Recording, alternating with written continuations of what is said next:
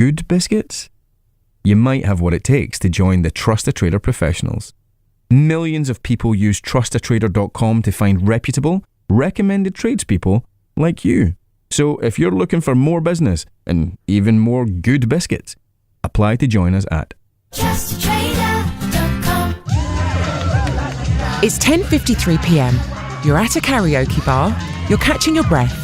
You, slayer of the microphone, just exercised. And thanks to your Samsung Galaxy Watch 6, you know you've been active for exactly 103 minutes. Sure, you didn't go to the gym, but this sweat is still sweat. Samsung Galaxy Watch 6 for extreme liveness. Just imagine what your best Christmas ever would sound like. Thank you for calling National Lottery. I can see you're calling about a winner today. Is that correct? Yeah, I think I have. I just need to double check before I do a cartwheel. Yeah, I can confirm that you have won the top prize, 1.2 million. Oh my word! Happy Christmas! What do I do now? You have the best Christmas ever. Gotta have faith. This Christmas, it could be you. The National Lottery. Rules and procedures apply. Players must be 18 or over. TalkSport Podcast League. Outspoken. The best of White and Jordan. Now available in one unmissable daily podcast. He's going to be in charge for a considerable period of time. It's a load of old pony. The final word on the final scores with Jim Mighty White. I really mean this with sincerity. And Simon the Saint Jordan. What on earth have you got? I think I look like the Saint. I think it's a Simon Temple outlook. I expected to hear the na-na-na-na-na-na. Outspoken. Out now. Listen or download for free from your favourite podcast portal. Game day. The goals are calling.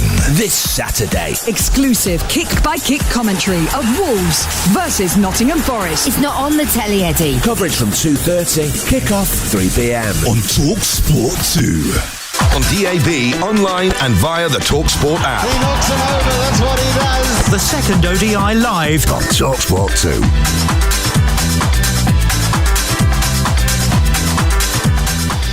Good evening, Mark Butcher here ahead of match 2 of the One-Day International Series, live and exclusive here on TalkSport 2 from the Sir Vivian Richards Stadium in Antigua. England looking to bounce back from a shock 4-wicket loss in the opening match of the One-Day International Series on Sunday. Here in the company of Steve Harmison, Phil O'Wallace, we've got Nikhil Utanjani out there in Antigua, along with Stacey Ann King and Sir Curtly Ambrose. Of course, Andrew McKenna back here doing ball by ball for us as well. England would have been chastened, let's face it. 325 on the board on a pitch that was offering a little bit of indifferent bounce and a little bit of turn for their spinners. Ended up in shock defeat after what was an absolutely magnificent run chase from the West Indies, led by their captain Shai Hope. It was definitely hope and expectation from him. Romario Shepherd with 48 from 28 deliveries took the game away from England, and their death bowling was found very much wanting. Steve, looking forward to this one. England have got to bounce back, haven't they? Yeah, they have, Butch. I think they've got to bounce back. They've got to bounce back, especially with the ball. I think the bat was something which I think I enjoyed watching. I think the intent was good. Nobody went on, took responsibility. But I think the ball, I think there'll be question marks, and I'm sure we'll talk about it as the day goes on, but question marks on the plans and the game plans. I think that was difficult.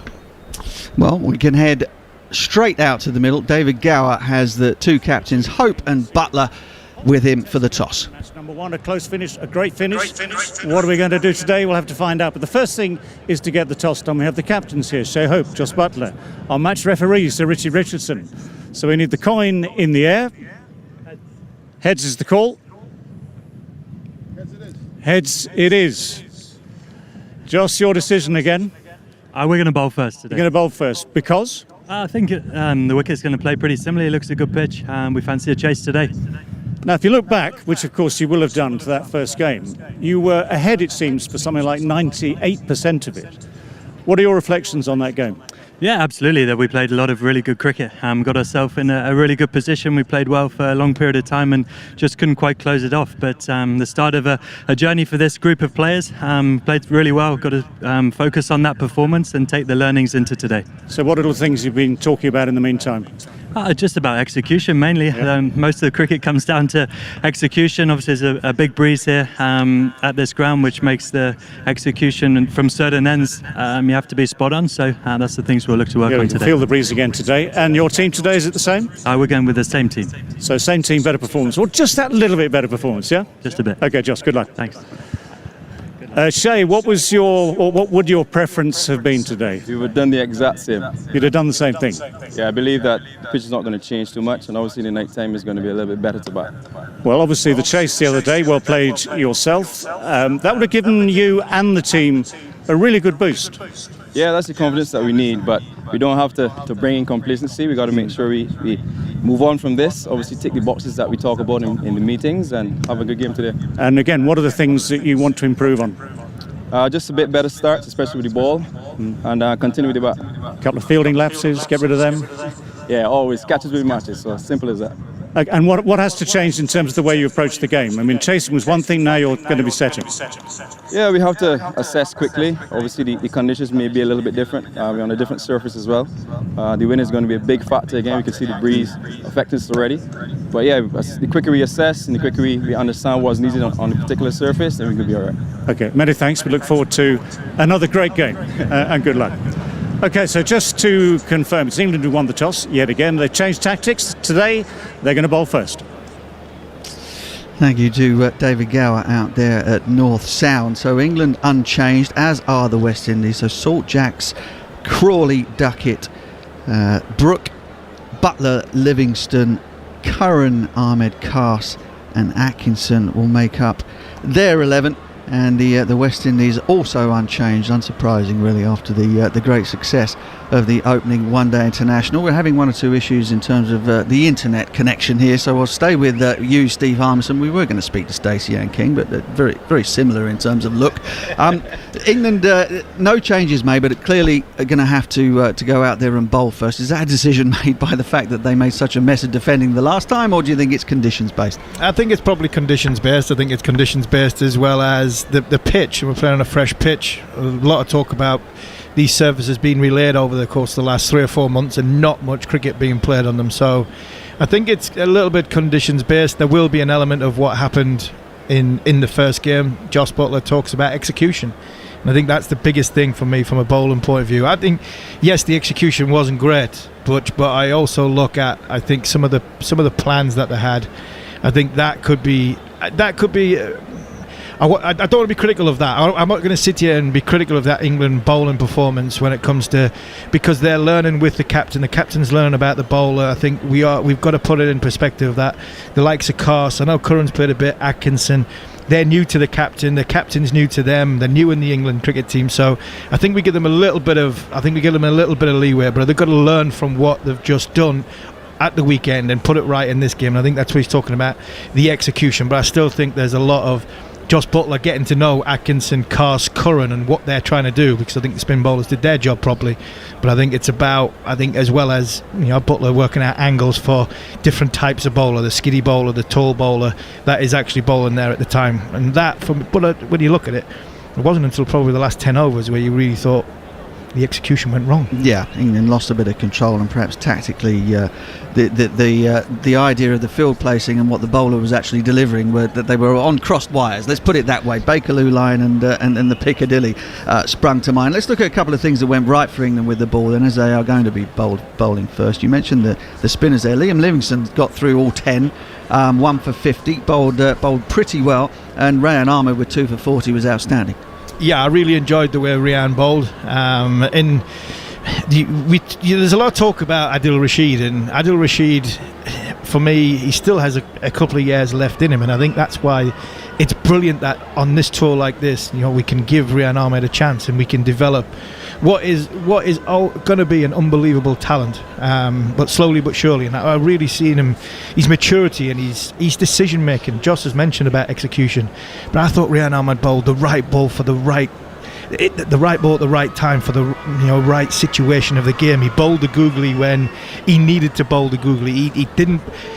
I've seen him bowl more leg breaks than I've probably seen him bowl in the times I've seen him in previous past, because I think the surface and the way the field was and the way the batters were at the other end, it was the right ball to bowl. So for me, I really enjoyed the way Rian Ahmed bowled. I was disappointed that Jacks didn't bowl, but why do you think that was? I mean, listen, we saw the ball turn. Rian Ahmed, as you mentioned, turning the leg break prodigiously. He turns the googly even more. Liam Livingstone also got some purchase out of the pitch. It was clear that Sam Curran was struggling even in the new ball spell in terms of finding the right length for the surface, and yet they had a sixth bowler there, didn't use him. Why?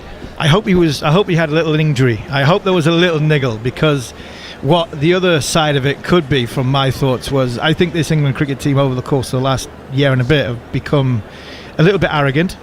I think a little bit we reinvented the wheel and we are the only ones that have ever played cricket. Sometimes I get that impression, and there's always about the England cricket team a lot of stubbornness, and I just hope, I really hope I'm wrong here, but I hope it's not. We've picked Will Jacks to open the batting, so we see him as a batter, and I think has Jos Buttler just gone, right, we want to reaffirm that situation that he is playing as an opening batter. I was like, well, yes he is, but he's a handy bowler as well, and he's going to probably go to India and bowl a hell of a lot of overs over the course of January, February and March. So that's just one side of it. I hope that's just a bad theory. I hope there was a little niggle in his back that he couldn't bowl, because I dread to think if it was the other thing, because he should have bowled. Well, I mean, Jos Buttler during the course of the World Cup came under fire, quite rightly really, for some tactical errors, for a little bit of muddled thinking in terms of selection.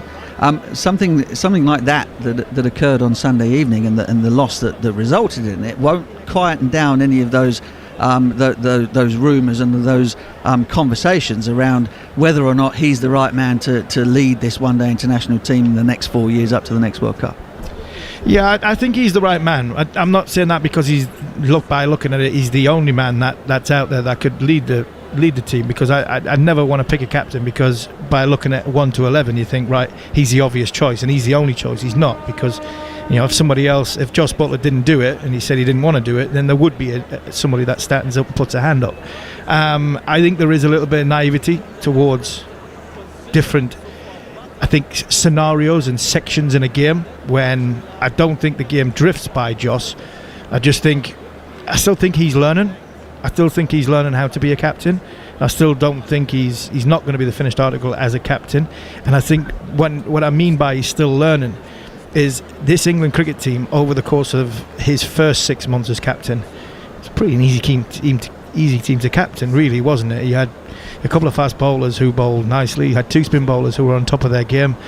Ben Stokes he didn't really have Ben Stokes, but he had players who had experience, who knew their fields, who knew their roles, who knew what to do in them key pressure situations. That's why England were the best team in the world. You say that though, but over the course of the 9 matches in the World Cup, all of that sort of fell by the wayside. He wasn't able to get the best out of all of those experienced players. Yes, he has a very inexperienced team with him now, and everybody is learning on the job, if you like, because a lot of them haven't played a lot of List A cricket, let alone ODIs.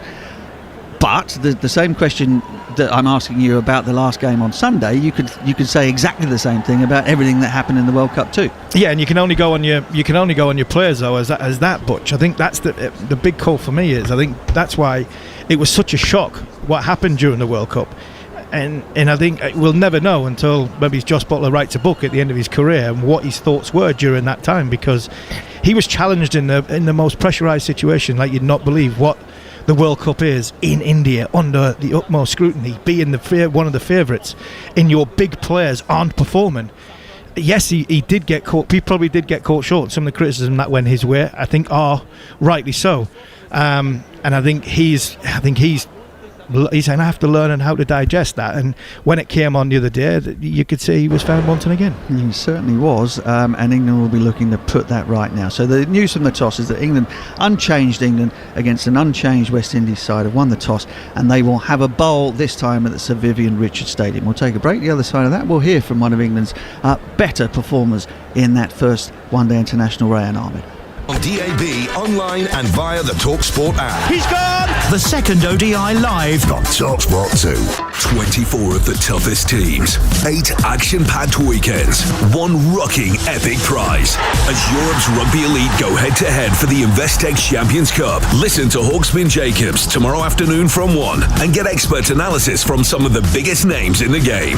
The Investec Champions Cup on TalkSport with TNT Sports. Stream every game on TNT Sports on Discovery Plus or watch TNT Sports channels on BT Sky and Virgin Media. Subscription required, 18 plus terms apply. How do you make the most out of every day? Beyond not skipping your morning coffee, that is. With Toyota hybrid technology, agile hatchback design, and a spacious, fully connected interior, the Toyota Yaris self-charging hybrid certainly knows. Now available at 4.9% APR representative with a £300 deposit contribution. Book your test drive today. Available on PCP when financed through Toyota Financial Services by 13th of December. Optional final payment. Indemnities may be required. See website for details. Conditions apply. At E.ON Next, we believe life's better when you know you can choose a fixed energy tariff where you'll be safe in the knowledge of what energy price you're paying for the duration of your contract. We think that makes energy a little bit better. And that's why we're always working towards helping you get more out of your energy. So visit eonnext.com today. T's and C's apply. Smart meter required if eligible. Exit fees apply. I love Christmas party food, and now Waitrose is offering 3 packs of chilled Christmas party food for the price of 2. Pick up some of those gorgeous smoked salmon eclairs, or popcorn feta with hot honey, or try paneer fries, or even those sticky beef teriyaki skewers. There are lots to choose from. It's a hard choice. That's why your 3rd pack is on us. When the offer is this good, expect a little trouble deciding what to get. Waitrose, food to feel good about. Selected stores subject to availability. Prices may vary in Channel Islands, Little Waitrose and concessions. Cheapest item free, chilled items only. Ah, that'll be my Amazon delivery. That's how you respond! Magnificent goal!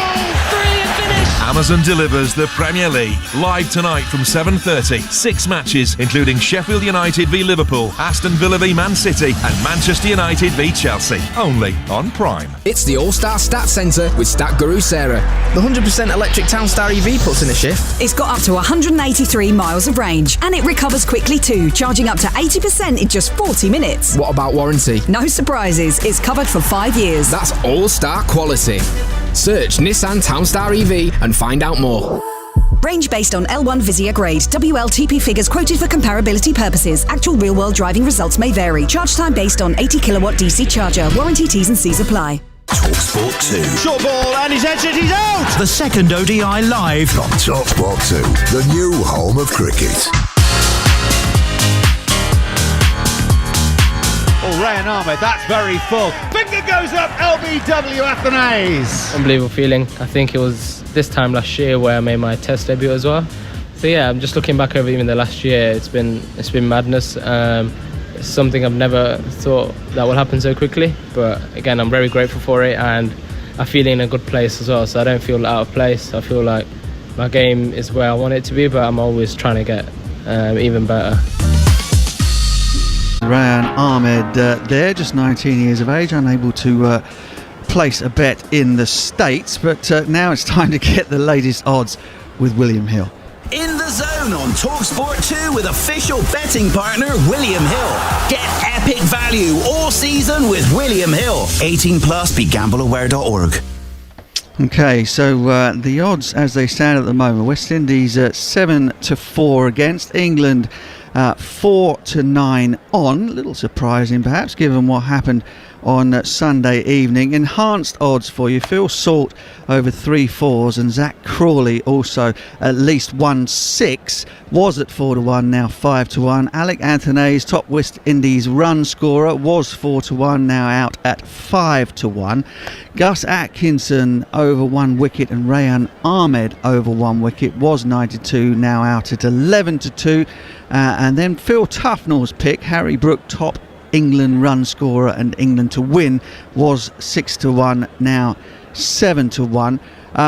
Top run scorers for you, a little pick there: Alec Anthony's 4-1, Brandon King 9-2, Shea Hope out at 12-5, which is highly understandable given his incredible record of late. England top run scorers: Ben Duckett, good value at 4-1, Phil Salt also 4-1, and Harry Brook.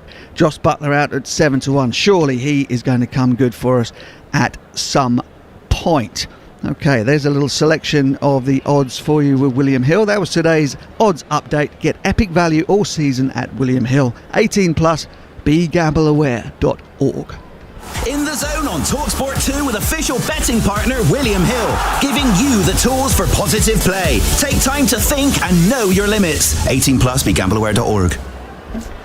Right, you heard the odds. Now a man who is no stranger to understanding the vagaries of statistical anomalies.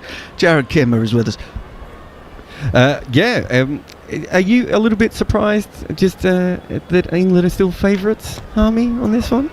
I think I'm not surprised at the favourites. I think where these teams are at, I think England probably are the better team. But the way the performance, 95% of the performance of the day, I think England did okay. I think you'd be happy where they were at. I think you're just a few decision making at the back end under pressure, not used to that situation.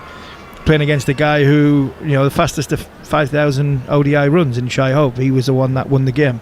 So, on that, I still think England are favourites in this game. It's funny, I've been thinking a lot. I know we're doing a special at lunch. Is it us three? About Sam Curran? Yes, yeah. So I've been thinking a lot about Sam Curran. He kind of is the hinge point for this team because they built this team on the back of, Liam Plunkett, Chris Wokes, Ben Stokes being all-rounders, Moeen Ali, all these all-rounders, and they're kind of all aging out a little bit. And Sam Curran is the future all-rounder, right? And I know Liam Livingstone can bowl on favourable pitches, but Sam Curran is kind of the most important cricketer in that next maybe Champions Trophy and a World Cup plus the T20 World Cup coming up, and none of us are really sure if he can do what England want him to be able to do, and there's no real backup as far as I can tell in English cricket at the moment, unless Bryden Cast gets a lot better. Well, I mean, Bryden Cast has sort of been selected as the Liam Plunkett, hasn't he? The middle overs enforcer, bully, and I think it's a job that he will do well with more experience. I mean, none of these England players, and the extraordinary thing is that none of these England players, barring somebody like Ben Duckett, have played any list A cricket at all outside of ODI, so they're all learning on the job. But you're right, Sam Curran is very, very interesting because at his very best, he's a priceless all-rounder, and in T20 cricket, as I'm sure we'll discover later on when you get into your computer, he is a fabulous cricketer. The role as a bowler in ODI cricket is so different because batters aren't coming at you the whole time, so you have to be able to remove them, persuade them to get out in ways where they're not giving their wickets away, and that is a massive issue for Sam Curran.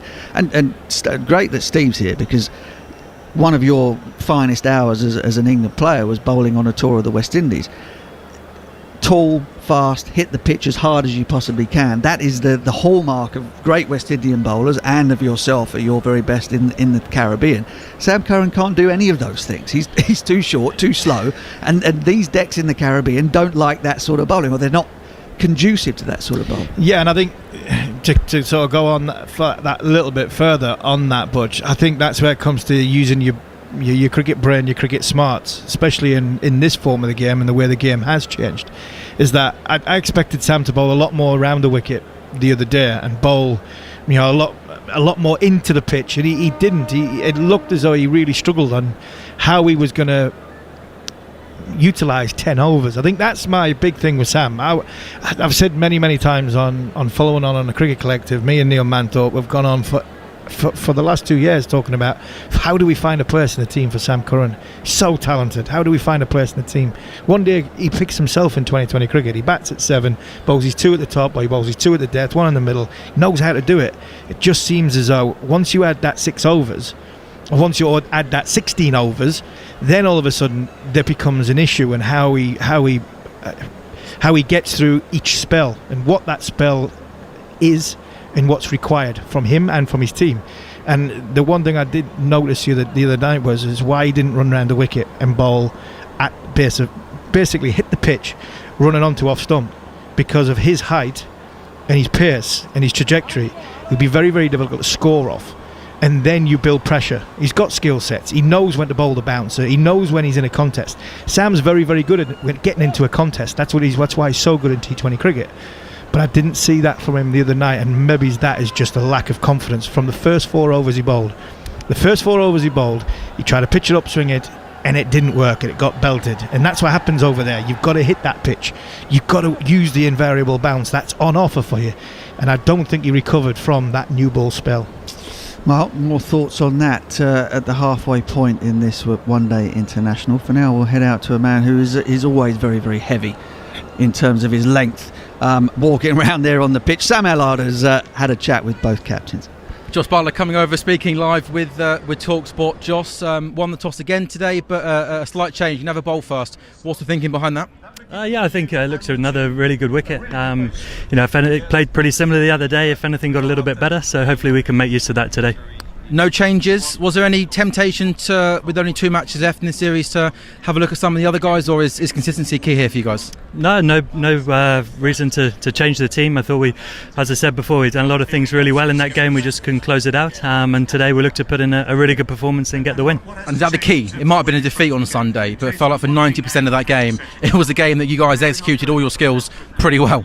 Yeah, we did. We did a lot of things well. We obviously didn't win the game, which is what we're here for. So, but we're sort of aware of where we're at as a group. It's a new team coming together, so focusing on those performances is key. But of course, you want to win games of cricket as well while you do that. And we know in sport things can change so quickly. Is there the belief inside the group that after one victory, things can then start moving along pretty quickly and wins will start becoming the norm again? Yeah, of course.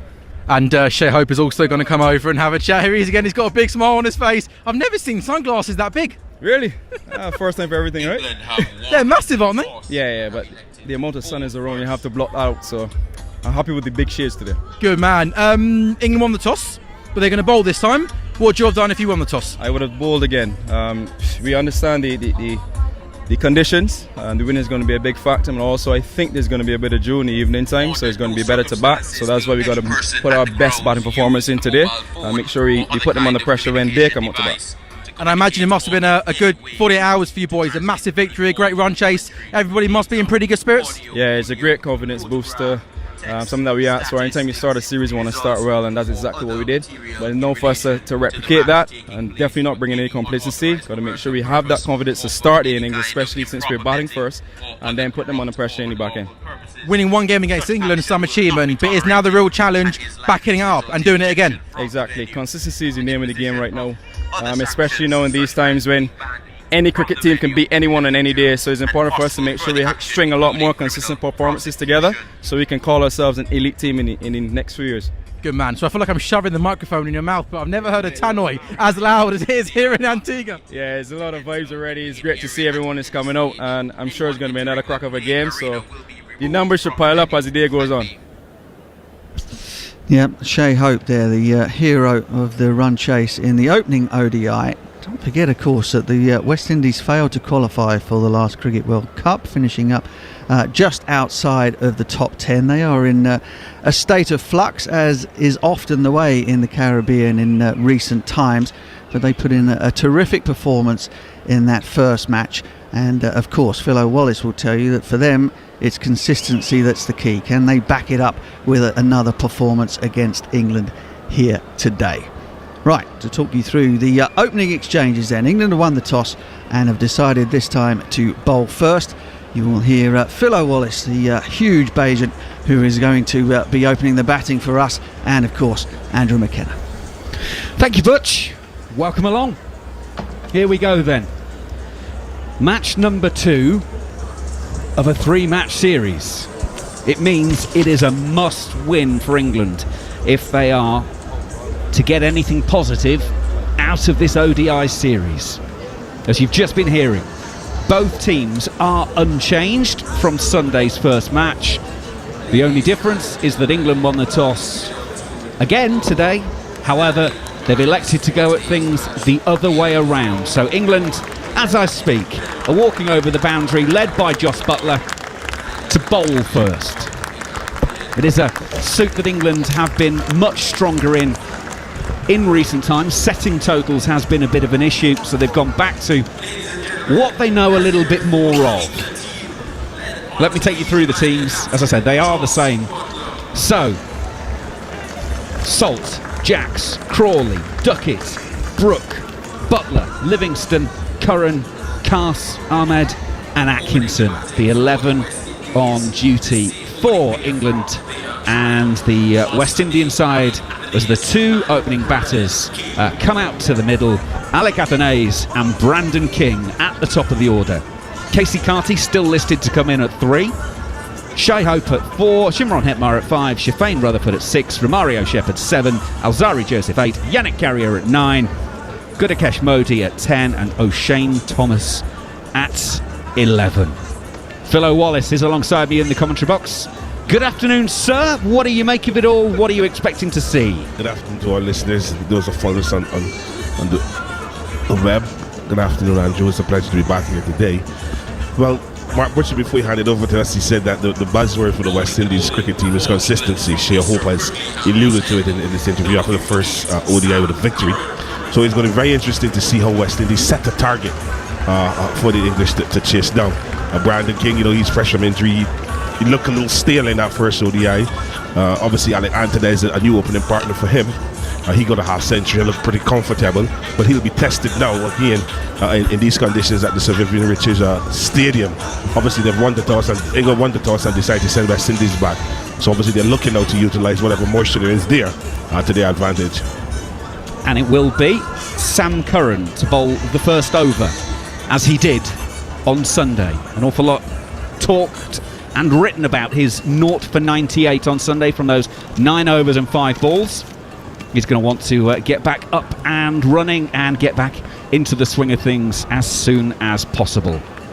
It's Alec Athanaze on strike, and Sam Curran from the Sir Curtly Ambrose broadcast end is told, let's play, and he's on the way. First ball of the second game, left arm over to the left-handed Athanaze, and there's some swing. The batter lets it go, passed him through to Jos Buttler, and it still continued shaping a little bit more, Philo. Yes, that's a good start there for Sam Curran. Obviously, he took a battering in the last game. He will want to prove his worth. We know he's a quality bowler, quality all-rounder, but I think where he went wrong in that first game is that he came back for a second spell on balls and light balls. He has to be consistent and try to get the ball into the business area. Curran on the way for ball number 2. Will this one swing? Yes, there's some shape again. Fuller, and it's just offering to go away as Athanaze comes forward, pushes to mid-on, no run. Yes, obviously that ball a lot fuller. Anthony's coming forward and pushing it down to mid-on. In the last game, Anthony's cut and pull. He hardly drive a lot of balls. Obviously, he didn't get the balls to drive. But now I think that is something that the English would have looked at and said we need to go a bit full at this young man and see how good he is on the front foot. Curran turns at the end of his mark, sets off, past the upper, that's straight. Starting middle and off, and just shaped to mean that it was still middle and off as it got to Athanaze. He pushes out on the offside. Ben Duckett does the fielding, no run. This is the perfect over for Sam Curran in the fact that nothing's happening in a sense. He can settle back into his work, and look, he's a confident character, of course, but when you've gone through what he did on Sunday, he would have just wanted to get this first over under his belt as fast as possible. And here he comes then for ball number 4. Slightly back of a length, but again still swings. Athanaze gets the inside half of the bat. Harry Brook will field at backward square leg. It's not the most sympathetic of returns to Jos Buttler, but the single is taken. The West Indies are underway here on TalkSport 2, 1 without loss after 4 balls. Yes, Alec Anthony is getting the ball that was pitched back up a length, and obviously getting the tick inside edge. The ball was still looking to leave him, but because the bat came outside the ball, got that inside edge and down to back, which we had to get off the mark. But this is good, 4 good balls for Sam Curran. He hasn't bowled any loose deliveries, and he's been in the business area asking questions to Alec Anthony. Right, Brandon King on strike, right-hander, so there's a slip for him. Curran will stay over the wickets. Curran is in, and there's width on offer on this occasion. Now, having seen the first few swing in what would have been to the right-hander, Curran pushed that wider, and it didn't offer to come back. King's able to play it all along the floor, through extra cover, and the first boundary of the innings goes to Brandon King. He's underway first ball.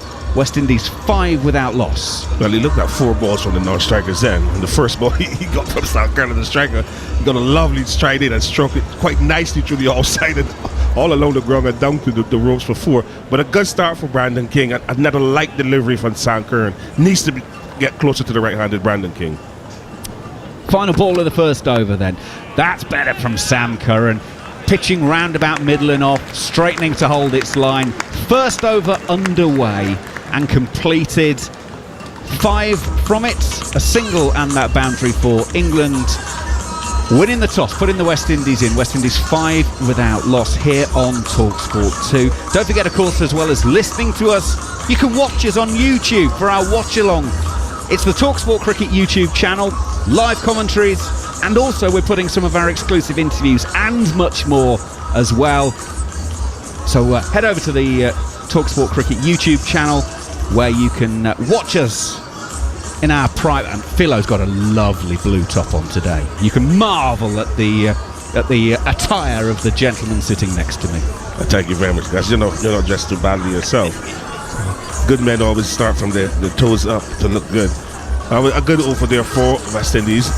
Also, I would give Sam Curran a little plus there because he just bowled one bad delivery and he was punished. And the last delivery to Brandon King was a lot better, straighter, hint of outswing, but more effort into the delivery. That last delivery, he needs to focus on that. Continue to put effort into his bowling. Gus Atkinson for over number 2. Starts over the wicket with a beauty.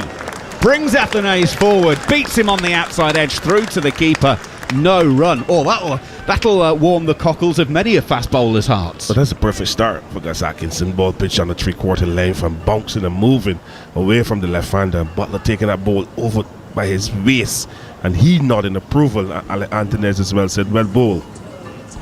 I'm trying to think of how many player misses we had on Sunday. This may be more in the first 7 deliveries of this game. He's in once again. Oh, that's pitched up fuller. More of a drive ball. Athanaze only finds Sam Curran at mid-off, though, and there is no run. Gus Atkinson, 2 for 62 from his 10 overs on Sunday. He opened the bowling with Sam Curran in that game as well. So England staying with a similar modus operandi as they went on Sunday. They'll just be hoping to execute it better, it would appear. 2 slips in place for Atkinson as he goes in. Athanaze turns on the leg side.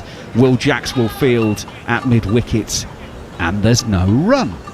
Gus Atkinson on the money in the first 3 deliveries.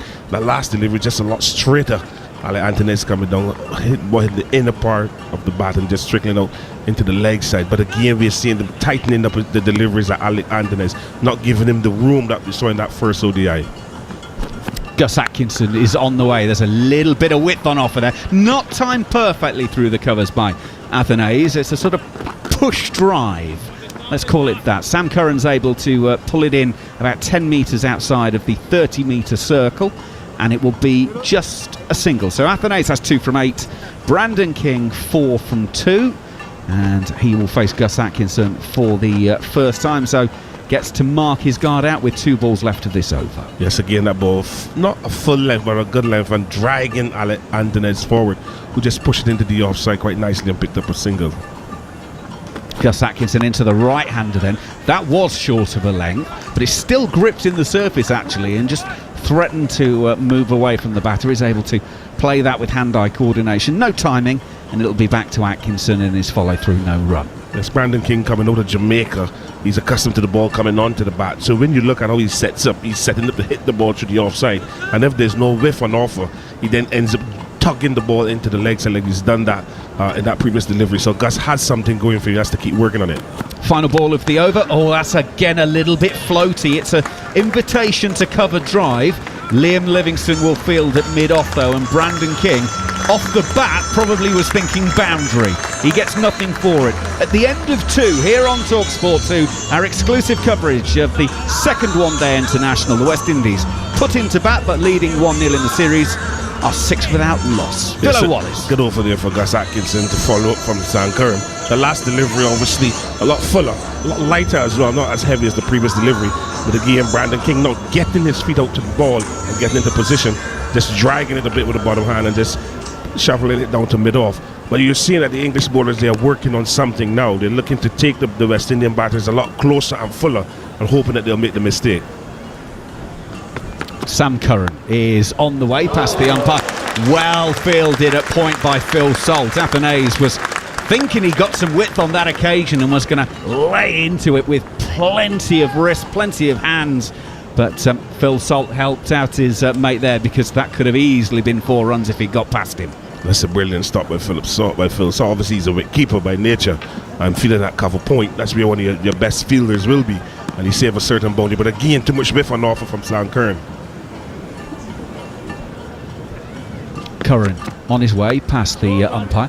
Athanaze came half forward to that. He could have got a bit more of a stride in if he'd wanted to, but of course a lot of the coaching manuals nowadays, or at least the coaching thinking, says don't get your front foot too near the ball because it might sort of close down the angle. So he was weight coming forward, pushed out quietly into the offside, and there is no run. And where, actually, I've not mentioned who the officiating crew are this afternoon. Nitin Menon's been allowed out of the third umpire air-conditioned room, so he's standing along with Nigel Duguid, the West Indian umpire. Sam Curran is in. Outside half of the bat. Athanaze wasn't fully onto that one. It'll take the outside half down to Rayan Ahmed on the third boundary, and it will be just a single 7 without loss. So Nitin Menon and Nigel Duguid are standing umpires. Chris Brown, the New Zealander, is on TV duties today. Yes, that delivery just of a left outside the off-stump, leaving the left-handed Alec Antonez, and he just slightly opened the back face to get it down to third man for a single. But this is a good stuff here from Curran, just probing just outside the off-stump. On his way once again. Now that is a drive ball, and Brandon King has launched that through wide mid-off. Nobody moved a muscle. Glorious drive all along the floor. It's his second boundary of the innings. West Indies 11 without loss in the third here on TalkSport 2. I know it's December and you're supposed to get gifts, and if you get them on this day, so early into December, well, Brandon King would take them. That ball was just a float outside the off-stump, and he just smoked it wide of mid-off and down to the boundary for 4. He will feel confident in that shot, Brandon King. Curran is in. That's slightly shorter. Look into the hip pocket of Brandon King on that occasion. Inside half of the bat, all the way down to the deep backward square leg boundary where Will Jacks will field. So a couple from that, which makes 7 from the over with 1 ball to go.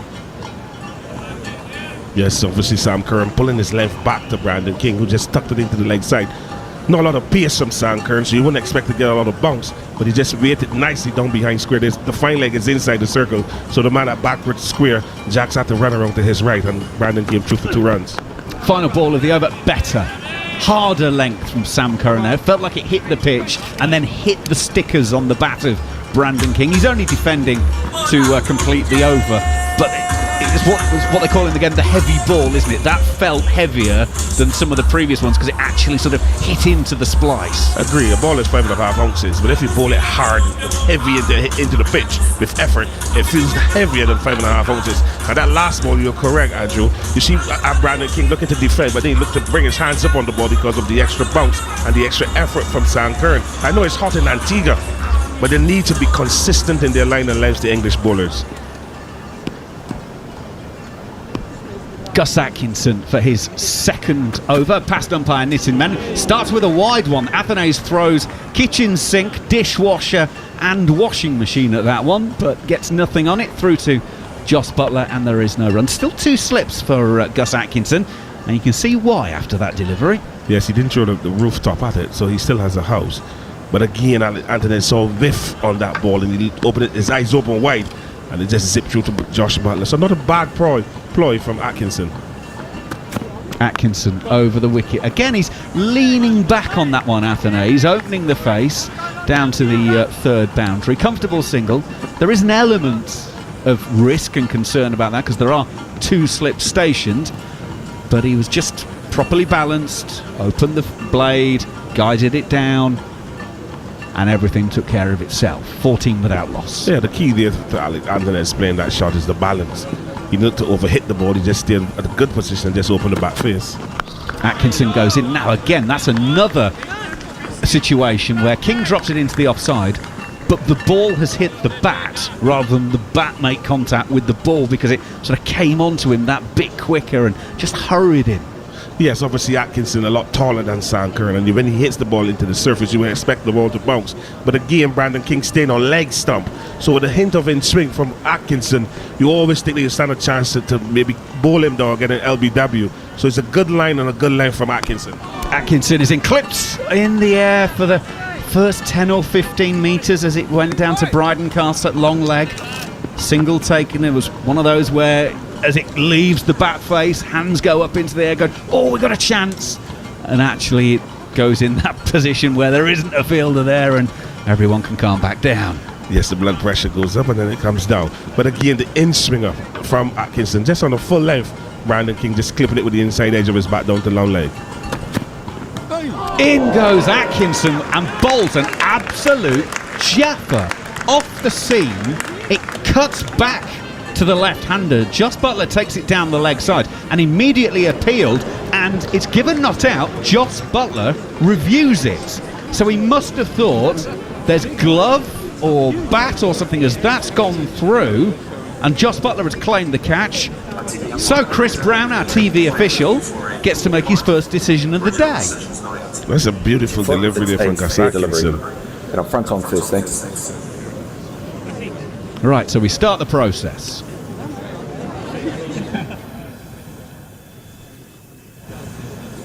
Run on coming up. It cramps him for room. And you know what? There may be some bottom hand glove in this.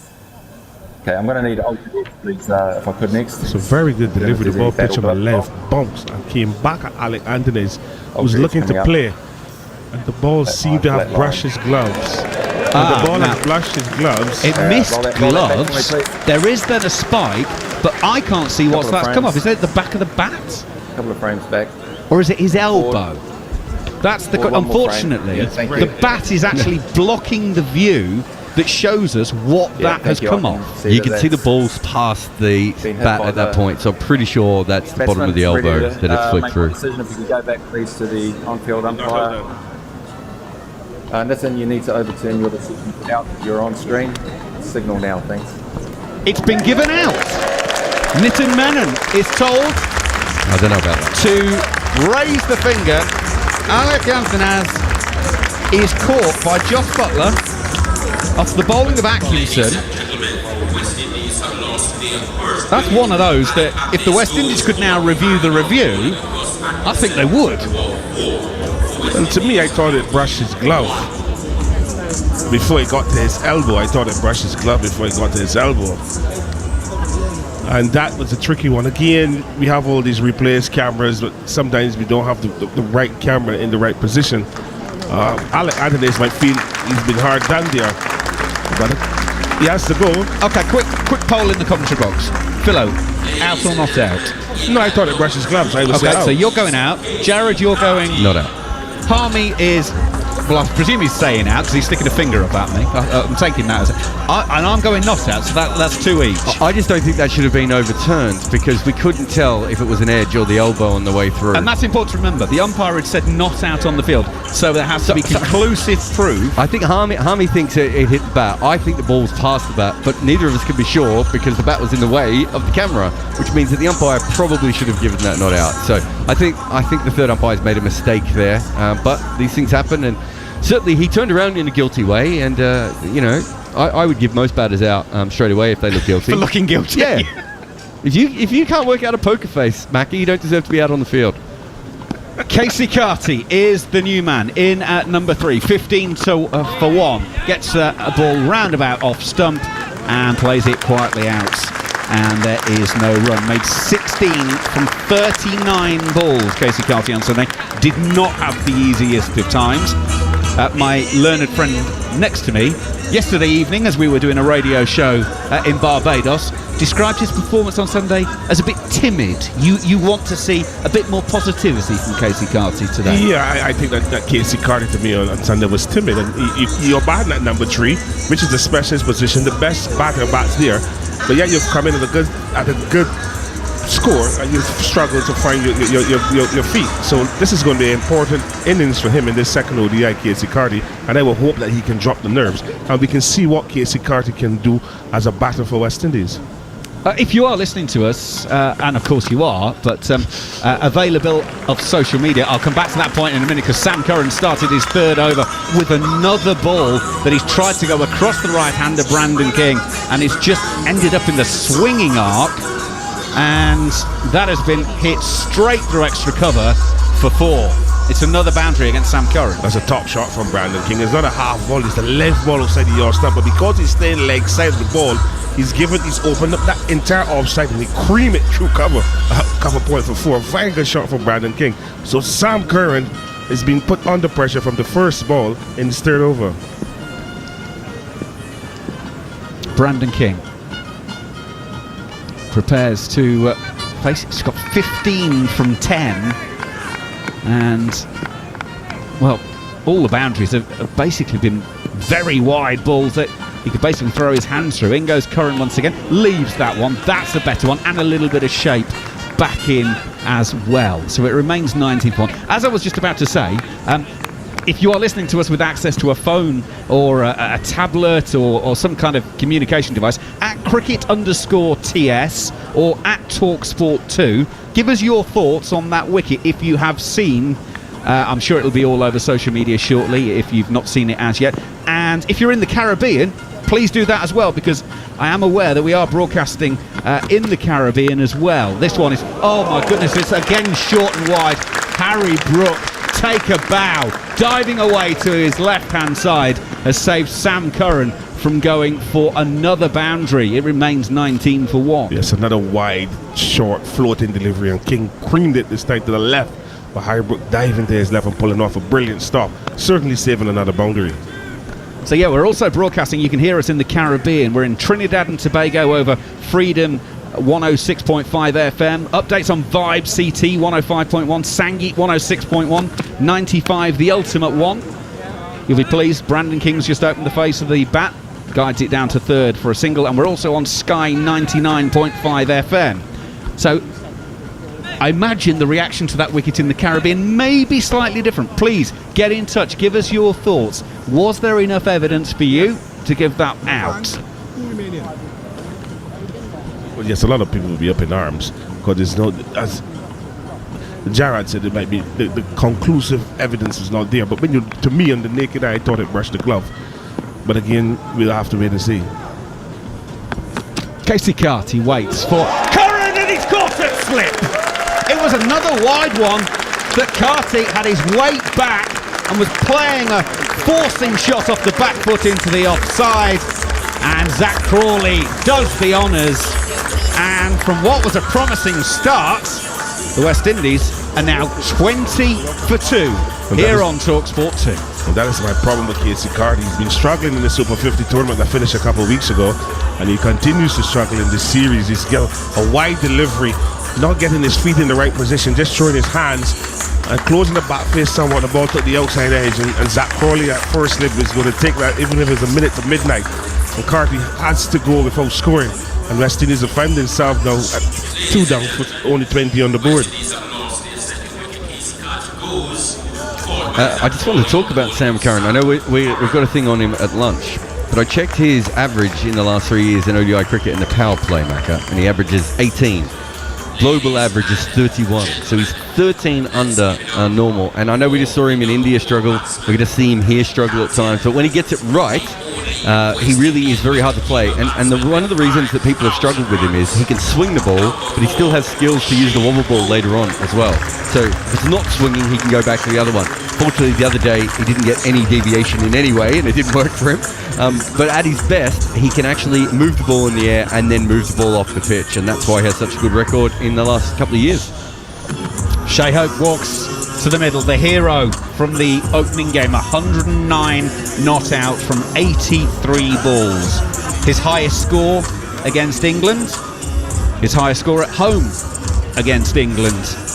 And today is his 50th one-day international at home for the West Indies. You hear the applause for the skipper as he walks the middle. It's an incredible record. We mentioned on Sunday getting to 5,000 one-day international runs in 114 innings, equaling Sir Viv Richards as the fastest West Indian player. Now there's a short extra cover straight away for him. Curran is in. Oh, that's well across him. Doesn't shape back in. Through to Josh Butler going away to his right-hand side. But it's the end of an over that sees Sam Curran taking his first wicket of the series. He's got 1 for 17 after 5 overs here on TalkSport 2. West Indies 20 for 2. Yes, that wicket will give Sam Curran a lot of confidence after taking a beating on Sunday. Inducing Casey Curry looked to cut the ball that was a little wide, not getting enough feet in it to get across and edging it, and Zach Crawley poaching a very good catch. And this has brought the captain Shea Hope to the crease. He's joined Brandon King. Brandon King is 16 from 13 balls. Hope is yet to get off the mark, but this is going to be another challenge for Shea Hope. He's coming to the wicket where the ball is still new, and the two fast bowlers are in good spells. So this is going to challenge his temperament and his technique. Atkinson to start the new over. Brandon King gets across his stump, skies this down to long leg, and there is a comfortable single. I mean, it's a horrible pun, but Shea has been basically the only hope for West Indian cricket in recent times. He has carried a huge burden of this team and has done a huge amount of the run scoring. What a great way to start this series, not only as player but as captain. Yeah, but he has to send the message that he wants to win. He's in a very elite group as well, equaling Sir Vivian Richards, the icon of West Indies cricket. He has to obviously continue to do it. Atkinson goes in, takes Hope on the pad. There's half an appeal. I think it was high and probably leg side-ish as well. They take a leg by, and so the total goes to 22 for 2 in the 6th over here on TalkSport 2. And that is why I said before, it's going to be a challenge for Shea Hope. The ball is still new, the fast bowlers are still fresh, and Gus Atkinson hitting the deck and getting that ball to come back in at Shea Hope. Just hitting him high on the tie pad, but he got a leg by. Atkinson approaches the crease. That's going down the leg side, but again takes Brandon King on the pad. Playing around that front pad, not able to catch up with it. It loops up into the offside, and no run once again. Yes, I like the effort from Gus Atkinson here. He looks a complete different bowler from Sunday. He's running in and hitting the deck, getting the ball into that 3/4 length, and the ball is actually swinging back into the right-hander. Now the difficulty is going to come if he can manage it to just straighten off the same length. Atkinson approaches the crease. Great delivery, perfect line, perfect length, and credit where it's due. It's a perfectly respectable forward defensive. There was no way the ball was getting past the bat there from Brandon King. Cricket the winner all round there. Yeah, that's fantastic. That's what the coaches want to see. The bowling coach wants to see the fast bowlers hitting the ball on top of the seam, getting the ball to bounce. And we want to see the opening batsman covering the stumps and playing a perfect forward defensive shot. Gus Atkinson passes umpire Menon, and again he's bringing Brandon King forward. Liam Livingston is seeing quite a lot of the ball at mid-off. He fields that at the edge of the circle, and there's no run. Atkinson's got 1 ball left in his 3rd over, 1 for 4 so far. 2 runs in the over, only one of them counting against Atkinson, the single off the first ball, then the leg by. It's don't forget 3-2-5 posted by England batting first on Saturday, which is way above the average batting first on this ground. Atkinson finishes up with a dot ball as it's off the inside half of Brandon King's bat to mid-on. 6 gone here on TalkSport 2, 22 for 2. Brandon King's got 17 from 18. Shea Hope's got 0 from 2. Jared Kimber, what you got for us? Just because I don't want to say it when he's on air, but Sam Curran went for the most runs ever in ODI cricket the other day, and just a congratulations to Steve Harmison for now being only the player who's gone for the 2nd most runs ever for an England player in a one-day international. So I don't know if TalkSport 2 has brought him in a cake. I haven't seen a celebration for him, but 2006 against Sri Lanka, he went for 97 runs in his 10 overs. And to be fair, Sam Curran did it in 9.5 overs, so... And Harmy's claiming to be one of the most economical on that day, which might tell you it didn't quite a bleak day. It didn't go particularly well for England, but yeah, it's a remarkable record to finally give up. Yeah, Steve Harmison there. As Harmy told Hawksby and Jacobs the other day, he got Sanath Jayasuriya. And let's be fair, a few people got Jayasuriya down the years. Yes, he's got that. He's got that particular monkey off his back. Right then, Sam Curran. The short extra cover still in place for Shea Hope as in goes Sam Curran. He's bowling straight. Plays to mid-on does Hope. He'll be underway with a single to Liam Livingston. 23 for 2. Now, of course, remember, the final game of this series is on Saturday, and it's once again a 5:30 first ball, 5 o'clock toss, which means TalkSport 2 will be bringing you Premier League football on Saturday afternoon as well. Wolves against Nottingham Forest is our game. That's at 3 o'clock, so pretty much as soon as we get the final whistle, we'll be into cricket mode here on TalkSport 2. You can also get Crystal Palace at Liverpool on TalkSport, 12:30 Saturday. Another edge for Sam Curran, and Brandon King doesn't survive this time. It's a regulation nick, flies to slip, and England have made a fabulous start to this game. 6 overs and 2 balls, 23 for 3. Brandon King's gone for 17 from 19 balls. Yes, a very good delivery there from Sam Curran. Again, effort delivery. The ball pitching just in between middle and off stump. Brandon King going nowhere with his feet, just allowing his hands to lead. Ball taking the outside edge, and Crawley at slip. Say thank you very much. He's taking his second catch, and Brandon King has to walk back to the pavilion. 17 from 19 balls, but a very good wicket there from Sam Curran. Coming back from being battered all over the park on Sunday to bounce back now, pick up 2 wickets in his 4th over for just 18 runs. Shows the character and the trust that the English selectors and the management team have in him. Well, now this could be interesting.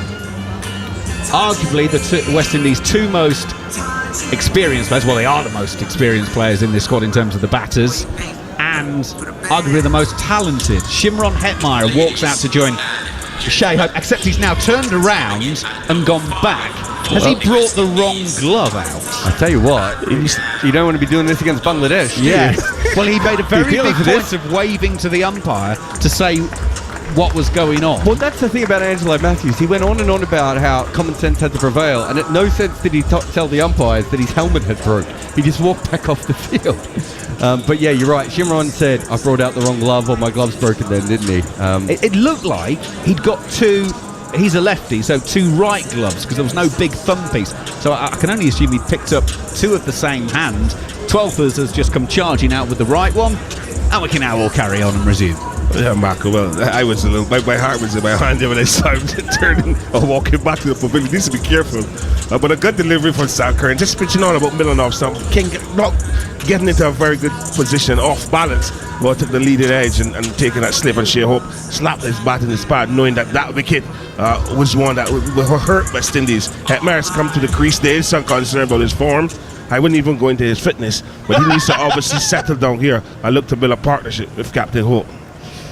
He made 32 from 30 on Sunday. It looked quite hard work in the heat and the humidity. 2 slips in place as Sam Curran goes in outside of off stump, stride into it, pushes it solidly into the cover ring. Will Jacks will do the fielding, and there is no run. Yeah, Shimron Hetmyer, as we say, one of the more elder statesmen of this side. This is his 52nd one-day international, despite only being 26 years of age.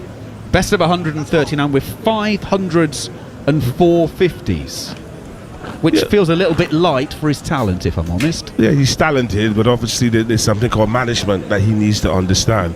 And he's not managed himself well, and is reflected in his performances so far.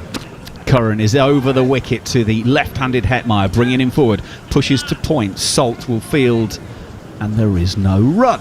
Yeah, this is going to be important. This is an important innings for Shimron Hetmyer. He's back to be the captain. He's been around for a little while. He's been out of the cricket. He has some problems. He's back now. The selection panel has given him the green light, and he's involved in the series. And he's come into this innings with West Indies 3 down for 23 runs. Captain Hope is in form, and he needs to settle here as quickly as possible and try to build a partnership. Both of them play for the same franchise in the CPL, so they should know each other well. Curran goes in. Hetmyer comes solidly forward, pushes back just past the bowler off the pitch in his follow-through fielder mid-off, and there is no run.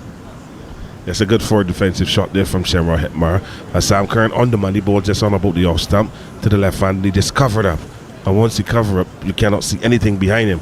So that is very good from him, but he needs to try and continue that. Just try to get his rhythm, build a partnership, and get some perspiration running through his blood, and get the blood flowing, because we need a big partnership here at 3 down for 23. Only in the 7th over. You can see that West Indies are under some pressure. He wasn't short of perspiration on Sunday, was he? Curran in over the wicket, hits him on the pad, gotta be close. Umpire Duguid says no. Well, that looked like it was starting to swing away to the offside of the left-hander. Joss Butler's asking the question. Oh, to me, you've got to review that. They are reviewing it. Joss Butler makes the T sign, and we will go up to Chris Brown once again. Yes, a full-length delivery from the left-handed Sam Curran. Hetmyer looking to whip that ball into the leg side. The ball crashing into his pads. Joss Butler was asking if it hit back, and they said no. So obviously you have to see if the ball is going to be missing the stumps completely. But the umpire said not out. Here we go then. First replay. Ball pitches.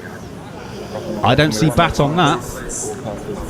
So that's a wobble ball, I reckon, Macca. So I don't think that is going to be swinging back. And it's hit him. I know we don't have a straight on angle there, but I think that's hit him on leg stump. So I can't imagine it's coming back to straighten enough. Okay, there's a gap on the left-hand side between bat and ball. Yeah, there is no bat involved. Ball tracking, please, Windies. Okay, so it's now all about the ball tracking as there was no inside edge. Nigel, ball tracking coming up now. Pitching in line, impacting the line. It's hitting. And Nigel, I'm going to need you to overturn the decision. I'll let you know when you're on screen. You're on screen. Signal. There you go. Chris Brown tells Nigel Duguid to overturn the decision and give Shimron Hetmyer out LBW. He's out for a duck. The West Indies are 23 for 4. Yes, Shimron Hetmyer looking to hit that ball through the leg side, a bit too square. Bat was late in getting onto that ball. The ball crashing into that front pad. From the review, there's 3 red lights. The ball is hitting, pitch in line. And Duguid had to reverse his decision and raise that dreaded finger. And Hetmyer has to make the long trek back to the pavilion without scoring. West Indies now find themselves 4 wickets down with only 23 runs on the board. How do you feel about that ball hitting that much of leg stump from what we just saw? I know Hetmyer moved maybe further across than we originally thought he did. So there's that. But I'm not sure it's straightened that much off the pitch for me. It's technology. I'm not a big fan of this technology because even to stray away a bit, you play a 5-day test match and on day 4 they're saying that some balls are missed jump bouncing over the stumps from average height bowlers. To me, that ball with a naked eye, I thought it was going to miss leg stump. Yeah. But obviously the camera work, the Hawkeye is saying that ball is going to hit leg stump and it's going to hit leg stump full, which is pretty. That's the surprising bit. I think if it would have said it was clipping leg stump, I would have said that seems fair. But the fact that it was hitting so much of leg stump was a little bit surprising to me. It just looked down leg side the whole time. If it was swinging, that would have been a different thing. But it was a little bit of seam off the pitch there, maybe. But I don't know, it seems like an optimistic one. And obviously now they're in all sorts of trouble because of it. Shafane Rutherford is the new batter. He's at the non-striker's end as Gus Atkinson starts a new over. Hope comes forward. Oh, glorious shot. Back past the bowler on the onside. The hardest shot in the books of play. It's a glorious boundary. Hope's underway in his boundary count. He's 27 for 4. Marco, we would call that a pot belt in the Caribbean. And some guys even go as far and say there's $1. A ball just on length coming back in from the fast ball. He just punched it quite nicely down through the mid-on for 4. There is something about an on drive. Atkinson in once again, nipping back to Shea Hope. Takes him on the pad. Would have been high and down leg side. But Atkinson is asking an awful lot of questions at the moment. And although it's Sam Curran in the wickets column, Atkinson is asking questions that aren't really being answered. Yes, well, obviously he's created the pressure from the other end. And that ball just back off a length, but nipping back into Shea Hope. You see his left foot looking to go forward too early and overcompensate, and the ball crashing to his pad. Atkinson in again, another full straight one, another one just to the onside of the stumps, back past the bowler for 4 more. It's a personal battle between Atkinson and Hope at the moment, and it's 4.4 this over. West Indies 31 for 4. A lovely shot there from Shea Hope. Got Atkinson this time being a little too full. I hope getting his left foot out of the way and bring the bat straight through the plane of the ball and down past the bowler for another 4. Straight is always better. Marker? Absolutely. Atkinson once again. Oh, he's slightly back of a length there. Hope was jumping into that shot and almost seemed to take him above the knee roll on the flap of the pad. Got himself in a right old tangle, no run. Yes, he played that ball very, very badly indeed. No balance at all. Gus Atkinson back on the length that he's accustomed to, back of a length and coming into Shea Hope. and Shea Hope is like jumping, expecting the ball to be up by his chest. But he just needs to stay balanced, needs to calm himself and realize that he has a batter at the other end. Atkinson goes in once again, brilliantly fielded. Will Jackson the covers. Hope was coming forward and giving that absolute licks. It was a cover drive that had 4 written all over it, but Will Jackson's just robbed Hope blind. He just robbed him in broad daylight. That is a fantastic drive. It's not a full-length delivery. It's a length delivery from a fast bowler. And Shea Hope managed to free his arms and hit the ball quite nicely from the middle of the bat. Jacks is in the way. Atkinson to complete the over. It's another on drive. Will beat Sam Curran at mid-on. He's got a hand on it. Can't take enough pace off. And it will go for another boundary. 3 in the over. Hope goes to 13 from 9. It's 8 overs completed. Here on TalkSport 2, the West Indies are 35 before. Philo, I think we've had worse commentary spells. That's an absolute cracking start to us. Time for your second commentary team of the game. Stacey Ann King and Nikhil Uttamchandani take up the action. Thank you very much, guys, and really exciting to hear from you guys back in the UK, but also exciting action here. Good rebound from the English so far. First 8 overs of this power play, they've taken 4 West Indian wickets, and crucially the 2 openers who got up to that 100-run partnership have been dismissed. But as we saw in the last over, Captain Shea Hope is still there, and alongside me, Stacey Ann King. Hello to you, Stacey. Hello, Nikhil, and hello to everyone that's joining us. What an interesting game. What a difference a few days has made. Sam Curran picking up 3 wickets after going for what was probably his highest ever in international cricket, that 97 runs. So a really good comeback from England and really good from Curran.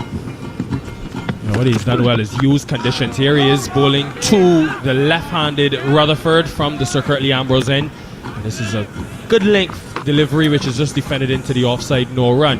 Yeah, he's used that wind, Stacey, coming from the east well, because he's gotten the ball to go across the left-hander, first Athanaze, now Rutherford, but also I think he's got the ball to move off the seam.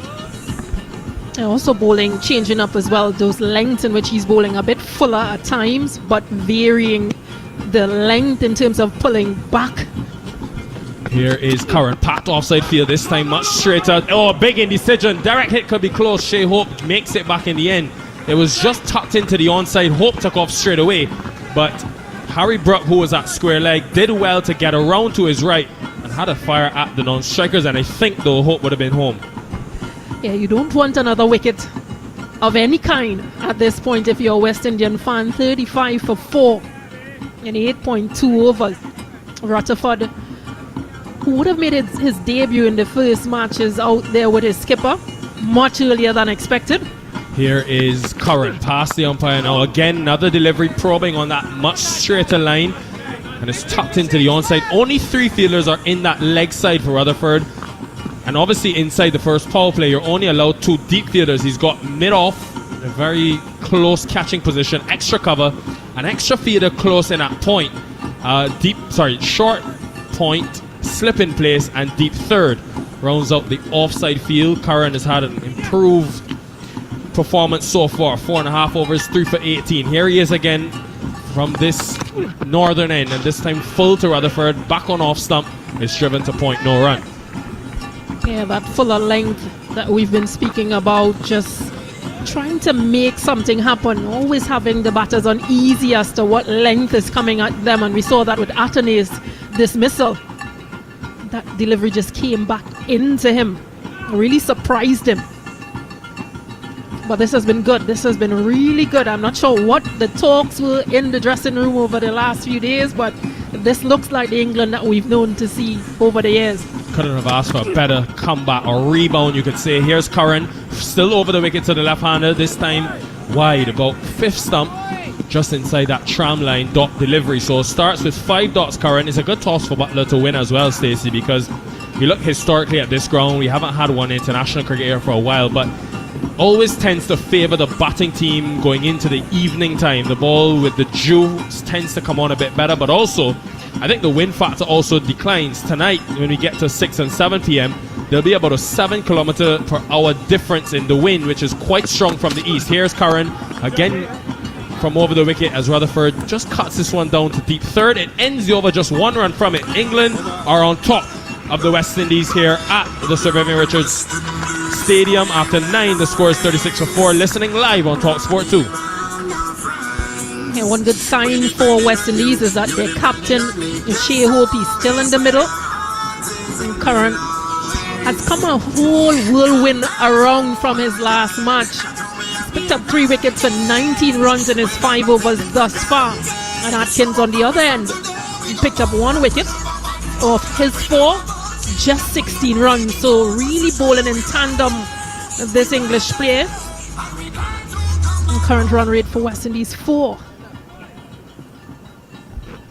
Live coverage of West Indies versus England, the second CG United 1 international. The West Indies took the first one in an emphatic manner. It's going to be a 5th over for Gus Atkinson, who bowled a couple of overs with that new ball at the World Cup. This is a new role for him, though. Here he is, the Surrey man from over the wicket. Good length delivery as Rutherford again tucks it into the onside, where they've got a bit more protection now. And you've also got 2 slips in place. It just tells you the situation of the game and also the intensity out there for the 2 batters. Yeah, you can tell that England, well, their tails are up because of the position that they're in. 4 wickets have already gone for West Indies. Rutherford just seems to be coming into his own as Atkinson continues. Atkinson again, still over the wicket, and this time a bit wider. Rutherford defends into the offside. Stacey, what coming into this game were you looking forward to seeing from a West Indian batting perspective, given what we saw in that first one international? Obviously, the toss would have mattered for either team. Shea Hope possibly thinking that chasing again might be his best option, but this time around having to put runs on the board and really challenge his batters. Atkinson past the umpire again. This time they've been pretty consistent on that good length, just a touch fuller than a shorter length, and Rutherford again defends. Bit of pressure building. He's 1 from 9, Sherfin Rutherford. Yeah, I think the challenge for West Indies would be how do they apply themselves to put a target on the board. They've chased well, but how do they set a target for this England team to go at? Deep fine leg, deep third, the 2 fielders outside the circle. Atkinson to Rutherford, across him as Rutherford attempts a drive, miscues it, it goes back to the bowler. Another dot. Remember, Sherfin Rutherford only faced 3 deliveries in his 1 international debut, hit a 6 the first ball, then survived a leg before shout off the bowling of Ryan Ahmed, and then tried to take on the slightly bigger side as well as hitting into the wind, and was caught at deep mid-wicket playing a pull shot. I expect to see Ryan Ahmed very soon as we end this first power play. 2 deliveries left in it. Here's Atkinson, still over the wicket, and Rutherford looking to play this one. It seemed like he was in 2 minds whether to leave or to play. In the end, it falls just short of Zach Crawley, who was at first slip, and it rolls into the boundary for 4. Fortuitous. Yeah, fortuitous indeed. Getting another West Indian batter to play at one of those wide deliveries. Atkinson just falling short. He's been impressive. Just 6 matches, well, 7 matches in his career thus far, but he's been asking a lot of questions of these West Indian batters. I like what I see. Here he is, final delivery to Rutherford in this first power play. Again, similar length, just about that hard length, and Rutherford just dabs it down to deep third, wide of the 2 slips. It ends the first 10. A period dominated by the English. Their West Indies are 41 for 4 after losing the toss. Shea Hope is on 13. Sherfin Rutherford, the left-hander, he's on 6 from 12. And you're listening to coverage of the West Indies versus England second 1 international live on TalkSport 2. 10 overs gone, 42 dot balls, 4 wickets, 4 West Indian wickets. This has been exceptional bowling. Really good to see Sam Curran back in the action and not giving up. And Atkinson really good with the new ball. Opening partnership between both these bowlers is exactly what England needed. Yeah, quite the contrast from the first 1 international, where the West Indies were 55 without loss after 10. and today are 41 for 4 after 10. Bryden Carse is going to take up the bowling from this Sir Curtly Ambrose end. Here he is to Rutherford. Start from over the wicket. It's full on the stumps. Rutherford again playing into the leg side, picks out straight mid-wicket. You're outside the power play, so 4 deep fielders allowed outside the circle. All of them are square or behind square. Yeah, particularly like the fact that the English bowlers, they've opted to bowl a much fuller length this time around. So they've learned from that first match. They've also bowled much tidier in terms of lines, just outside that 4th, 5th stump line. Nothing too wide. Yeah, slip still in place outside the power play. Here is Carse again going across Rutherford. Good length defended, no run. Which has made things pretty difficult for West Indian batters to score off. And previously, they would have scored off anything that there was width on offer. And Shea Hope is still there. He's on 13 from 9 and Rutherford 6 from 14. And Captain Shea Hope will be of utmost importance now as they try to set a competitive total. A lot going against them. The West Indies, 4 wickets down, doesn't help. Here is Carse. Shorter delivery this time. Rutherford defends again. A man who is usually quite aggressive, as we've seen in T20 cricket. This will be a new challenge, Stacey, resisting that natural instinct or urge to attack. Rutherford, given the situation. Yeah, indeed. Remember that first innings he played on debut. First ball hit for 6 and then out, second delivery.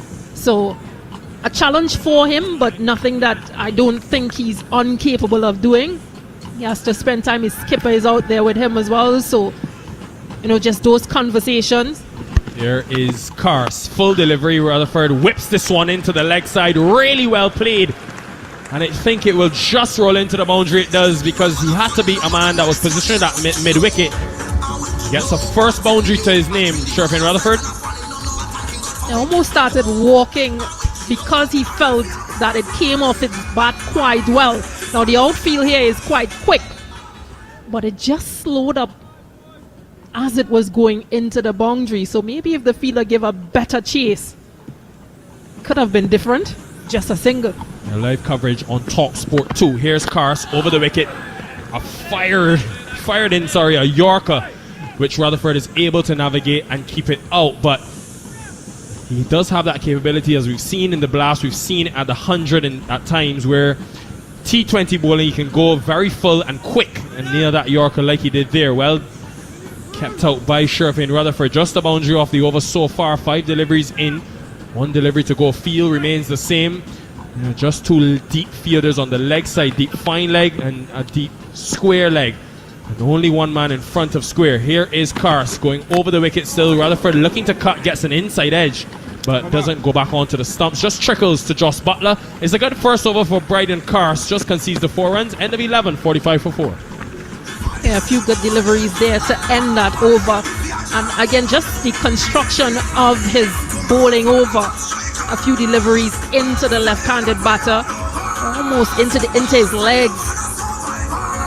And then just a few of them going across him to keep that slip in place. So this has been really good bowling executions from England.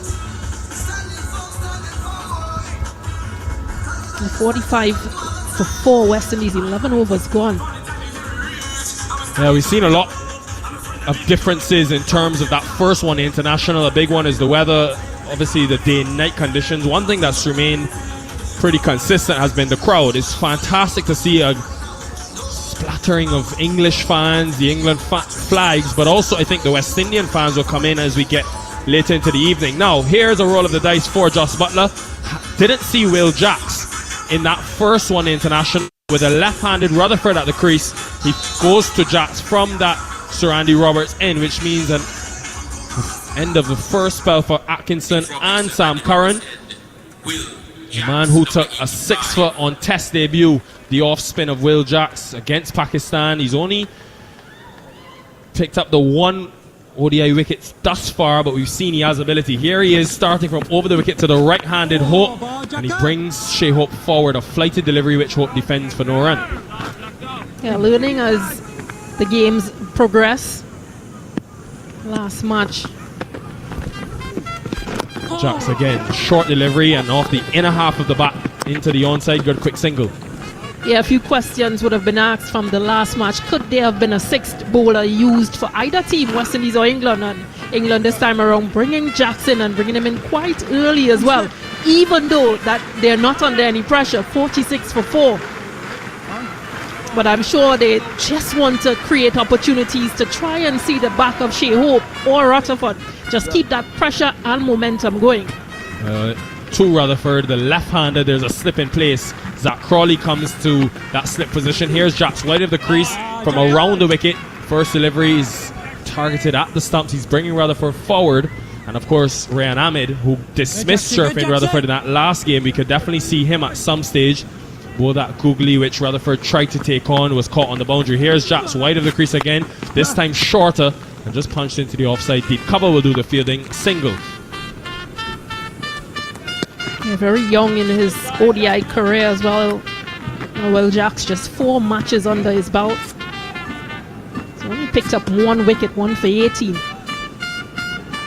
But again, just there to keep things quite tight. There will be pressure mounting on the shoulders of Shea Hope. Here he is coming forward, defending one back to Jack Snow, and again just 2 runs conceded from the first 5 deliveries. Crucially, the 3 overs before this, only 9 runs conceded by England, so they've done really well to keep the pressure on here after Hope took 12 from that Atkinson over. Here he is trying to turn one into the onside, but instead it comes off the outer half of the bat. Good running though, because they get through for the second. It quickly ends the 12th over, 49 for 4, live on TalkSport 2. A really good option from England to use another spinner. After all we saw from both England and West Indies spinners in that first match. Wickets fall into Moti, wickets fall into Carrier and Ahmed. I do hope you're having a fantastic game here in the sunshine of Antigua. Shea Hope mentioned it coming into the game. Losing wickets in clusters could be detrimental. It happened to them in the last game where they lost Brandon King and Athanaze in quick succession. Then in the middle, lost Rutherford and Shimron Hetmeyer quickly. So we did see good fight shown from the West Indies in that first one international. This is the perfect platform to display that fight again. 49 for 4 after 12. Rutherford is 11 from 20. Shea Hope, yet again, with a good strike rate. He starts with 16 from 13 after he hit Gus Atkinson for 3 fours in the 8th over. Bryden Cars is back into the attack. Here he is. Starts short to Rutherford, who's defending this one into the offside. How does Sherfin Rutherford play this situation, Stacey Ann King? Oh, he's 11 of 21 and he's there with his captain. So just think he needs to spend a bit more time, keep rotating the strike. He has to be a good runner between the wickets as well, because Shea Hope will be looking for 2s and trying to just keep rotating the strike. We saw in that match, that first match, just how he went about things. Started off really slow, Shea Hope, but was able to accelerate at the end. So that's all part of his game. Got to that 50 and 51 balls, Shea Hope, the captain, and then obviously progressed for the 100. Here's Rutherford just fending one off the hips, a shorter delivery by Bryden Cars. One thing that the England seamers have done today is use those scramble seam deliveries to the left-handers. Saw it earlier with Alec Athanaze, and now we're seeing a lot of it to Sherfin Rutherford. They're using the pitch, Stacey. Indeed they are. When we look at how wickets have fell, they've bowled various lengths. That fuller length which would have gotten Shimron Hetmeyer out. Yet they've done well. They've done their homework on a pitch that was kind of really tricky, and variable bounce was questioned a lot in the first match. 50 comes up. It's taken a while, 74 deliveries, but that won't matter to the West Indies. Here's a short delivery which is pulled, and in that gap does well though. I think that was Brooke down at deep backward square to get around to his right, just keep it to 1, but some progression being shown by these 2 in the middle. And again, just the importance of that running between the wicket and that just understanding between each other to trust your partner with certain singles in partnership. Moving on to 27 between this pair. It hasn't been easy days scoring out there. And we see Rayan Ahmed, the leg spinner. Here is Cars. Short delivery this time at the body of Rutherford, who continues to show good restraint. We've seen him be attacking in this format in all of his cricket that he's played, Sherfin Rutherford. But so far it's been safe, it's been low risk and effective. He tucks this one into the onside, gets to the other end and brings Shea Hope on strike. So far, so good for this partnership, Stacey and King. I mentioned 28, this partnership now with a good recovery period in this middle phase. But they'll have to do a lot more. In current run rate 4.11. Here is Kars over the wicket to Shea Hope, who's driving again. He's loved that on drive. It goes past the fielder at mid-on, was at a wide mid-on position. I think it's Liam Livingston who tries to run around to his left, can't cut it off. And in the end, Shea Hope yet again, another on drive that goes for 4. Yeah, indeed. He scored a few of these off of Atkinson in previous overs during that first power play. Really exceptional. Beautiful looking at that shot once again from Shea Hope. Yeah, he's played that classical stroke many times today. Here is the final delivery of the over from Kars, and it's turned into the onside down to deep fine leg where Ryan Ahmed, who could be very important with ball in hand, does the fielding. It's a progressive over for the West Indies though. They're able to get 8 from the 13th. End of 13, Stacey and King is 57 for 4. Coverage live on TalkSport 2. The 9-4s hit by West Indies thus far. 57 for 4. Even though they've lost wickets, this partnership is kind of a bright light for West Indies. They'll need this to go as deep as possible. We know the capabilities of Shea Hope. Rutherford into his second match, his second one-day international for West Indies. Hear the trumpets. The Barmy Army are out in their numbers. Fantastic to have them every time they come to the Caribbean. Now Will Jacks from over the wicket to Shea Hope is going to come back into the attack. First over was a good one, went for just 4. This is after not bowling in that first one international. Starts with deep cover, deep mid wicket, long on, and no long off. Mid off is in the circle. So just 3 fielders used deep now, attacking from Joss Butler, and it's well fielded as driven back to Will Jacks. He does the fielding, probably saved a certain single there, and he gets an outstretched right hand to ensure it doesn't go down to that long on fielder. Now what does he do with the field? Keeps it the same. Duckett is at mid off, just on the edge of the circle, and here is Will Jacks. Another flighted delivery as Hope drives, comes off the edge and goes to that point region. Work for deep cover to do. They get back for another 2. Yeah, again, good running and good gap finding as well from Shea Hope. Interesting times in the middle for him because he's actually gone past a runner ball in terms of 24 of 18. So a lot on his back as captain. Here is Jacks to the right-handed Hope, who's coming forward defending this one. No run. Can he possibly say that nothing he's incapable of doing or positions of being in? A short delivery just again punched into the onside where there's a straight mid-wicket, a catching fielder, and Duckett is now at straight mid-wicket, just deep mid-wicket, deep long on, and now long off goes back. So maybe an attacking option to Hope, thinking he may go for that shot where he plays so well down the ground. Here's Jacks, another flighted delivery tempting him, but he defends it back to Jacks for another dot. So 2 runs from the first 5 deliveries, just 1 to go. So we hand it back to the studio in the UK. I think Mark Butcher is waiting for us live on TalkSport 2. Here's Jacks, shorter delivery, it's tucked into the onside. It'll be a single to end the over. 60 for 4 correction after 14. Mark Butcher, the game is on a knife edge. It's all yours. It certainly is, Nikhil. Thank you and Stacey very much for keeping us abreast of things going on out there in Antigua. It looks like a glorious day, that is for sure. Not seen the sunshine in a little while back here in London, I can guarantee you that. One of the many things about the game of cricket that is so fascinating is how opinions can change and how the sport itself can confound even the most sage of critics. Steve Harmison. 2 things. Sam Curran went none for 98 in the first one-day international and has come roaring back into form, which I suppose shouldn't be too much of a surprise. He is an incredibly tenacious and talented cricketer, and it's only a matter of time before he bounced back. then you have the West Indies 4 down in the power play, and you bowl Will Jacks, who didn't bowl at all in the defence of 325, but is now bowling a spell when you would have thought that England might have gone for the jugular.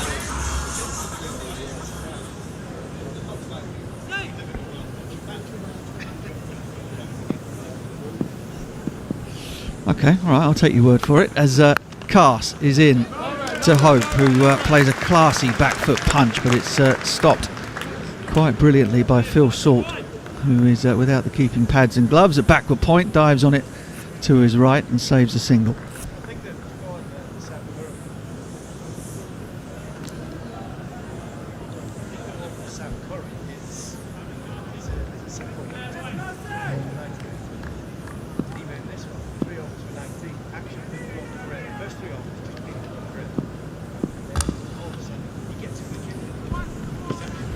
It's on. Oh wait, it's not up. I reckon you're going to have to start that again, Steve, because I could hear you perfectly well, but I'm not entirely sure that the millions out there listening. I've just never heard him sound so eloquent. I know, it was fabulous, It was brilliant. It was maybe the best thing he's ever said. And may I say, perfect English. for as well. people to log on the YouTube channel to watch the live stream to see just how sylph-like Stephen Harmison is looking in the run-up to Christmas. Looking good, big man. Yeah, I'm getting myself ready for Santa and everything that comes with the trimmings of eating and drinking as much as I normally do. I haven't been doing it as much. I've lost a couple of stone. It was much needed. I'll tell you that story in a bit. Tattooed right arm, but he bails out about 10 yards away from his delivery stride as there's something awry either behind the bowler's arm or with the vision of the striker Rutherford. You mentioned Santa there, Steve. There's quite a few West Indian supporters with the full woolly hat, white beard, rather like myself. Although the beard is perhaps a little shorter than some of those large Santa Claus style ones. As Cars is in again, tongue poking out of the right side of his mouth, in cutter to Rutherford, who plays it quite nicely with a full face, just glides it past Salt at a point just in front of him to his left, and they'll pick up a single. 62 for 4, 3 deliveries gone on the 15th. Yeah, the point I was making when nobody could hear us, which was a good point, Butch, is one of my better ones. It really was. We're talking about Sam Curran and not for 98, and we're talking about confidence as bowlers, even in this game. 3 overs for 19. And his action didn't look the greatest. He looked as though he was pulling his sort of right arm out with his front side out too early. His head was dipping. Cast in once again over the wicket to Shea Hope. Oh wow, that's a fabulous stroke. Wasn't a bad ball. Back of a length would have gone over the top of middle and off stump. And he just sort of stood tall and banged it with a half horizontal, half vertical bat, wide of mid on, over mid on. One bounce 4. That is a shot of high class. Yeah, great shot from Shai Hope, and one of the only ones probably in this game that's in the sort of form, talking about confidence of Sam Curran.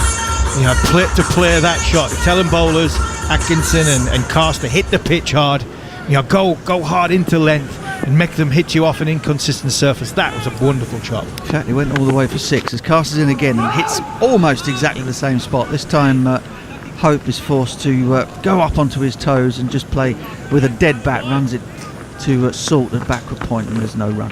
I think England have done, and they've done really well at hitting the pitch. The first couple of overs, they were very, very floaty. There's no ball there. Umpire Nigel Dugan just indicating there's a free hit. Bryden Carsters a long way over the front line. And Shea Hope has got a free hit. But I think they've done well at hitting the pitch. You know, inconsistency of a newish surface, and that wasn't there for the first couple of overs, and you could see that. Then all of a sudden they pulled their length back.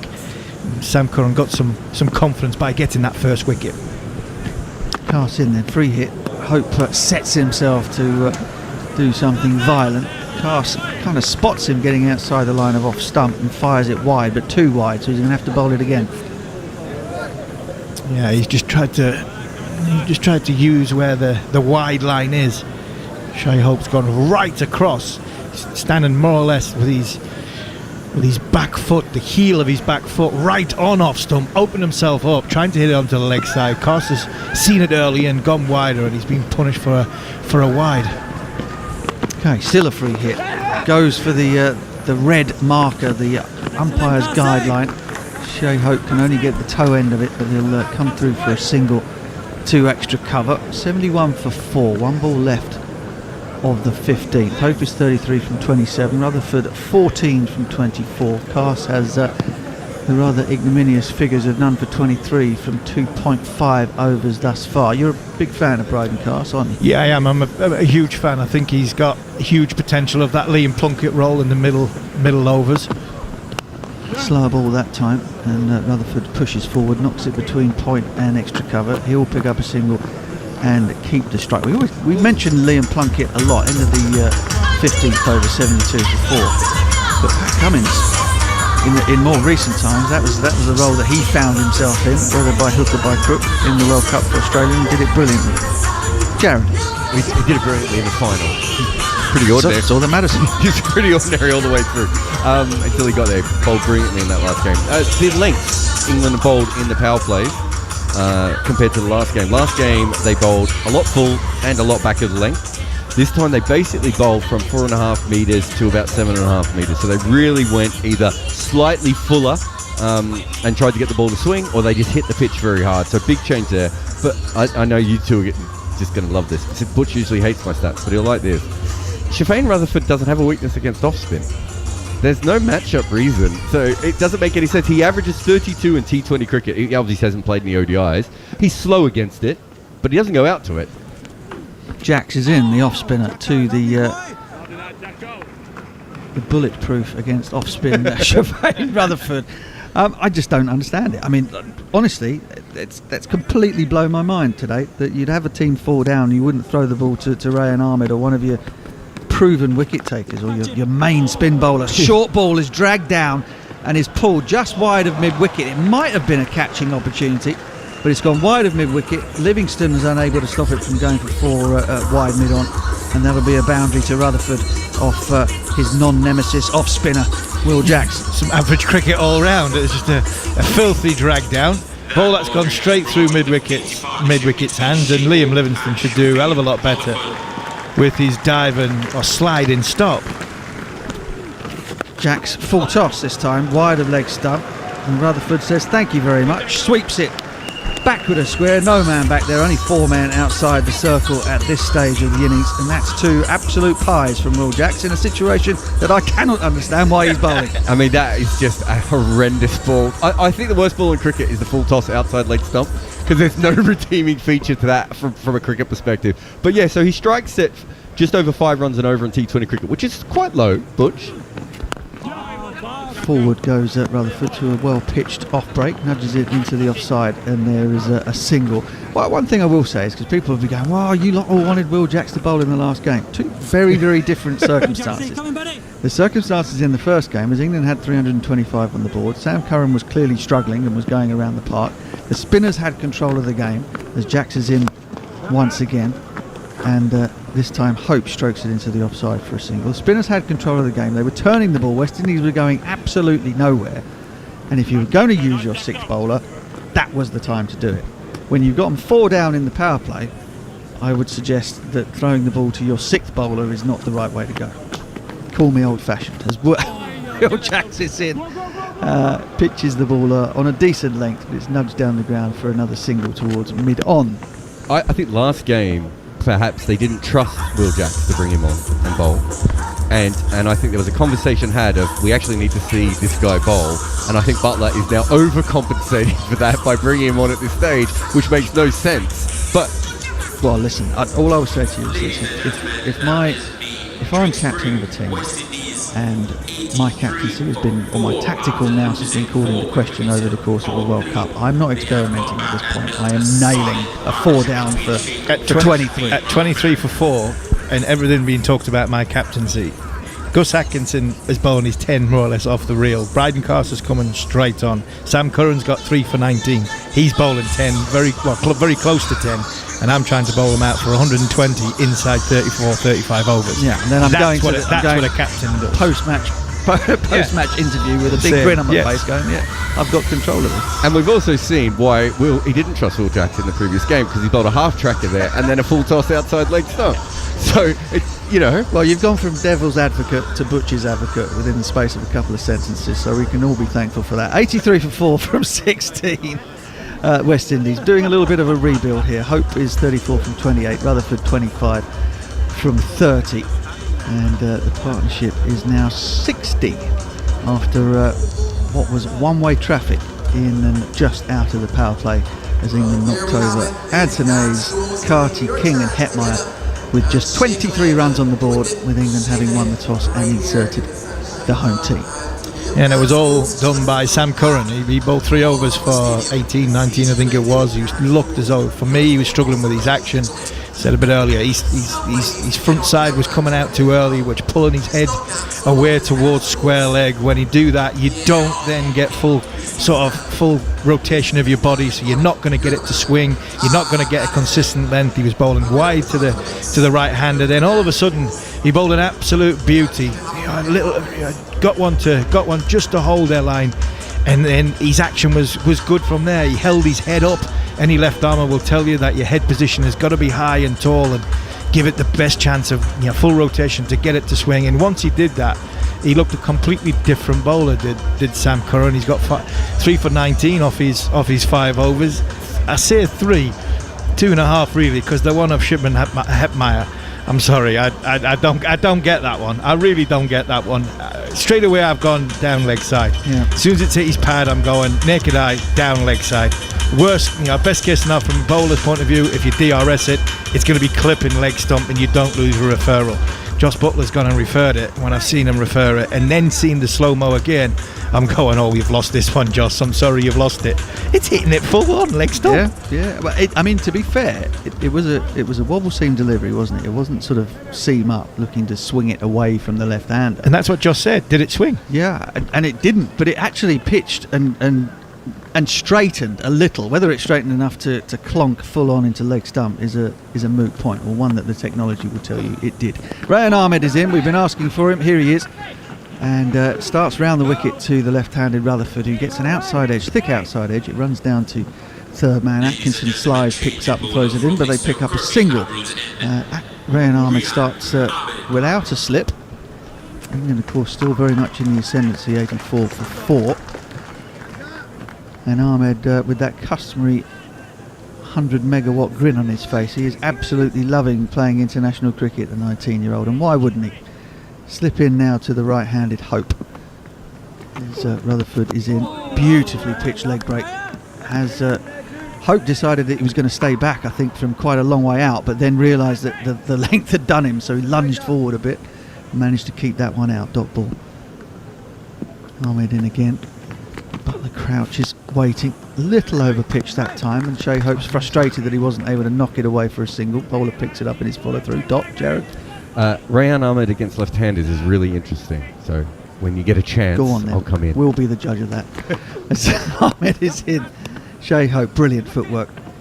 Makes the tricky look very, very simple. Just goes back straight onto leg stump, so he doesn't get his front pad in the way, and works it behind square on the leg side for a single. Rayan Ahmed against left-handers bowls around the wicket 87% of the time, which is more than any bowler in one-day international cricket. Even you're interested in that? There's a glint. There must be something wrong with me. Yeah, go on. He's got a bowling average around the wicket of 13. Excellent. Round the wicket to the left-handed Rutherford. Beautifully pitched. Ball angling in, pitching on Midland leg stump, straightening. Rutherford having to defend. But possibly we're talking about captaincy. He's got no slip to Rayan Ahmed, who turns the ball well, googly, to the left-hander, but one to Hope. I'm with you. I wonder if they're just toying with us back here. Josh Butler is just kind of, it's the old Blackadderism of doing the same thing over and over again because it's the last thing they'd expect you to do the next time. End of the over, good one from Rayan Ahmed, 2 runs from it. It's 85 for 4, Hope 35 from 31, Rutherford 26 from 33. At the current rate, West Indies are looking at making 257 and over from here, gets some 316. It's 85 for 4. So most leg spinners bowl over the wicket to right-handers because traditionally you want to bowl the ball on the stump, straighten it, bring LBW in, and occasionally have the wrong and go across. Because he's wrong and dependent, He's doing what, and this is a new thing we're seeing with left-arm wrist spinners as well. They're coming around the wicket. They're bowling almost like left-arm orthodox bowlers to right-handers. It's very, very different. But so far, he's much better against left-handers and right-handers. As Jacks continues over the wicket to the right-handed Hope, who again goes back outside the line of leg stump, really, just to open up the offside, nudges it to the right-hand side of point, and they come through for a single. I mean, and that's exactly what you expect. I mean, so people might talk about an off spinner to a left-hander being an ideal matchup because the ball's spinning away. Well, Rayan Ahmed bowls the googly almost probably better than he bowls a leg spinner, so he kind of does the job of the off spinner anyway. And Jacks has a slip to the left-handed Rutherford, who again goes on the back foot, a little bit short that time, but punches it with a straight bat down to long on, and there is a single.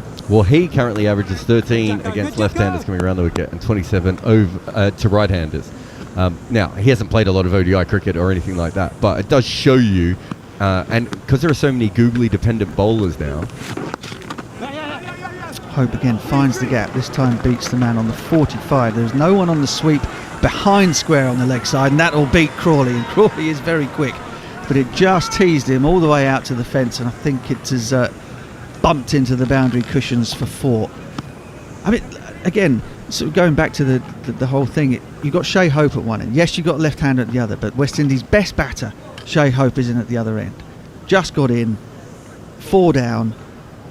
Get your most likely bowler to get him out before he gets himself in. He's now got 40 from 33, and the West Indies have gone from 23 for 4 to 91 for 4. Also, he's great against finger spin, Shea Hope, so he'll knock around even a good finger spinner for ages. It's the seam bowlers he doesn't like, right? So yeah, Jacks is going at 7s. Yeah. A little bit more than the other bowlers. Just a touch as Jacks is in again, wide of the off stump, slapped through the offside by Hope, who serenely moved to 41 from 34. Yeah, and that last shot, the last boundary, it was beautiful batting from Hope. You can see Jacks hasn't, obviously doesn't bowl that much, hadn't bowled that much when it comes to it. He just feinted to come down, then all of a sudden stayed where he was, and Jacks dragged his length back. Well pitched off break that time, but Rutherford plays it like a man who averages 35 against off spin, just nudges it into the offside and rotates the strike with ease. There seems to be a bit more sort of fluidity towards Jacks's action when he's bowling at the left-hander than the in-form Shea Hope. Back over the wicket to Hope, who again goes back on the line of leg stump in order to open up the offside, despite the fact that the ball is notionally turning back into him. He'll pick up another single, keep the strike, 42 from 35 for him, 94 for 4 the West Indies, and the rebuild continues. And a lot of people will be listening at home and think we're being a little bit picky on the England cricket team at this minute in time. And talk about rebuild. It is a rebuild after World Cup. Some younger players that are in, but these are the things that you expect international players, international captains to pick up on straight away. You see as a team when the team's in a position of strength, seizing a team, and when you've got a team by the throat, you don't let them up. That's what relentless teams doing. That's what this England cricket team's done for so many years, and I think that's why we talk in the frustration that we are speaking in, because of that. We're used to this team being so relentless in decision making, holding them to a higher standard, perhaps. I guess as Ahmed is in over pitch, but not a bad ball at all. Stroked down the ground by Shea Hope. And West Indies are just scoring at will here at the moment. It's not doesn't appear to be any pressure from either end at the minute, as both of these guys have got themselves in. Now we get to the left-handed Rutherford as Ahmed. Rutherford just plays it beautifully. We're watching Shafane Rutherford. He knocks it past extra cover for a single. Again, they rotate the strike. Shafane Rutherford and Shimon Hetmeyer in partnership, playing for Guyana Amazon Warriors on one of those low square turning things at Providence Stadium. Drilled down the ground, another full ball, hit slightly against the spin towards Crawley at mid-on. Every pitch. Yeah. Providence Stadium. Yeah, almost at every pitch in the Caribbean, at least away from Jamaica or St Lucia. Very warm welcome to listeners on TalkSport. England had the West Indies 23 for 4. West Indies have recovered 97 for 4. The hero of the opening ODI, Shea Hope, is 44 not out, and for company. He has Shafane Rutherford, and only his second one-day international, stylish left-hander who is 29 from 37. Rayan Ahmed is into the left-handed Rutherford, who gets onto the back foot, punches it down the ground, and Rayan Ahmed fields off his own bowling. For those of you just joining us, there's been quite a healthy debate around the decision that Joss Butler and England have taken once they had the West Indies 4 down. The upshot of which is that we think they've let them off the hook, big style. Final ball of Ahmed's over is knocked into the offside, and the West Indies are 98 for 4, 19 gone, Rutherford 30, Hope 44, and the spinners are being milked nicely. And if you have just joined us and unaware of what happened at the top, both teams unchanged from the opening match on Sunday. England won the toss and decided this time to bowl first. It started off pretty well for them. Sam Curran picking up 3 early wickets, and Gus Atkinson, his Surrey teammate, picking up the other one, that of Alec Antonays. But since then, the West Indies have rebuilt, and they've rebuilt in some style actually, and without any undue alarms, to get themselves from 23 for 4 to 98 for 4. In the company of Steve Harmison, sylph-like Steve Harmison, who is about to enjoy watching his Durham compatriot Bryden Carse run into the left-handed Shafane Rutherford round the wicket.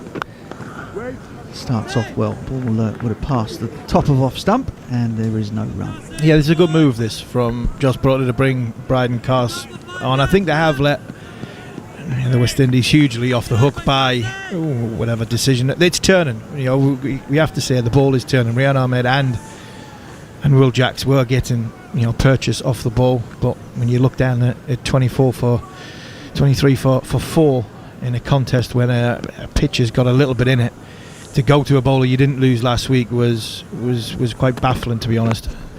Carse is a little straighter this time, and Rutherford moves smartly inside the line of it and tickles it down to Ahmed at fine leg for a single. The thing I like about Carse in this current team would be, Butch, whether you look at whether Wood comes back into 50 over cricket. You've got the left arm option, whether it be Reece Topley or whether it's Sam Curran, Atkinson. You've got some skiddy bowlers, you've got some tall bowlers that sort of look up to challenge the stumps. Carse is the other way around. He challenges the middle of the pitch. He gives you that little bit of aggression at a good pace. And then he goes over the wicket to Hope, who so silky, looks to push forward, but then decides that the ball is a little bit further back than he would like, so just rocks back, allows the ball to come to him and dabs it down the third man. And the ripple of applause you can hear from the Sir Vivian Richards Stadium is for the West Indies passing 100, or just 100 dead, 100 for 4, halfway through the 20th. Now the challenge for Bryden Carse is, we talk about Liam Plunkett, because of the role he's going to play. Liam Plunkett could find a way of getting wickets, where there will be the short ball and getting caught in deep square leg or fine leg. And he goes, gets the Yorker in, and Rutherford digs it out. Carse picks it up in his follow-through.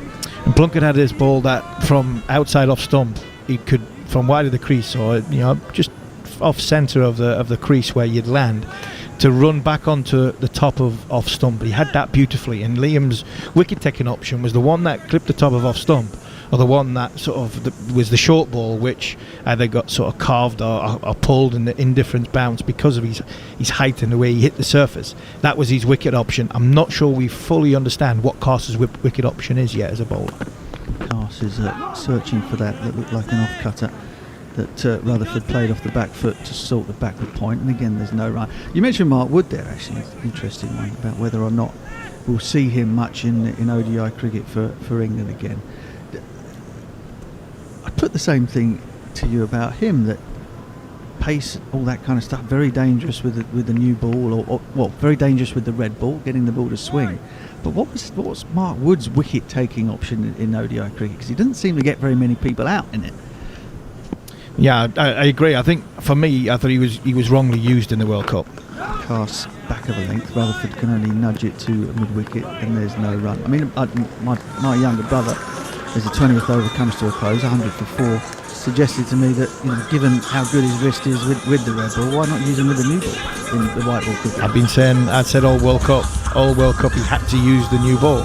England have built their success on, they had Jofra Archer during the World Cup, where they had a quick bowler at the top and a quick bowler in the middle with somebody who was a little bit taller to hit the deck in Liam Plunkett and Mark Wood. That's how they won the World Cup. Chris Folkes pitching up, trying to swing it. But I think I couldn't understand why Mark Wood didn't use the new ball in the World Cup. We didn't have that bowler at the start to go, right, we might go at 6 and over, 8 and over, 10 and over for the power play, but we're going to get wickets.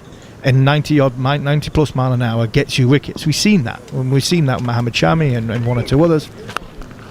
Dragged down from Rayan Ahmed, but slapped out to Harry Brook. Made good ground to his right out there on the sweep on the offside, and they only come through for a single. 101 for 4. I thought during the World Cup, England got predictable using Mark Wood. It was all eggs in one basket both ways. It was either short ball, and he had written all over his head that he was going to bowl the short ball, or it was a really full ball. Nothing in between. Oh, big appeal. Ahmed with a wide pitched delivery to the left-hander that pitched in the bowler's footmarks and just went straight on. Rutherford tried to open the face and run it to third man, but missed it by the looks of it, because Butler's appeal was only half of one. I thought there was a noise, Butch. I thought there was a noise. Might have hit the floor with his bat. Beautiful Ray. Nope. Interesting to see the TV replay with the Snicko involved. Good googly that time, I think. Rutherford read it because he rode it nicely. There is ultra edge and no noise. It's those chipmunks in your head again, Steve, banging away. As Ahmed tosses that one up a little bit quicker. And Rutherford tried to drive through extra cover, but it came off the inside part of the bat. I think probably went between his legs, nutmegged himself, and ended up in the hands of the man on the 45. There is a catching man for Rayan Ahmed now, but he's in front of the bat. It's at short extra cover. It's like a wide silly mid-off, I suppose. You remember back to days of school cricket. And Ahmed is a top spinner that time. Silly mid-off, waves it through to extra cover, who dives to his left and fields it behind him. Will Jacks with the fielding at that point. Run rate is dipping slightly below 5 now, 4.85.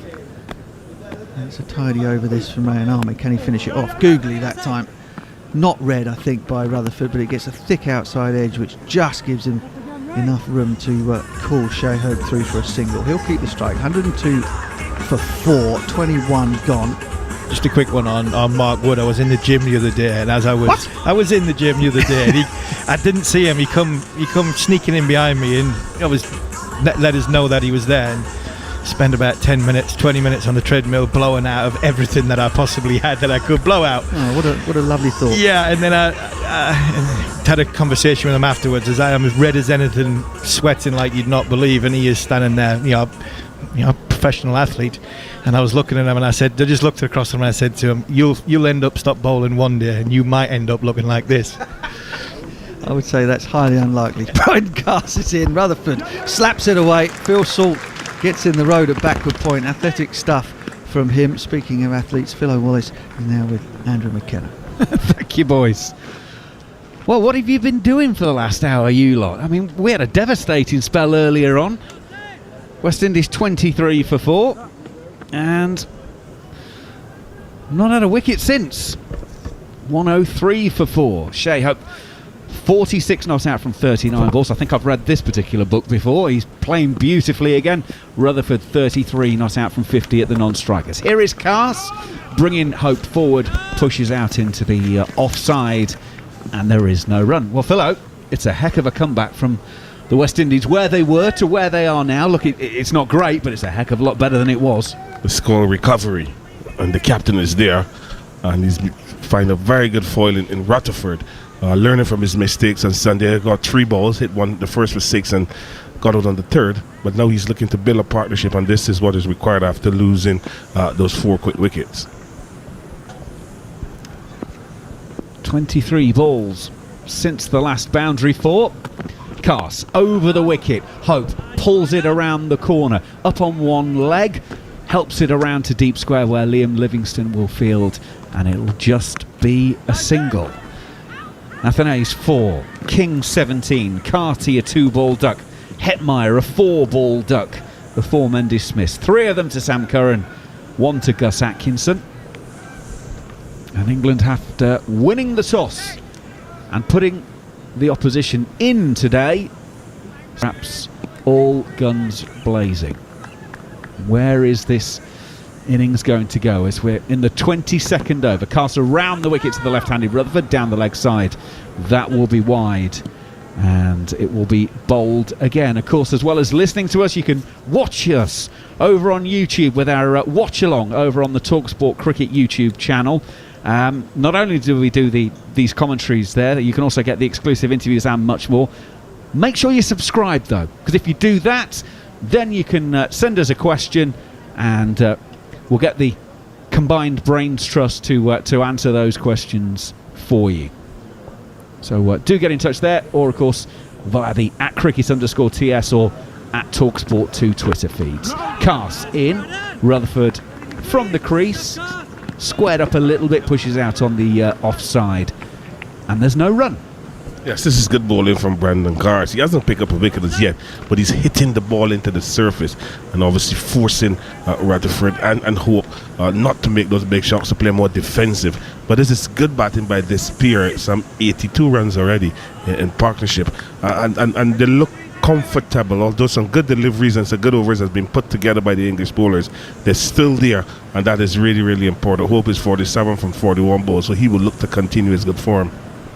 Cast around the wicket to the left-handed Rutherford again, drops into the offside. Duckett fields quickly, gets sent back, shy at the stumps at the keeper's end. Ball doesn't hit the stumps, and there was a thought of an overthrow that was never really there, but maybe that's just sort of showing a little bit of inexperience from Rutherford there. Just push for a single that, look, you've got to be looking all the time. I've got no issue with that, but there was never one there. No, it's never a single. Obviously, it's his second ODI, and he's in with a captain who's in form.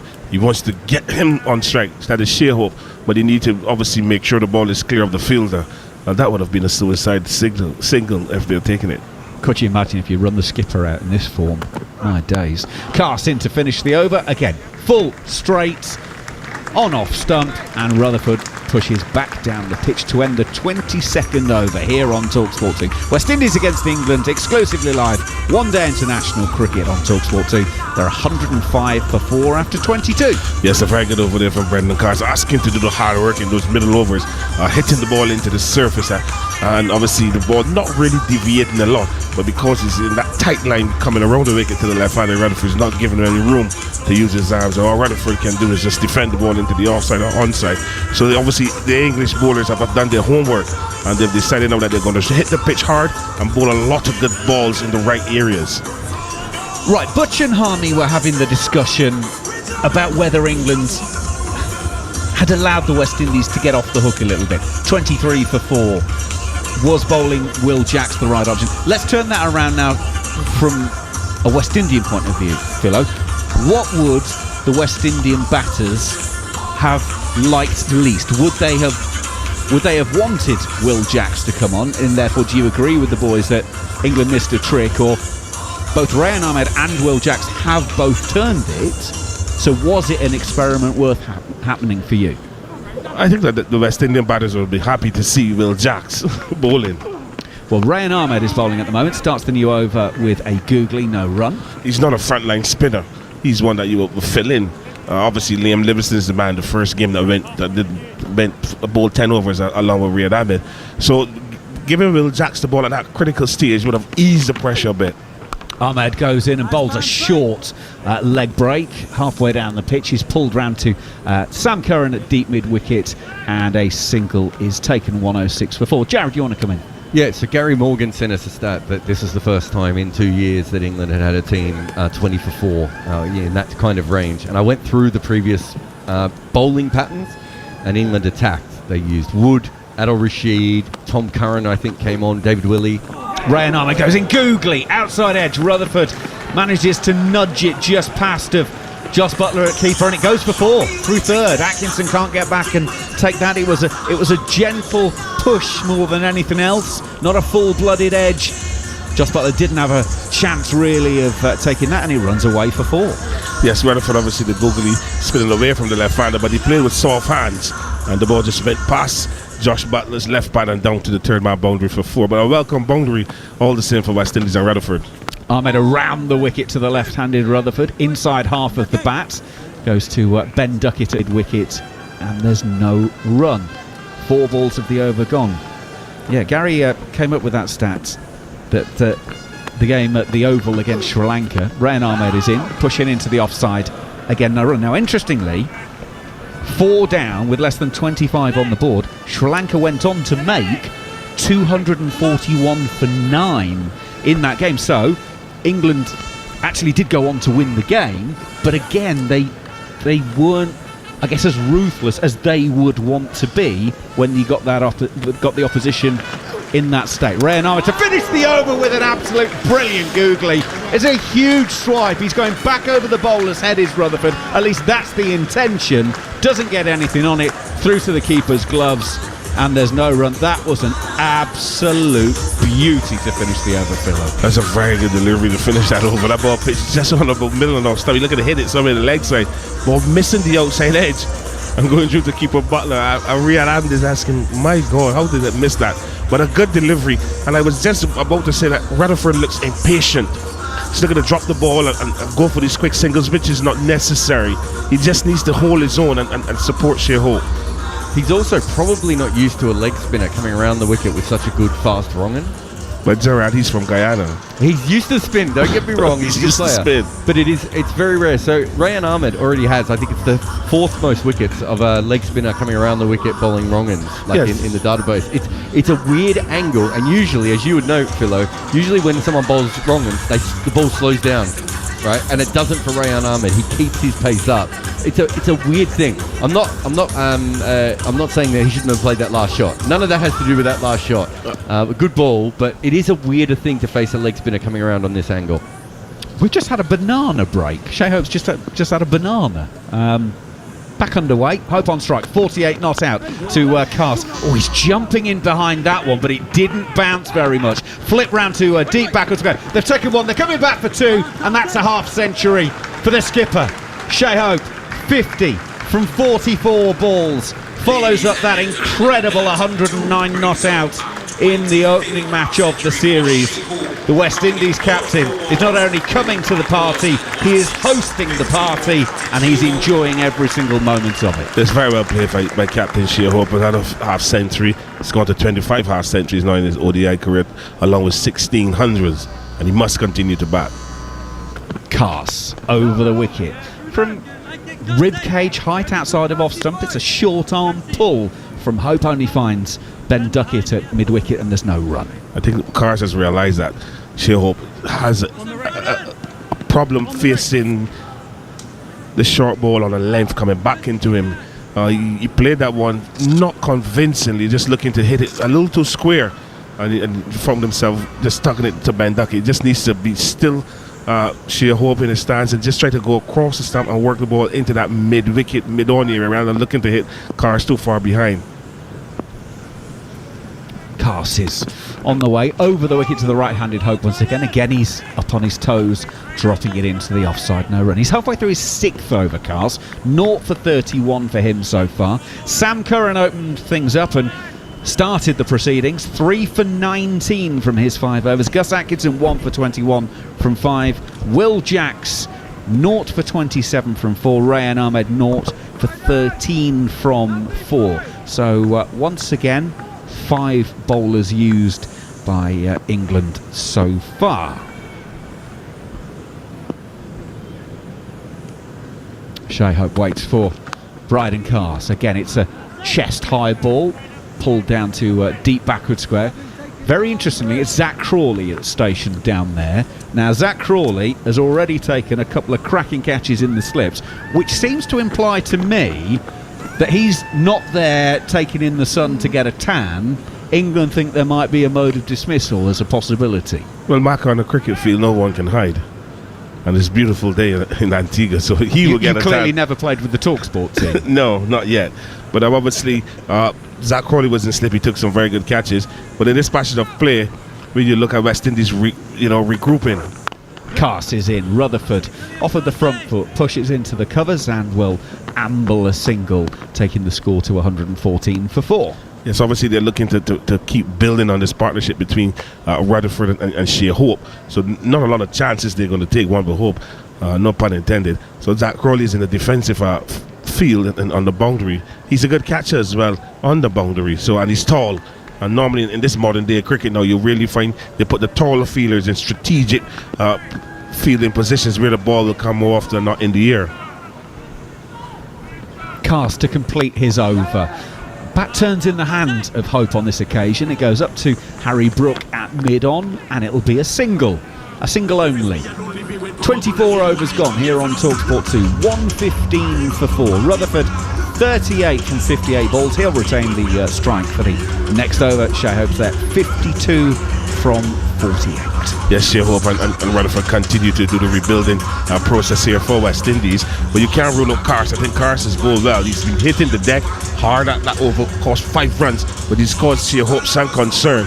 And obviously you can see clearly that Cars is the man that Butler is going to bowl those hard middle overs and bowl that hard length that we continue to ask them to bowl.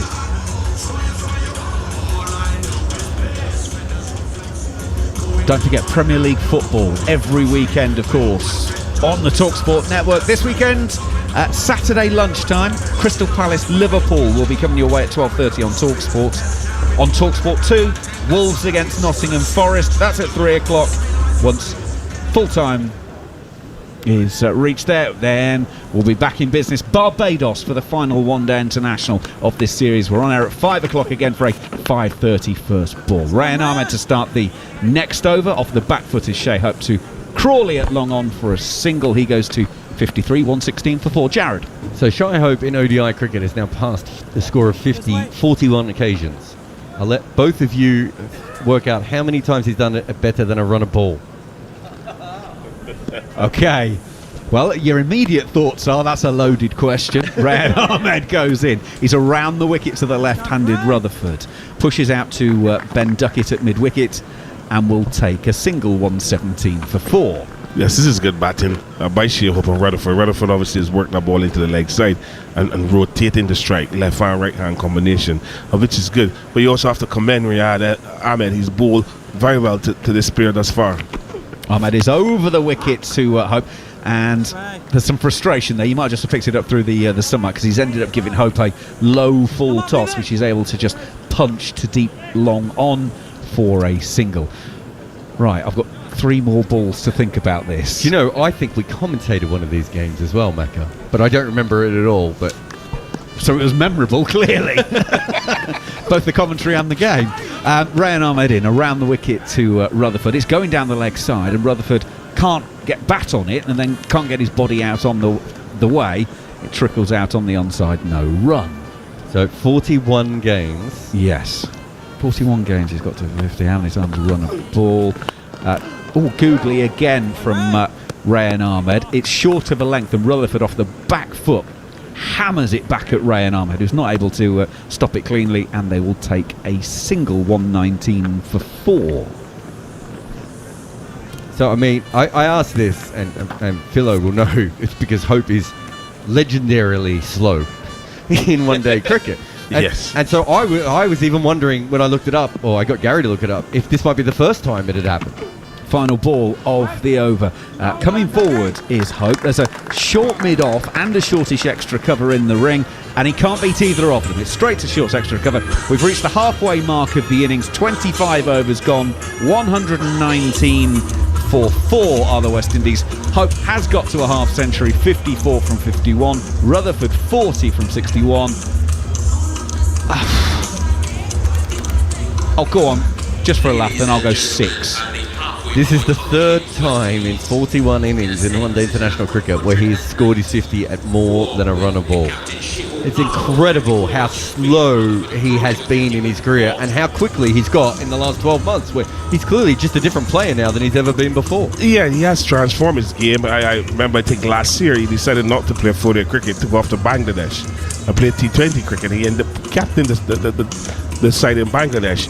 And his cricket has just evolved from then, and he continues to score runs. I ran a ball 3 times in 41, over 50. it's okay.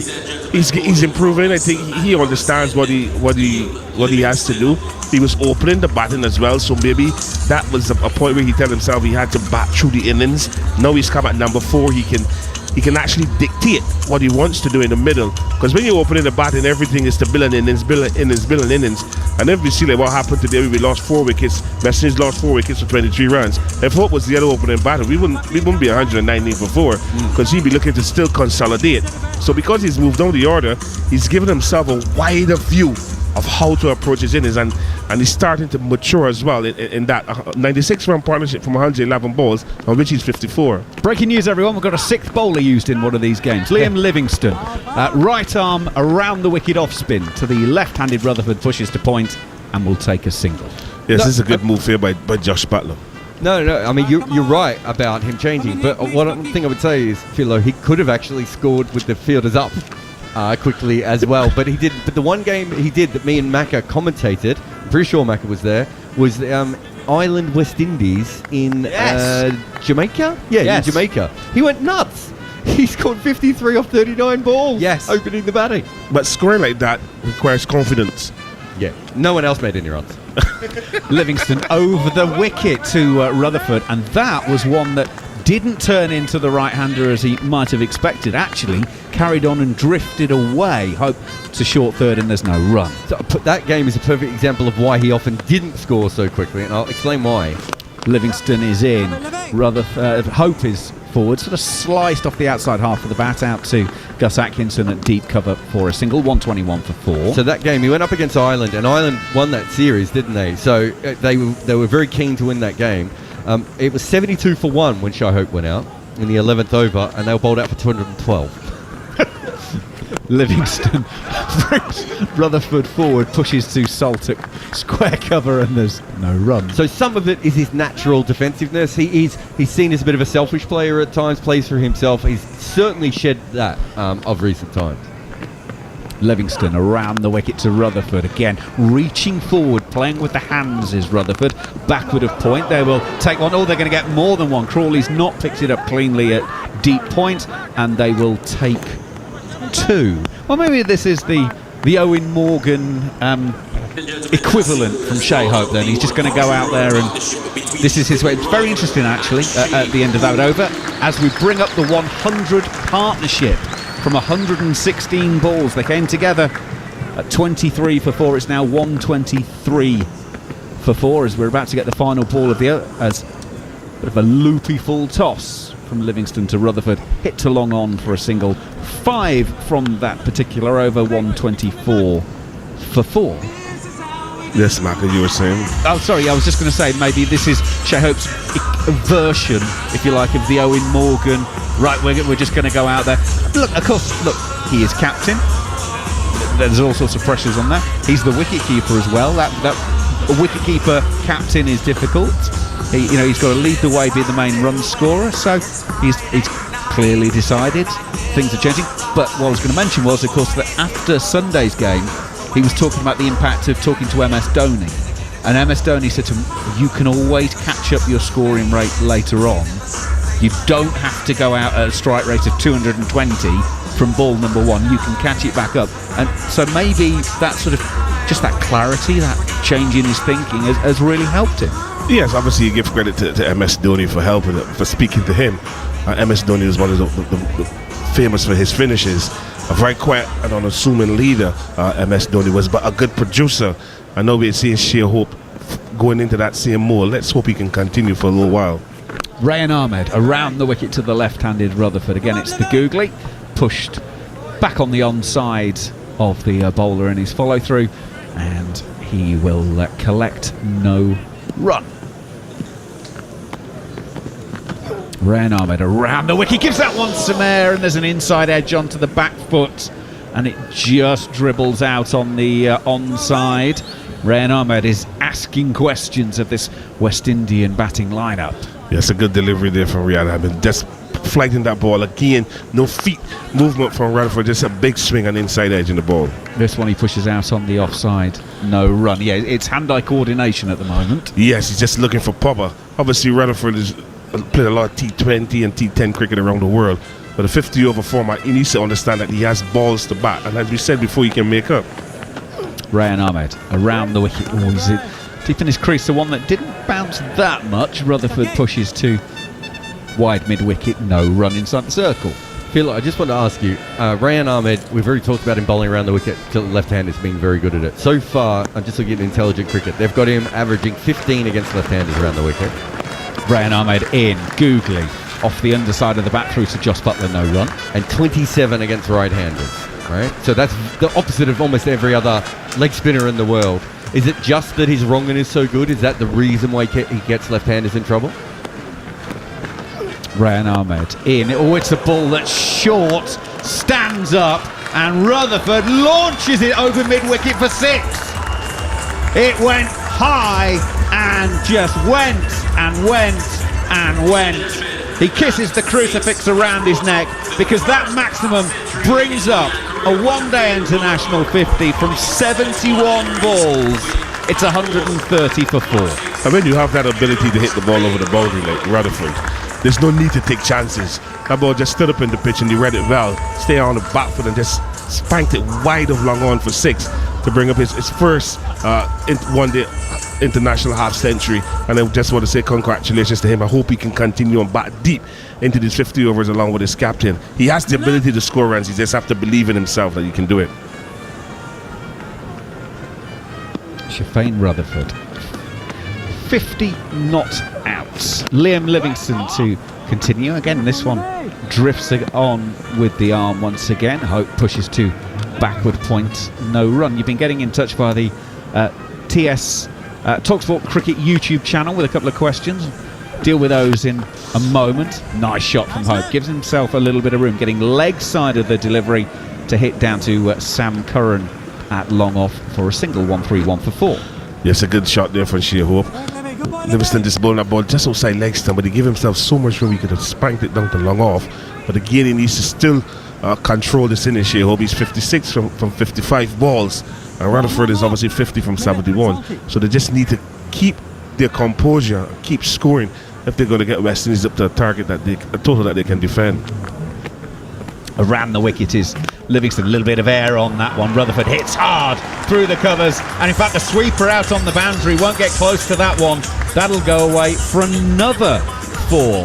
14th boundary 4 of the innings, 2 sixes as well. Rutherford's now got 54 from 72. Everything about that shot was sweet, Maka. He got his foot out to the ball, got his hands through the ball nicely. The ball went along the ground and across the outfield and down to the boundary for 4. Punched to Ben Duckett in the short cover region this time. No run. It's amazing what a 50 can do. You're 50 runs and now you're starting to see the ball different and hit the ball different as well. Livingston in. Oh, he's hit it very hard back towards Shea Hope and the non-strikers, and that goes for 4. Sam Curran can't get around, and that's another boundary. 139 for 4. Rutherford has got 58 from 74. And that is what he has to keep doing. Just keep hitting those boundaries. He has the ability. He's a good striker of the cricket ball, and that one was just floated up a middle stump and he banged it down to long on for 4. Once he starts to flex his muscles here, the English bowlers are going to find themselves in trouble. Final ball of this over.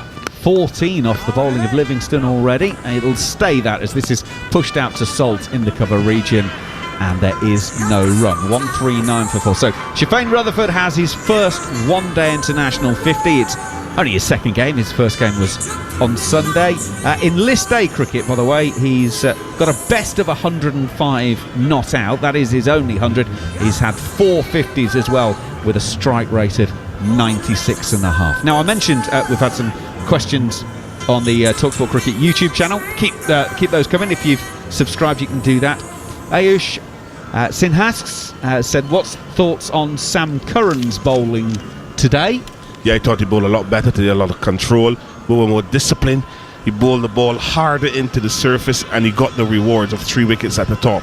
And I thought he looked a complete different bowler today than what we saw on Sunday. Hope that answers your question, Ayush.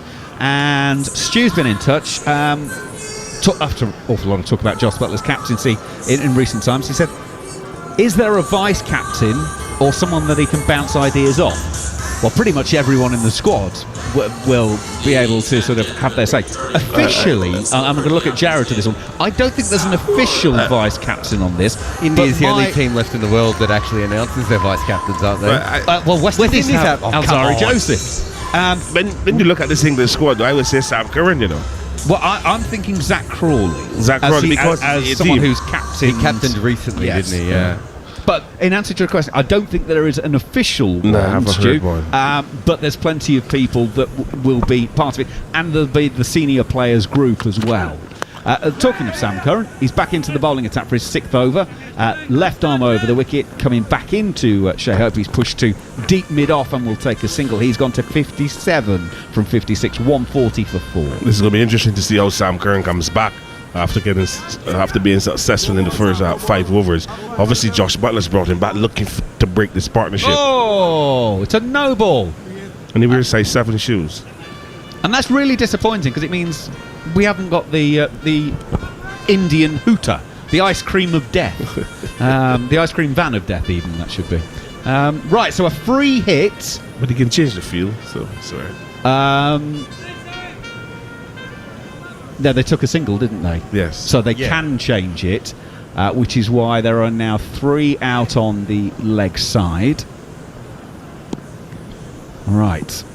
Well, we've seen Rutherford play some big shots in the last few minutes. He can basically swing off his bootstraps. In goes Sam Curran. That's a beauty, actually. Fair play to him. Very full, tailing in towards the toes of Rutherford, and he swung straight over the top of that one. So the no ball doesn't count. Oh, sorry, it doesn't cost. No run. No, it don't cost no run at all.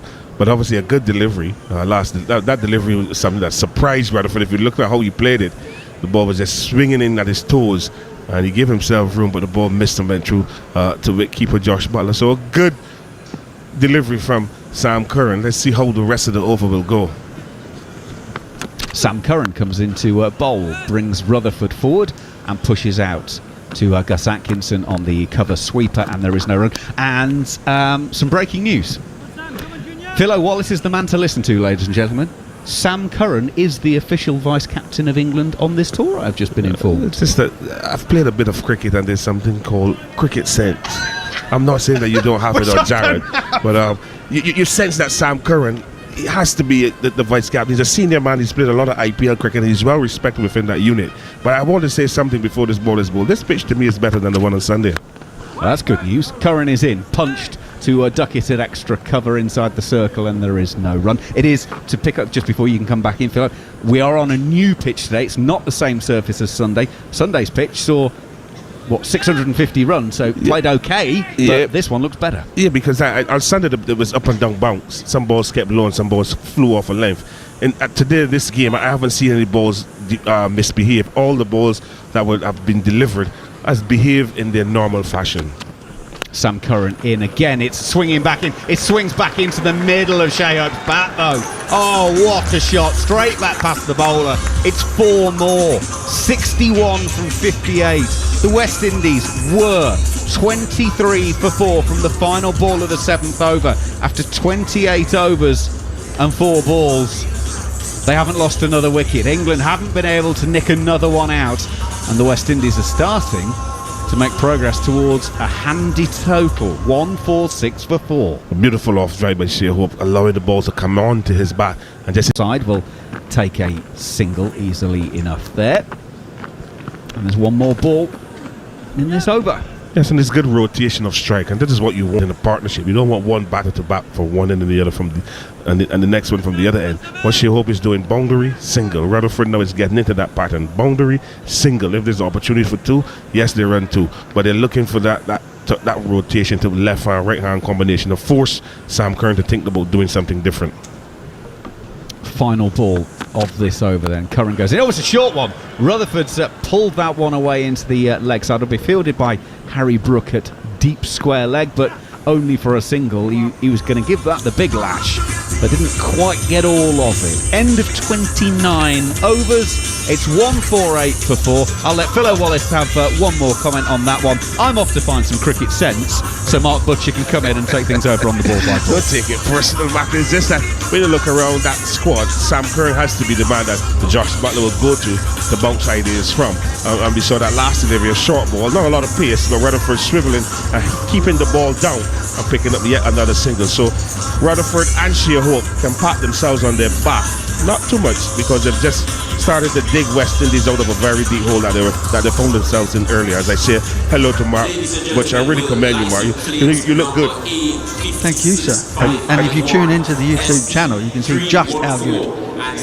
Harvey looks good too. Harvey's in the gym. Yes, he certainly is. And if Mac is off to go and find some cricketing common sense, we might not see him until Saturday. As Liam Livingstone is in, bowling off spin to the left-handed Rutherford. And he nudges it past extra cover. Crawley fails to pick it up as they come back for 2. And I think they might have ended up running 3 there on the fumble. Yeah, they did. So a rare error in the field from Zach Crawley. West Indies have just gone past the 150 mark, 151 for 4. Some recovery this from 23 for 4. Shea Hope 62. Rutherford with his maiden ODI 50 is now 63 from 79, and this is an object lesson to England as to why when you have your foot on a team's throat you don't let them get up, which is precisely what they've done. There's a leg spin this time from Livingston to the right-handed Hope, who nudges it to sort the mid-wicket, and there's no run. Good afternoon, good evening, Steve. Yeah, good evening to everybody at home. Good evening, Butch. Yeah, it's baffling, really. Leg break again from Livingston. It turns, but Hope is so classy against the spin. He just stays leg side of it, lets it spin, and then punches it square of the wicket on the offside off the back foot for another single. Baffling because it's turning, and it's been turning literally from ball 1, and it wasn't a case of scratching it because it's Will Jacks, but why not Rian Ahmed? Rutherford has been caught brilliantly by Phil Salt.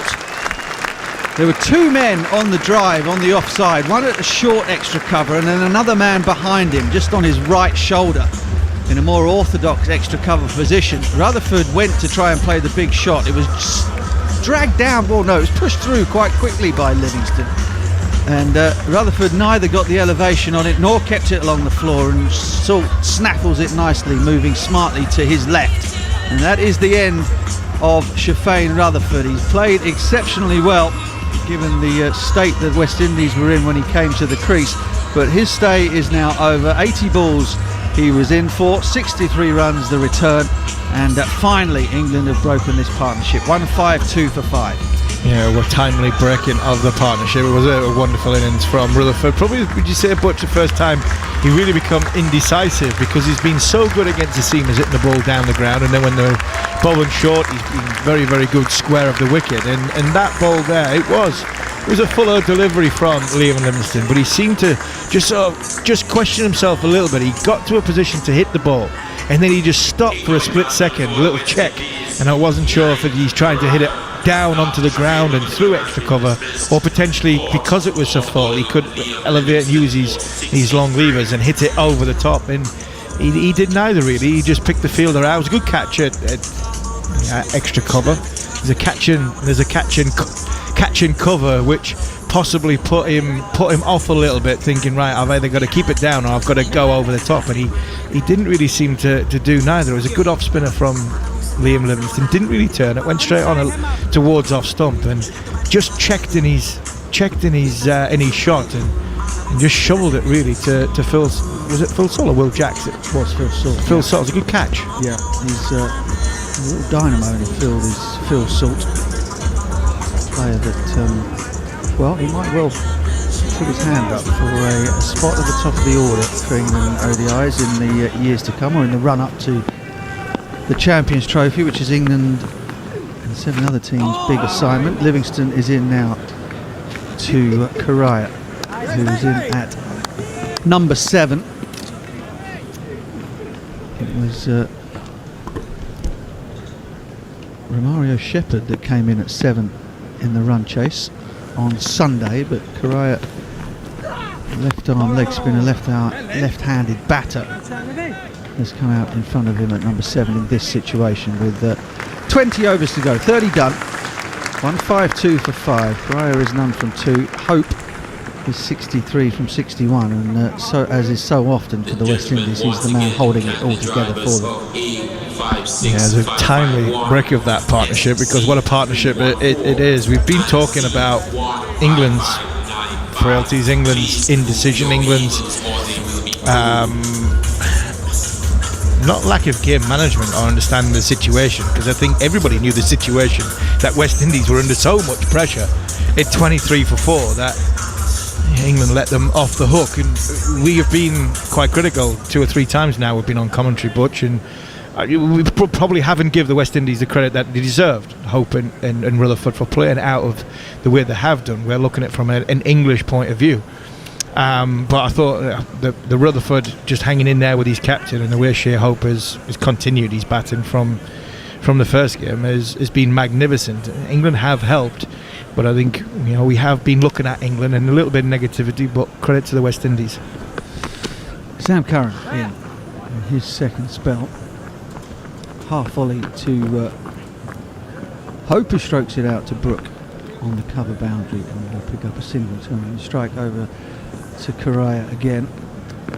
Yeah, I mean, again, it's part of the frustration, I suppose, is that if you've got Shea Hope in halfway through the opening power play with a brand new ball, you don't really go all out to try and get him out.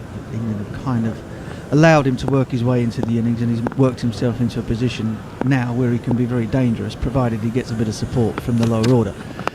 Curran is in, good delivery, really good length ball. Correa has to push forward and defend it towards extra cover, and again there is no run.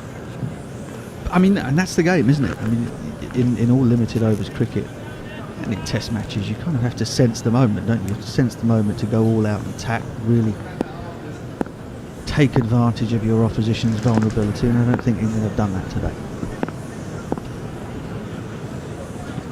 Correa stands back raised, slightly open stance, tries to prod it towards extra cover, but the ball just keeps sliding into him. It comes off the inside edge of the bat to mid-wicket, and again there's no run. He's 4 deliveries now without scoring. And off the back of the World Cup, the point you're making brilliantly, Butch, is there was a lot of captains during that World Cup and a lot of teams during that World Cup seized the moment and went, this is not going 50 overs. So if this is not going 50 overs, I bowl my best bowlers at now, and I bowl them out to try and bowl the opposition out. I think England were in that position for early power play. The ball just stays down. It was drivable, I think, and Yannick Correa tried to thump it down the ground, sort of a check drive, but it comes right off the toe of the bat. Sam Curran picked it up and tried to throw the stumps down all in one motion. There's a thought of an overthrow, but Butler tied it up well enough behind the stumps to prevent that from happening. Current run rate is 4.99.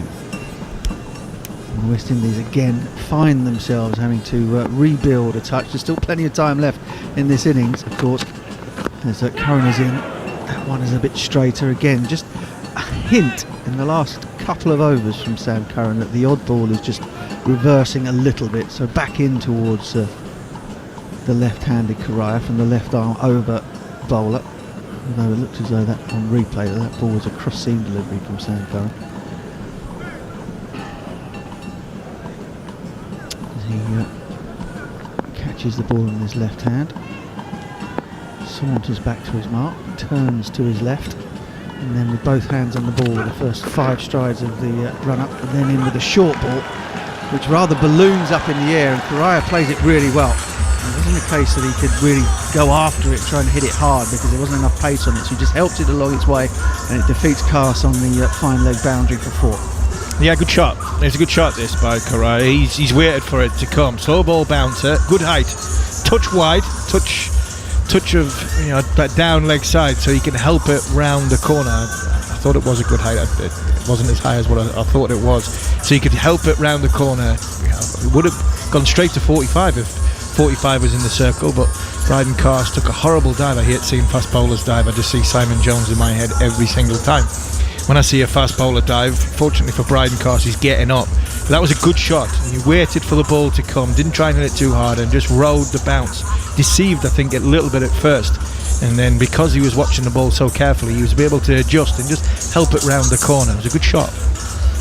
Yeah, as his first runs by way of that boundary. He's 4 from 7. Hope is 64 from 62. 157 for 5. 19 overs of the innings to go. Liam Livingstone now into his 4th over, has figures of 1 for 18. Leg break to Hope, who just how often does he find the middle of the bat? Doesn't matter if he's attacking or defending. That time he just got the front pad out of the way, middle of the bat, nudged it wide of extra cover. They come through for a single. I like his decision making, but his decision making, whether he goes forward, he goes all the way forward, and if he goes back, he is literally depth of his crease back, and he gives himself some time. So that for me is a sign of a batsman, not only in touch, it's somebody who is in real supreme confidence. Off spin to left-handed Correa, has to dig this one out. It's a little full from Livingstone. Long off's back on the fence, so they'll jog through for another single. One thing's for sure, that England will be pretty hard in this. It's like a good surface. I mean, I think to get a team 4 down in the power play, you've got to have a little bit of luck. There was an element of that in a couple of the dismissals, you would think. But the surface looks to be, if anything, better than the one on Sunday. Leg spinner. Again, Shea Hope just manoeuvres his body out the way so that he can then open up the offside, nudge the ball again in that gap between cover and extra, and pick up another one. Yeah, I think it is a better surface, but I would still be wary of the likes of Big O'Shane Thomas and Alzari Joseph. They bowl good lengths on this. If you hit this pitch, there's something in it for you as a seamer. Whoa, a little bit of indecision. Correa wanted a single. Shea Hope wanted none of it. And I think the West Indies captain was absolutely right. He sends a steely glare down to his partner at the other end as if to say, come on, Sonny, we don't need any run-out shenanigans at this moment in time. Dot ball. Livingstone goes back. He's in again. Oh, he's bowled him. He has bowled him. The tamest of dismissals. There was no real reaction from Butler behind the stumps, from Livingstone the bowler either. It just appeared to perhaps take a little bit of inside edge, maybe hit the pad flap, but it snuck through somehow and has dislodged the bails. England have 6. Yeah, it didn't really turn. It's just gone on with the arm from around the wicket. It was an absolute beauty. We talked about Shea Hope's decision making being so good, and the confidence he's in with the runs he's scored and the time he's had at the crease, going all the way forward and all the way back. Well, Yannick Correa's gone forward there. He's just gone forward with his pad and not exactly gone forward with his hands. He's left a massive gap between bat and pad. He's indecisive with his movements coming forward, and because there was a little bit of indecisiveness, the ball is snuck between the bat, the pad, and what looked as though the glove. The bat wasn't there in time. He looked as though he was so late on it, trying to get his back down, that it was gone through the gear, and it was like slow motion. It really was like slow motion. The reason I thought that ball must have hit something is because there was barely any sound as it hit the off stump. It was almost as though the ball kind of had all the pace taken out of it, and it just dislodged the bails. It actually just careered straight into off stump without hitting anything. And such was the reaction from Butler behind the stumps. There wasn't one. And Livingstone sort of, a little shriek of enjoyment, but nothing over the top. But nonetheless, no matter the reaction, the result's exactly the same. Correa's gone, and that brings Romario Shepherd to the crease, the destroyer from Sunday evening. 48 from 28 deliveries in partnership with Shea Hope, and it just turned the game on its head. He played some extraordinary strokes. Big, powerful man. But he comes in a very, very different situation here. West Indies batting first, got to post something for England to chase. Shea Hope has seen all of this before as the wickets tumble at the other end. He seems completely unperturbed. But now, how does Shepherd go about this? Does he come out swinging as he did on Sunday? Or does he try to play like a batter? Gets in behind it, blocks it.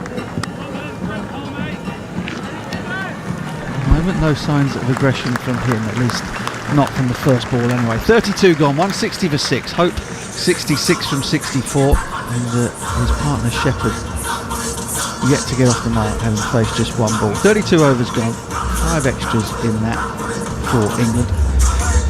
I'm going to get in touch and give your thoughts on anything from what England's best 11 might look like, given the players, the comings and goings of those players who have been in the World Cup, plus those that are playing on this tour. Anything else you might want to pose to Steve Harmison? Maybe how Newcastle are going at the moment. Get in touch with us at cricket_TS or at TalkSport2 on Twitter. Join us on the live stream. See that we're not, although of course the TV cameras do have a little bit of extra weightage, but Steve is definitely looking as sylph-like as I've seen him for some time. And get involved in the conversation with us here on TalkSport 2. Change for England, and that brings Rayan Ahmed back into the attack.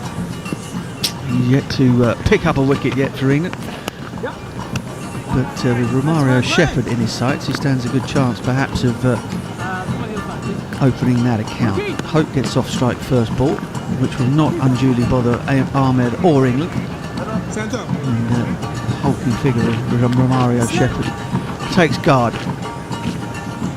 against the England leg spinner. Just 19 years of age. Looks absolutely to the manner born in international cricket. Never any hint of him being overawed by an occasion as he comes in. First ball, and that beats Romario Shepherd. Beautiful leg break. Just turns enough. Beats the groping forward defensive stroke. Butler gloves it neatly. Salt waits with his arms folded at slip. And England are attacking right now, and why wouldn't they be? As Ahmed is in. Googly that time, and Shepherd reads it, I think. Perhaps off the pitch. He moved a little late, but did cover the sharp spinning Googly. Rayan Ahmed for sure has read the script. He is hunting that wicket right now. Doesn't want Shepherd to get himself in, but he gets back on to a shorter delivery and punches it to Brook out on the cover boundary for a single. Wind is whipping up, as it so often does in Antigua. Coming off the ocean, whistling around English Harbour. Yeah, beautiful English Harbour. Freshening up Sam Ellard will be enjoying himself the English Harbour. The punters down there. Was lucky enough to be yacht owners as that ball is hit off the inside edge. First real mistimed stroke from Shea Hope for quite some time, but he still gets off strike with it inside edge to square leg for a single. It is one of life's great places to play cricket, isn't it? Antigua. I'm not a big fan of Sir Vivian Richards' ground, but because the ground in the town was unbelievable. Leg break. Shepherd back again, punches it to Duckett with extra cover. End of the over. 3 singles from it. 163 for 6. Yeah, well, of course, the last time you and I would have played at goodness gracious, the name of it escapes me now. What was it called? Rec, wasn't it? Yeah, the Rec. Antigua Recreation Ground. I played in 09 when me and you would have played in. Was that was the game that was meant to have been played at the Sevilla? Yeah, it was supposed to be at the sandy outfield. Yeah. They had to quickly go and shave down the long grass at the Rec. You had to get the halfway line off the middle of the pitch. If you remember, and it still played like a road. It still played like a road. We couldn't get. I apologise to Sir Andrew Strauss every time I see him, and my behaviour as a player who got dropped for Barbados. So I got dropped for the Antigua Test match at the Seviv ground, and when I looked at the pitch, and Strauss looked at the pitch and just looked at me and said, "There's no point playing you on this because it's not going to bounce above Chennai." Remember, we got bowled out for 51. Yes. And then Jamaica, and then the goalposts changed because we practiced at the Rec ground, didn't we? We practiced at the Rec, and the wicket flew through. It was an absolute road. It flew through. The wicket was great to bat on, and the nets. And the game got abandoned at Sir Vivian, got changed. So I knew I was reinstated straight to it. And then we couldn't get the last wicket, and I was the only change for Barbados on the quickest wicket that I had out there. And with Strauss being in charge, because there was the debacle of captain, coach, and he was left whole shooting match. He left me out about 25 past 10, and as he was marching out for the toss, I berated him as to say, "Why are you dropping me on this thing that's going to bounce? The only thing that's going to bounce in the Caribbean over shin high, and you're leaving me out." So I wasn't happy. I didn't cover myself with glory, but that ground was a wonderful ground at the Rec, and it was literally from the first ball, the last ball. I think the last wicket put on something like 9, batted for like 9 overs to save the game in the darkness. So it just shows you how good the wicket was still after 5 days. It was a brilliant ground to play cricket at. Well, Lara would still be batting on the one we played on 2004 now. That was just what we needed after a 10-day break in Barbados, having won the series 3-0. Be in the field for 2 3/4 days watching the great, and some might say, at least in my eyes anyway, the greatest, Brian Lara make 400.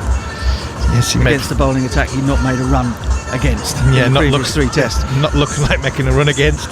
To be fair, he didn't make many more after that either in the series that we played at, but we just knew that day, literally once he got in and got to about 15-20, you're thinking he's due and he's going to get a couple. I wasn't expecting it 400. He looked vulnerable every time we took a new ball. So three times that we took the new ball, in 3 days. He looked slightly vulnerable for about an over and a half, and then he just went back to hitting it wherever he wanted. I felt sorry for Bats in that game. Bats made his debut and Asher Giles pulled out literally the night before, the morning of, with a back injury. Smart man. Very smart man. And poor Bats got dealt with off Brian. Literally 12, 14 fielders wouldn't have been enough for Michael Vaughan. Were many of us, especially with the way Brian played spin. It was quite some trip, that is for sure. I think we were 36 years it had been between the England teams winning in the Caribbean, and no England team has done it since either. Nobody's done it since. No, nobody's done it since that trip. Right, a trip down memory lane for us, but players have had a drink, a little bit of refreshment out there in the middle. The drummers are drumming, the pipers are piping, and Livingston will be bowling some leggies to Shea Hope, who's 68 not out, 163 for 6. Oh, and that one beat Shea Hope. The break perhaps just disturbing his concentration. Just tried to back cut that one from Livingston. It was too close to off stump, wasn't short enough, and he almost feathered one to Josh Butler behind the stumps. Oh, he's knocked him over. Now that is a good bit of bowling. Liam Livingstone again full of length. Shea Hope trying to get back again, trying to play the cut shot. This ball, the previous ball was too close to cut. This one pitched middle stump and has ended up bowling him around about the top of off and middle. It did turn a tiny bit. Oh, it hit the top of off. That is perfect. Perfect from Livingstone, and Hope is absolutely disgusted with himself. Josh Butler, on the other hand, looks very, very pleased with life. Yeah, very pleased with life. A good bit of bowling by Liam Livingstone. The quicker one just skidded through. We were just talking a bit earlier about a batter in form like Brian Lara being susceptible when the ball is new. Well, you know, a batter is always susceptible when there's been a break. Whenever there's been a break in play, can you come back with the same level of concentration? And unfortunately for Shea Hope, after that drinks break, while we were talking about, you know, the good and the great from yesteryear, Shea Hope has succumbed to a ball which is pitched on around middling off, and it's just turned slightly but skidded on, and it's hit the top of off stump as Shea Hope has gone back. And I was just about to say to you, Butch, I was going to come in with a point after that ball was, I wonder what the conversation with Hope and Shepherd would be. Was it, can you stick with me? Because it would be the first time they're getting him for a prolonged period where they'd be able to give his Shepherd a bit of advice on how they were going to tackle these last 16 overs of the contest. And would he have been saying to him, just stick with me for a little bit, we get to 40 overs, then you can explode. But then all of a sudden, while he's possibly thinking about his opposite partner and trying to marshal a tail, all of a sudden he's just had a lapse of concentration himself. Yeah, he had a warning the ball before. He got away with it, but I'm entirely sure what he was trying to do there. That was very uncharacteristic of Hope. First ball for Alzari Joseph is played off the back foot. Livingston picks it up in his follow through. Now, England had a chance at 23 for 4 to go for the jugular. They've got another one right now. And we'll finish this off as quickly as possible as Joseph tries to heave that one over mid-wicket. It's a toe end of the bat on it. It runs to mid-on. They have a little dozy-do in the middle of the pitch whilst thinking about taking what should have been a very long single, and eventually do. 164 for 7. I'm laughing because I've got a funny feeling there that ball's gone to the man in the deep. Livingston is in, slip in place. Oh, it beats him. That's a beauty for a leg break. That really is a high quality leg spinning delivery. angling in. Batsman pushes forward and it probably turns about a foot. And Josh Butler takes it up by his right shoulder. That's a beauty. Livingston in again. And that's swept hard in front of square. Zach Crawley down on his knees, cleans up, and they come back for just the single. That's the end of a successful Livingston over. He has 2 wickets in his last 2, 3 for 23 now from 5 for Livingston. He's having a decent tour of it with the ball so far, and the West Indies 165%. Yeah, big wickets for Liam Livingston there. That's 3 now in this short spell for him. He broke the partnership of Hope and Rutherford, and then all of a sudden it looks as though it's a difficult wicket to get the innings started on. If you hit the pitch hard as a seamer, there's a little bit of inconsistency. There's a lot of turn out there, but I don't think it's consistent turn, which it makes it more difficult to play. So from that aspect, when you get in, you have to cash in. And I think that's a message to the England batters when they do go out there, is that take responsibility, don't give it away. If you get in, you cash in. The leg spin from both ends, absolutely the right call, you would think, with the West Indies 7 down. Rayan Ahmed bowling to Shepherd, and prods it into the offside, and there's no run. 165 for 7. Great to see run through the West Indies here. A real professional finishing job on them. Shepherd just gets back and nudges it through mid-wicket for 1. Joseph can bat. He can hold an end up. I don't think he's destructive as what Shepherd is. Shepherd's the big power player, but Alzari Joseph has showed in Test cricket as well that he can hang around. He can hang around for a bit. And Shepherd's the one that's got to get himself into the 40th plus over. Big swipe. Not sure he was thinking that way, Steve, because he just plonked his front foot down the line of leg stump, maybe an outside leg stump, tried to smash it over long off for 6. Above the eye line though, Butch. Yeah, nice. And that one is as well. Big googly, which completely bamboozles Joseph. Unfortunately for him, it started off a little bit too straight, spun down the leg side, probably by way of a pad or 2. And they'll come back for 2 leg byes. Yeah, as well as Alzari Joseph can hang around, he is still a tail ender. As just shown on that last 2 balls, he's been thrown up, tried to hit the kitchen sink. Not given us leg byes. I don't believe he's got anything on that. But this time he goes back to a short ball and smashes it into the air. Oh, that's brilliant athleticism. I think the third umpire will have to watch this one again. Zach Crawley running away to his right, dived backwards towards the rope, almost sort of full-length dive, caught the ball and then flipped it back. Whether or not some piece of his body made contact whilst he had the ball in his hands remains to be seen, but it's a brilliant piece of work from the big Kent opener. Oh, I think he's pulled it off, that is stunning. Unbelievable. That is unbelievable. absolutely stunning. That is unbelievable. I'm not sure too many other than Zach Crawley, the long legs and long arms that he's got, would get away with that. First of all, he wouldn't have reached it, anybody else. And if they did reach it, the likelihood is one of their feet would have been either on the rope or over the rope. Unbelievable. Yeah, that is well worth watching again. Googly again from Rayan Ahmed, and again somehow Alzari Joseph has hit the googly off the outside edge down to third man. It evades the slip, evades the man at backward point inside the circle, and they'll pick up 2. So the over extraordinarily has gone for 7. And not one of them went in the direction the batsmen were aiming it. Jared. I'm also a big fan of Zach Crawley doing that and just getting a polite clap from the crowd when you can take a normal catch and they cheer. Well played. You didn't actually take the catch. Just on these 2, you're talking about Alzari Joseph. He averages 57 against off spin and 46 against left arm finger spin and 15 against leg spin. I think we know why. I think if you toss it above his eye line or you bowl it wrong and he's in trouble. But the opposite is the case for Mario Shepherd. He averages 33 against leg spin, but 5 against off spin and 13 against left arm finger spin, which does say that they kind of need to pick an end, these guys, and stay there for a little while. Stats. We've got plenty of them. Don't you worry about that. Livingston is having a great time with his numbers right now. As he is in, seems to be really confident in letting the ball go at the moment. Wickets will do that for you. That's a nice sweep shot.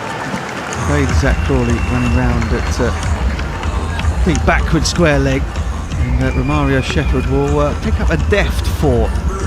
Associate him with brutality, but that was a really nicely played, beautifully timed sweep shot, perfectly placed as well.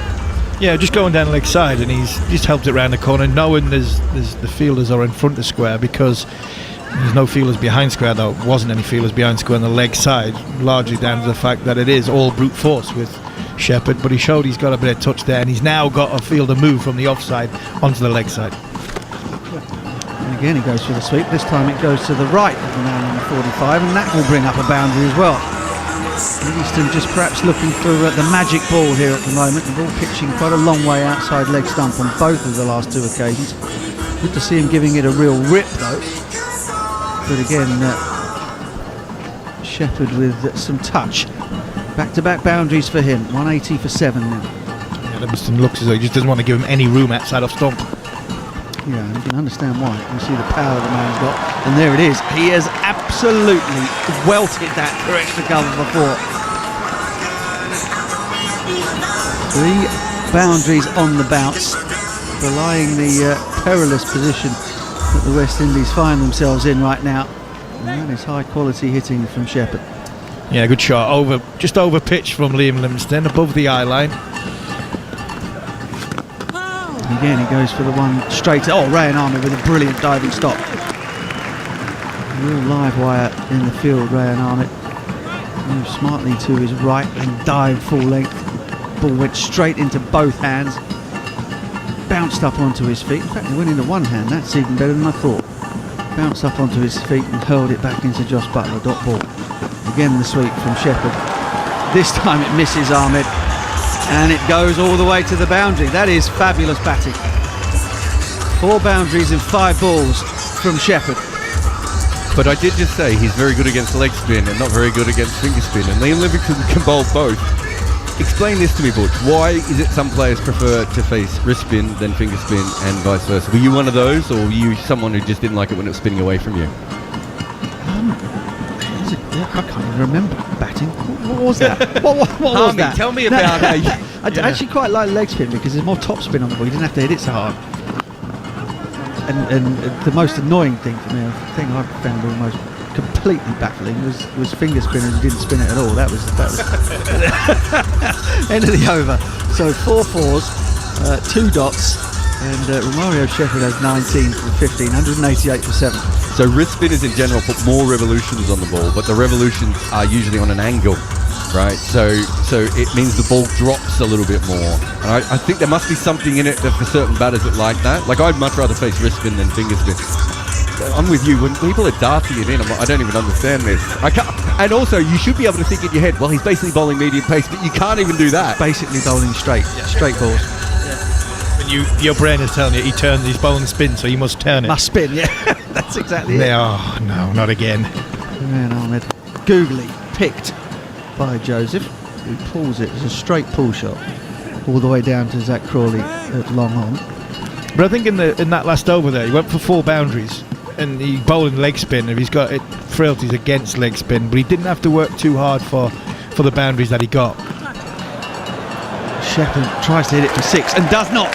He does not. He was lofting that. He was looking to try and hit that shorter ball from Rayan Ahmed over long on, but he didn't get it.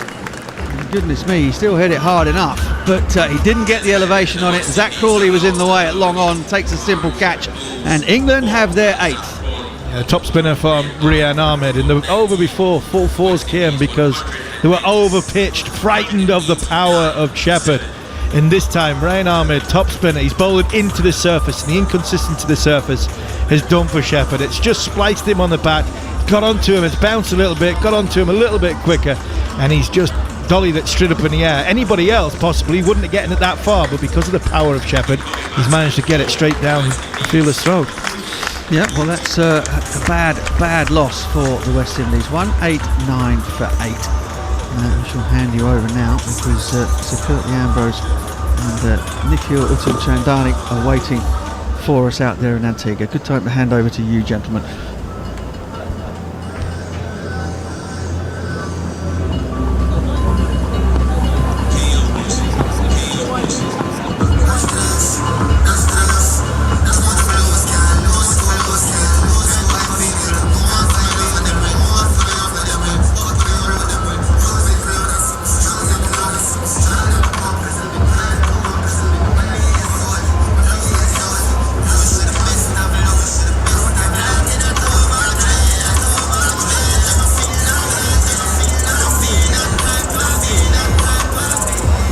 throw back to myself.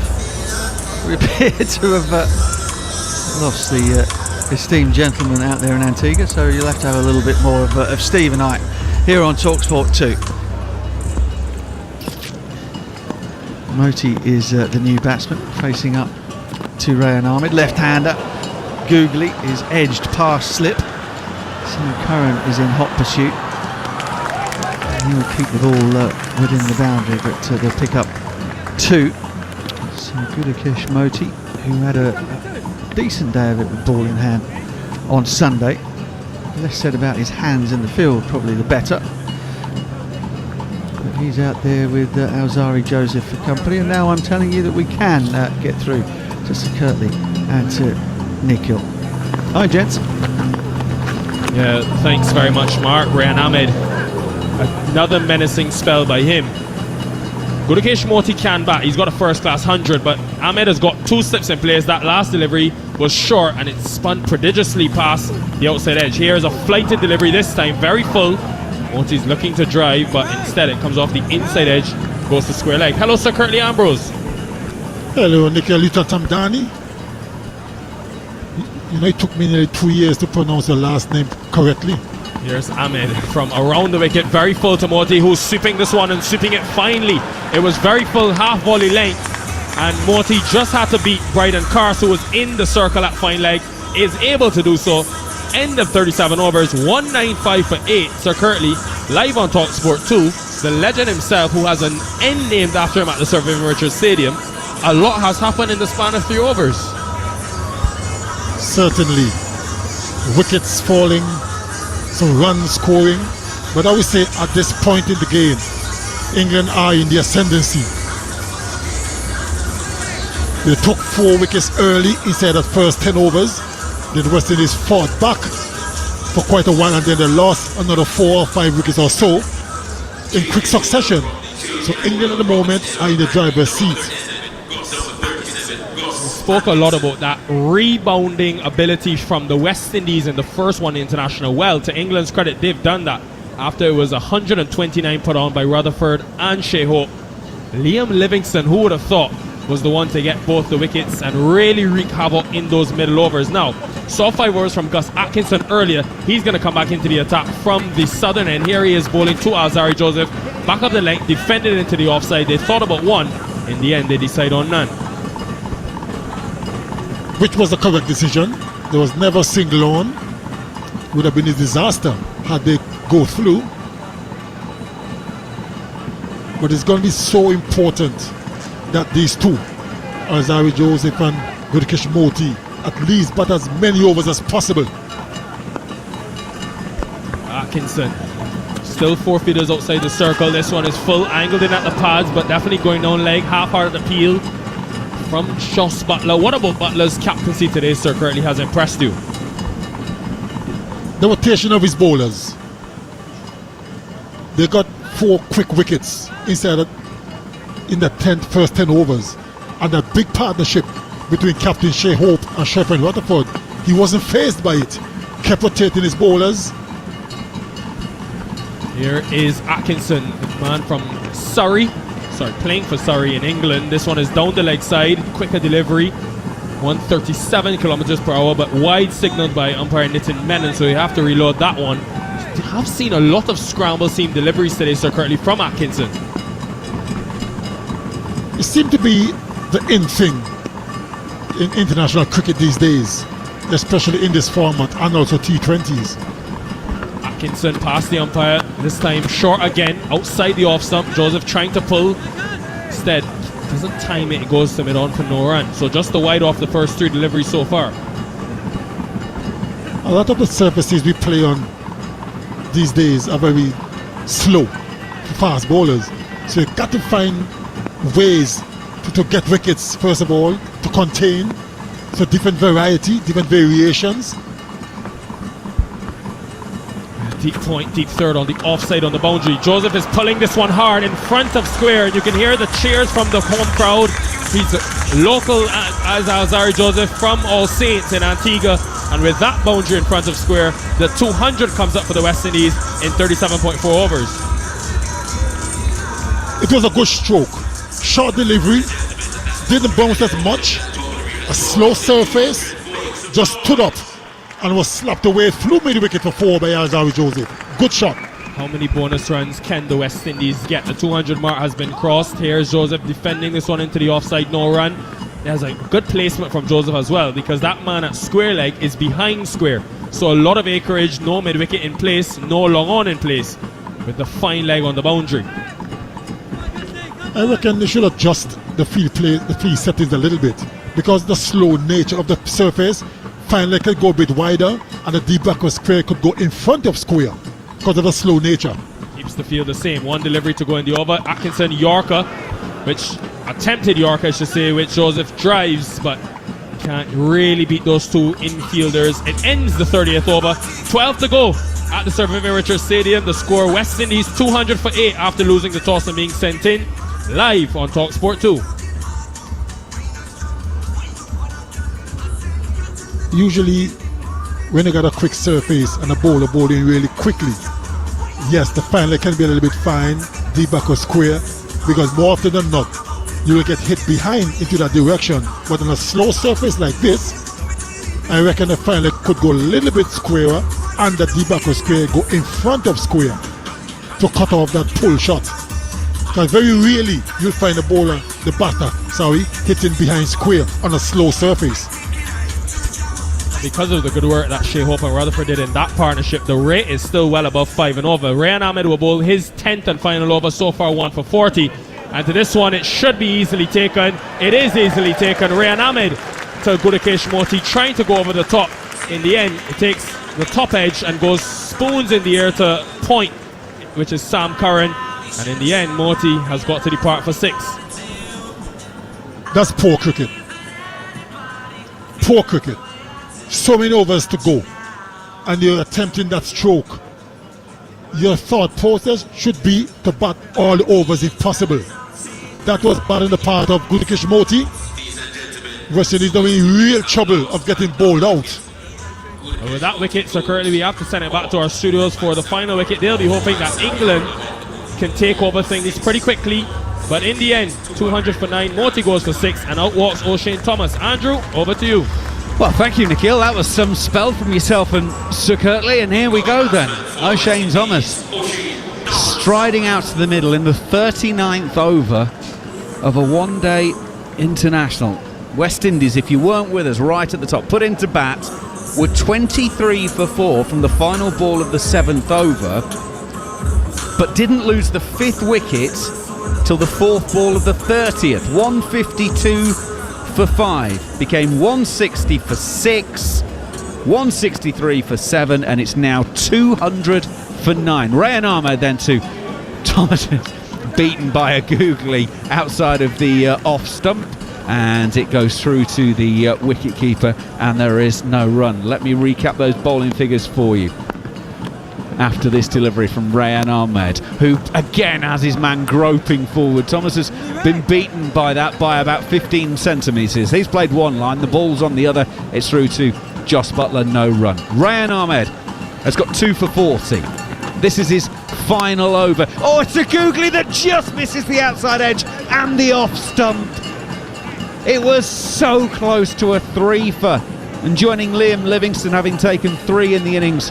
The spin twins have been at it again for England today. O'Shane Thomas has faced 3 deliveries and could have been out to every single one of them so far. He's had more laughs than he has actual bat on ball, I think. Yes.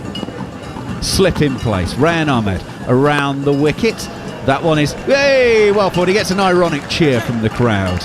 Makes contact, pushes out on the offside.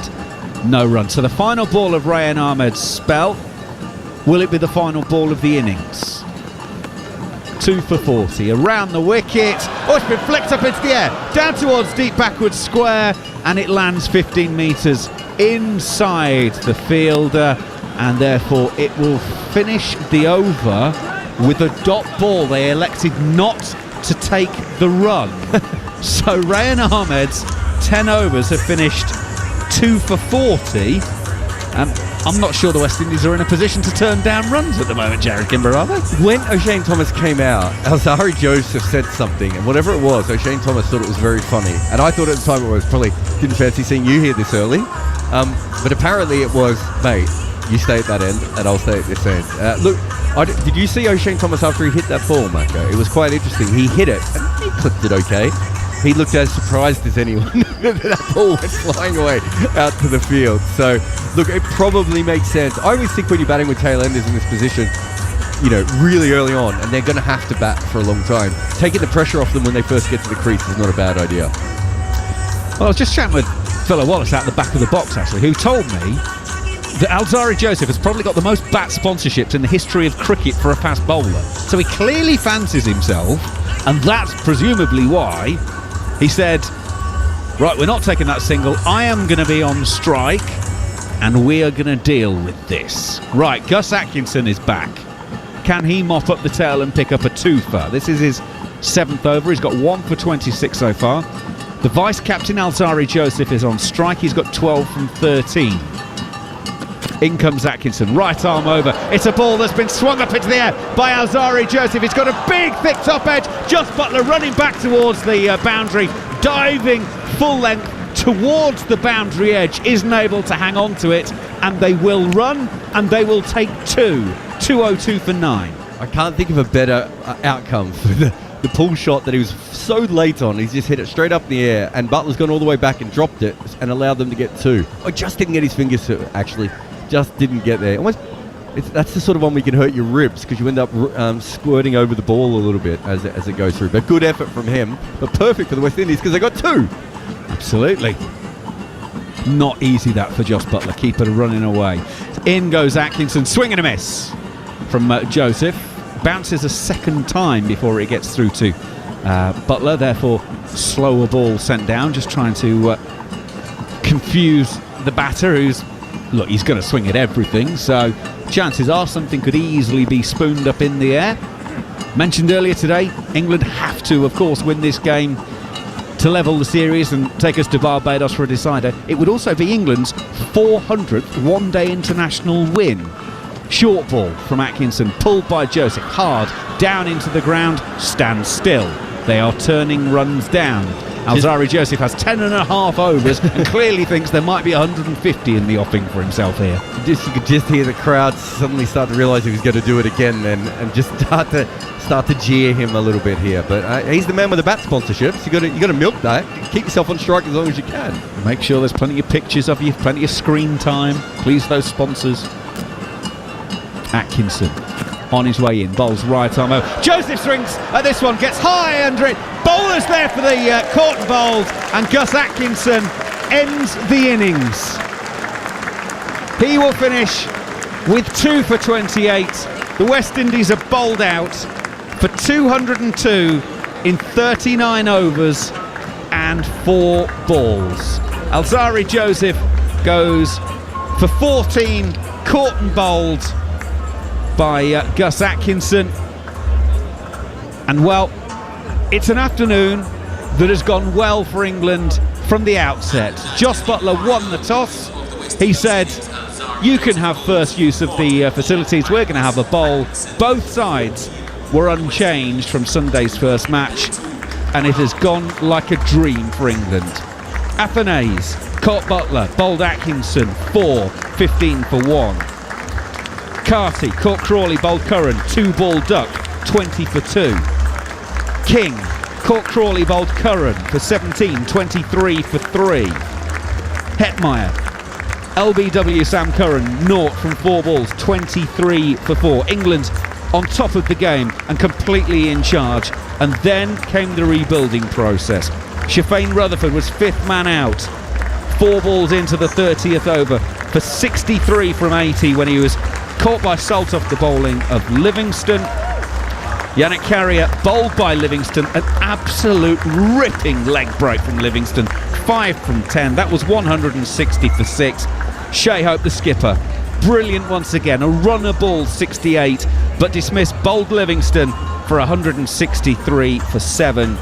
Romario Shepherd hit some lusty blows on Sunday, wasn't really able to get into it in the same way today.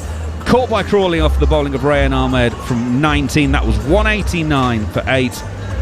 And then Gurtakesh Moti caught by Sam Curran off the bowling of Ahmed for 6. That was 200 for 9. And Joseph, final man out. Caught and bowled for 14 from 17 balls. The West Indies 202 all out in 39 overs and 4 balls. Philo Wallace has slotted in alongside me. Wow. Start, from an England point of view, went off like a train. Middle, totally dominated by the West Indies. And then England have come home with a wet sail once again. I mean, 3 very distinct passages of play in this innings. And it's only in one half of the game so far. Obviously, England broke the backbone of the West Indies innings when they got those 3 quick wickets. Then we saw stabilisation by Captain Shea Hope and Rutherford, who batted wonderfully well until he perished looking to play a big shot. And then once Hope got out, then the wheels obviously fell off the cart, and West Indies found themselves not being able to bat 50 overs. They were bowled out in 39.4 overs for just 202, and that would disappoint them. What happened on Sundays in the past, and that was brilliant. But now to come a couple days later and to be bowled up within 50 overs, they're going to be asking themselves, where did we go wrong? Again, no application at the top, and that is why it's so important that when you are going to get it, that the openers need to understand that they need to give a better account when they're setting a target. Remember, they're not chasing, they have to set a target, and obviously they fall very short of what they were looking at. Yep, wicket to wicket in the early stages, 4 for 8 in 20 deliveries. That's what did the early damage, and then 6 wickets for 50 runs in 60 deliveries was the second half and the implosion. Well, that is stubborn, pushing the dagger deep into their hearts. Obviously, that back end did not really support as they should, and again, the stability that is needed from someone like obviously Het Meyer. We saw Shepherd in a different role today, under pressure and not being able to deliver. On Sunday, he was under pressure, but they had the captain there. And that speaks volumes for his ability. He obviously he has to look and say, well, look, I have to be able to be more consistent in this type of game where the captain is gone. It's down to me, and he and Alzarri Joseph obviously would be looking for a partner. If Shepherd had stick around for a bit longer, I don't think Alzarri Joseph would have turned down singles. So Alzarri Joseph then turned himself into a bat and said, look, I'll take the chances while you try to hold up an end, and it did not work. So again, the batsmen, then the batters need to understand they need to bat deeper and to try to hold their wicket a bit longer in these 50 over games. England had lost 7 of their last 9 one-day internationals. From what we've seen today, how much better do you think England have been? I guess, which side of the ledger are we on at the moment? Was this England being exceptionally good, or have the West Indies made it too easy for them? I think this is England being good. I don't think West Indies want to make anything easy for England. England have decided, look, we're going to come out. We've won the toss. We decided to send West Indies into bat. And when you win the toss and decide to send a team into bat, you need to get wickets up front. And that is what Sam Curran and Gus Atkinson did. They delivered what Butler wanted, getting wickets early. We saw a greater effort from the England seamers to get the ball into the pitch, hit the ball into the pitch and get the ball into some areas, into good areas. The ball obviously was doing a bit at the beginning of the innings, which is expected because they're 2 new balls, one from each end. But I thought the English bowlers today ran in and they bowled with purpose, they bowled with a lot of intent, and you could see that they really were up for this game. Even the fielding, some brilliant saves which created pressure, put pressure on the West Indian batters. So all those things coming together, all those ingredients coming together, obviously would have put England in the ascendancy, and that's why West Indies scrambled for 202. The thing about West Indies is that being put under pressure, they seem to crumble. Without Shea Hope's main contributions, you seem to crumble. Okay, Rutherford got a half century, but when you look down that batting order with those scores, not a lot of scores to show home about. Liam Livingstone 3 for 39, Rayan Ahmed 2 for 40. Will Jacks bowled 4 overs, 0 for 27. Bryden Cass took 0 for 34 from his 6. Gus Atkinson finished with 2 for 28 from 6 overs and 4 balls. And Sam Curran, difficult day for him on Sunday, 7 overs, 3 for 33. And actually, coming next, the boys are going to be looking at Sam Curran and how England can get the best out of him in one-day international cricket. This is TalkSport 2. On DAB, online and via the TalkSport app. He's gone! The second ODI live on TalkSport 2. Kick off your Saturday with game day breakfast on TalkSport with goals. The free football pull-out with the sun. Lace up your boots for the nation's brightest sports breakfast with insider matchday news, big game previews and exclusive interviews from Tony Cascarino and Natalie Sawyer. You better believe it! Get fully loaded for football with game day breakfast Saturday morning from 6 on TalkSport with goals. The essential free football pull-out with the sun every Saturday, Sunday and Monday. Shop Etsy, make gifting easy. Purse for mum, mug for dad, toys for kids. Sorted! Shopping for presents shouldn't feel like a mission. With great gifts made by real people for all budgets, Etsy has it. Shop etsy.co.uk and use code MISSION10 by December 31st for 10% off your first purchase up to £50. Terms apply. See etsy.com/terms. Hi, I'm Danny Dyer and welcome to What's That Smell? Ugh, smoky with a hint of burgers. It's my barbecue apron. Luckily, I can make this smell like freshly picked lilies. Just pop it in the washing machine, add some Surf Tropical Lily laundry detergent and... oh, my fave. It smells like my dream holiday. Get long-lasting fragrance with natural essential oils with Surf laundry detergent. You can make anything perf with Surf. It's 10:53 p.m. You're at a karaoke bar. You're catching your breath. You, slayer of the microphone, just exercised. And thanks to your Samsung Galaxy Watch 6, you know you've been active for exactly 103 minutes. Sure, you didn't go to the gym, but this sweat is still sweat. Samsung Galaxy Watch 6 for extreme liveness. How do you make the most out of every day? Beyond not skipping your morning coffee, that is. With Toyota hybrid technology, agile hatchback design, and a spacious, fully connected interior, the Toyota Yaris self-charging hybrid certainly knows. Now available at 4.9% APR representative with a £300 deposit contribution. Book your test drive today. Available on PCP when financed through Toyota Financial Services by 13th of December. Optional final payment. Indemnities may be required. See website for details. Conditions apply. TalkSport 2. Short ball and he's entered, he's out! The second ODI live on TalkSport 2, the new home of cricket.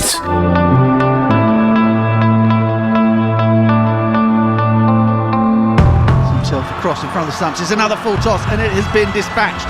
And whatever we're sat here thinking about slower balls and Yorkers, it's not getting through out there in the middle because Sam Curran has just dished up a juicy full toss. I want to persevere with him because I want to find a role for him in my team. I think he's so talented. Just seems to be muddled thinking here at the moment. Pace on, length, and that has gone many a mile. And England are in absolute disarray. He was 8 years old when I first saw him playing on the outfield at Harare Sports Club, and it was obvious then that he was a supreme talent, and I can't accept that he won't become a great England cricketer. And Sam Curran is struggling. It just seems as though he doesn't know how to do it.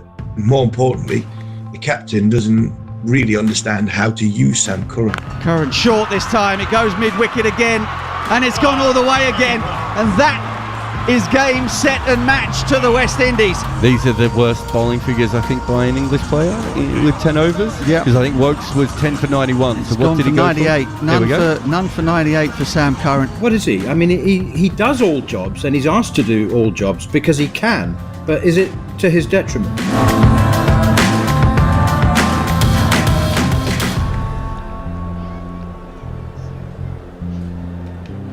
How do you solve a riddle like Sam Curran is the question that we shall be asking. I don't think there is any doubt whatsoever in the minds of fair-minded England watchers and supporters that Sam Curran is a rare talent with both bat and ball. but there is a little bit of a discrepancy, I guess, in terms of his effectiveness in the shortest form of international cricket, i.e. T20, and that of one-day internationals, and perhaps even if you extrapolate that out to the Test team, where he's had some success as an all-rounder in the longest form of the game. And at the moment, Sam is having one of those incredibly rare, for him, blips and dips in form and confidence, or at least he was up until this morning, when he's just returned figures of 3 for 33 from 7, and has rather put to bed any early reports of his demise, or the fact that he might not be required for England going forward. So I've got Jared Kimber and Steve Harmison alongside me. We're all very much in agreement that Sam Curran is a rarely talented young player, and that everyone goes through peaks and troughs in terms of form, and at the moment, or it seems to be just crawling out of one, but has had a little bit of a knock in confidence, which has been rare for him in his youthful career so far. Yeah, I mean, he's obviously talented, but he isn't a natural fit in every single side, which is, I'm sure, what we will probably discuss. And so partly the problem with young all-rounders is they often end up doing jobs that they're maybe not ideally suited towards, because you end up it's the Mo and Ali thing, isn't it, of you're going to fill every single different hole that we need you to fill in this side, and you're probably not quite at that level. And I think Sam Curran has a bit of that of, you're going to bowl, we're going to need you to bowl in the middle and then at the death. It's like, well, maybe you can get away with him bowling in one of those zones, but if you're making him bowl in both, he's probably going to go for runs at least once in every game he bowls in, even in the games that he bowls in well. Not if the opposition don't make it to 40 overs. Well, indeed. So, I mean, do you have any sort of statistical nuggets for us in terms of sort of why he's been quite so effective? Why was he man of the series, man of the tournament in the last T20 World Cup in India, and what did he do so well then? What was his role, and why was he able to fulfill that role now, and why has he found it more difficult to find a niche for himself in 50 over cricket? And is that his fault, or is that simply because he's kind of filling in for the inadequacies of other parts of the team elsewhere? So I think at his absolute best was probably when he was used by Chennai, which you remember he would bowl like 2 or 3 overs, not always bowl out. And they set their team up for him to be able to do that. And then for him to be able to bat at number 7, where I think for Chennai he averages 20 with a strike rate of 132. That's fine in T20, right? But in one-day cricket, it's a bit trickier to find that role. And also Chennai built the team around Moeen Ali and Ravi Jadeja and Sam Curran, knowing that they had 3 of them. None of them were going to bowl their 4 overs unless the conditions were in their favour. So that's one of the reasons why he was such a good IPL bowler, was that T20 World Cup when he was outstanding. There's a big difference. I'll talk about his slow balls in a moment, but I think there's also a big difference in ground sizes. So he played the ground dimensions in those Australian games really, really well. So he bowled very straight and very full in Adelaide, for instance, and said, if you want to hit me back over my head for 6, go. And the same, he would bowl short with at the MCG and the other wider grounds. He's very clever at all that sort of stuff. But if you look at him in ODI cricket in the last 3 years, Butch, his average is 13 runs less than a normal opening bowler in the power play. Right, so he's minus 13. That's outstanding. Like, you want him in your side. The middle overs, his average is plus 46. Might have slightly changed today, but it's still a lot. I don't think it would have come in all that much today. And at the death, his average is plus 15. So outside of the power, what you basically have with him is a bowler who is incredibly suited to the power play. We saw today he could swung the ball and then he went to the wobble seam. The ability to do both of those as a left armer is incredible. Outside of that, what is his main skill? And this is the thing I found really interesting. So Gemma found this from on CricViz. So in T20 cricket, his slow ball has an economy of 7.5. In ODI cricket, his economy is 7.96. Now, I've never seen anyone with a higher economy with the same skill in T20, in one day compared to T20. My guess is in T20 cricket, you're trying to swing quite violently at his slower ball. And because it's quite, especially his back of the hand one, but even his cutter, he's got a chance of getting you when you're trying to slog him. Teams are clearly milking him in ODI cricket if they're scoring 8 runs and over, which means you've got a guy who bowls at 80 miles an hour, who isn't very tall, who's not deadly accurate for someone of his pace, whose slow ball isn't very good. And I think that is the main problem outside the power play. He has there's a big difference in the way that you're batting against someone like that. And then if you go to his batting, in ODI cricket, this is List A cricket, sorry. When he bats at number 6, he averages 23 with a strike rate of 77. He can't bat at number 6 for England, right? You want him to bat at number 7. He's got an average of 19 with a strike rate of 86. His actual best batting is at number 8, which is 26 with a strike rate of 110. The problem there is, if you've got a guy who you can't guarantee you 10 overs, you can't bowl him for at least 35 overs of the innings, and then you need him to be able to bowl his 10 overs up front, or for him to be able to bat at number 6 or number 7. He's just not good enough at the weaker skills to get them by. So it ends up, that's why I talked about Chennai at the start, because Chennai built the team around what he could do. You can't do that at international level. You can't not pick him because he's too good. Yeah, gotcha. Okay, so I mean, the big takeaway from that is that, and this perhaps lends itself to talking about some of the other options that England have in terms of building an 11 in terms of their all-rounders, because as Jared has just pointed out, he's not going to bat in the top 6, and ideally you don't really want him to bowl 10 overs out of 50, which means that you have to have other all-rounders who are perhaps stronger in batting, but who are going to be able to bowl maybe, I don't know, half of his allocation in the 11 as well. And as England found out during the World Cup, sort of Liam Livingstone and Moeen Ali, Livingstone and Sam Curran, the two never really made up to a whole, did they? And that was the issue they had. So perhaps the problem is not entirely due to Sam Curran's sort of poor forward blip in form at the moment. It's just simply because they haven't managed to quite find enough high quality all-rounders in order to make all of them work properly, if you see what I mean. They're all having to do sort of like bits and pieces of each other's job and aren't quite doing them well enough. Yeah, that is. I think that's the massive point with Sam. We look at Sam because we see a young lad who's talented. We want to build a team around. We want to be the best Sam Curran he possibly can be. But I think in the recent past and in the World Cup, you look at somebody like Moeen Ali, for example. We all love Moeen Ali, but for the last 18 months, he's basically told us he hates white ball 50 over bowling. So that's not really helping Sam Curran. And hasn't really scored any runs either. Not scored any runs. So that made 50 for something like 3 years or something. And you flip Liam Livingstone into the equation, and then all of a sudden we've got 3 of them who we all question, and that this is our best team. These are our best players, but unfortunately they're not performing well enough, and that's why we're having this conversation, because of what happened in the World Cup. I look at this Sam Curran one, and my theory with Sam is he's very good when he's good. It sounds sort of cliche-ish, but he's very good when he's good, and when he's awful, he is awful. I mean, and I think because of awful, yeah. but I think that's mindset from Sam. I think it's mindset from Sam. The last game's a prime example, and this game's to back that up. He started off with a new ball. You've just given us the numbers with a new ball. He started off with a new ball. He was going at 10 and over. He got belted. He never looked like bringing that back. But watching him, watching his body language, watching the way he was bowling, watching his decision making, I know that for a fact what it was like with a bowler, because bearing in mind the record he broke was mine. So I've been in that situation. So I know for a fact that if my first spell's not gone very well, I'm trying to drag it back as much as I can. So I'm trying to bring this back from a run rate point of view. Try and all sorts. Maybe he's trying too hard, and it's going even worse. And I'm just looking at the captain, going, "Do you really think I should be bowling my 10 here?"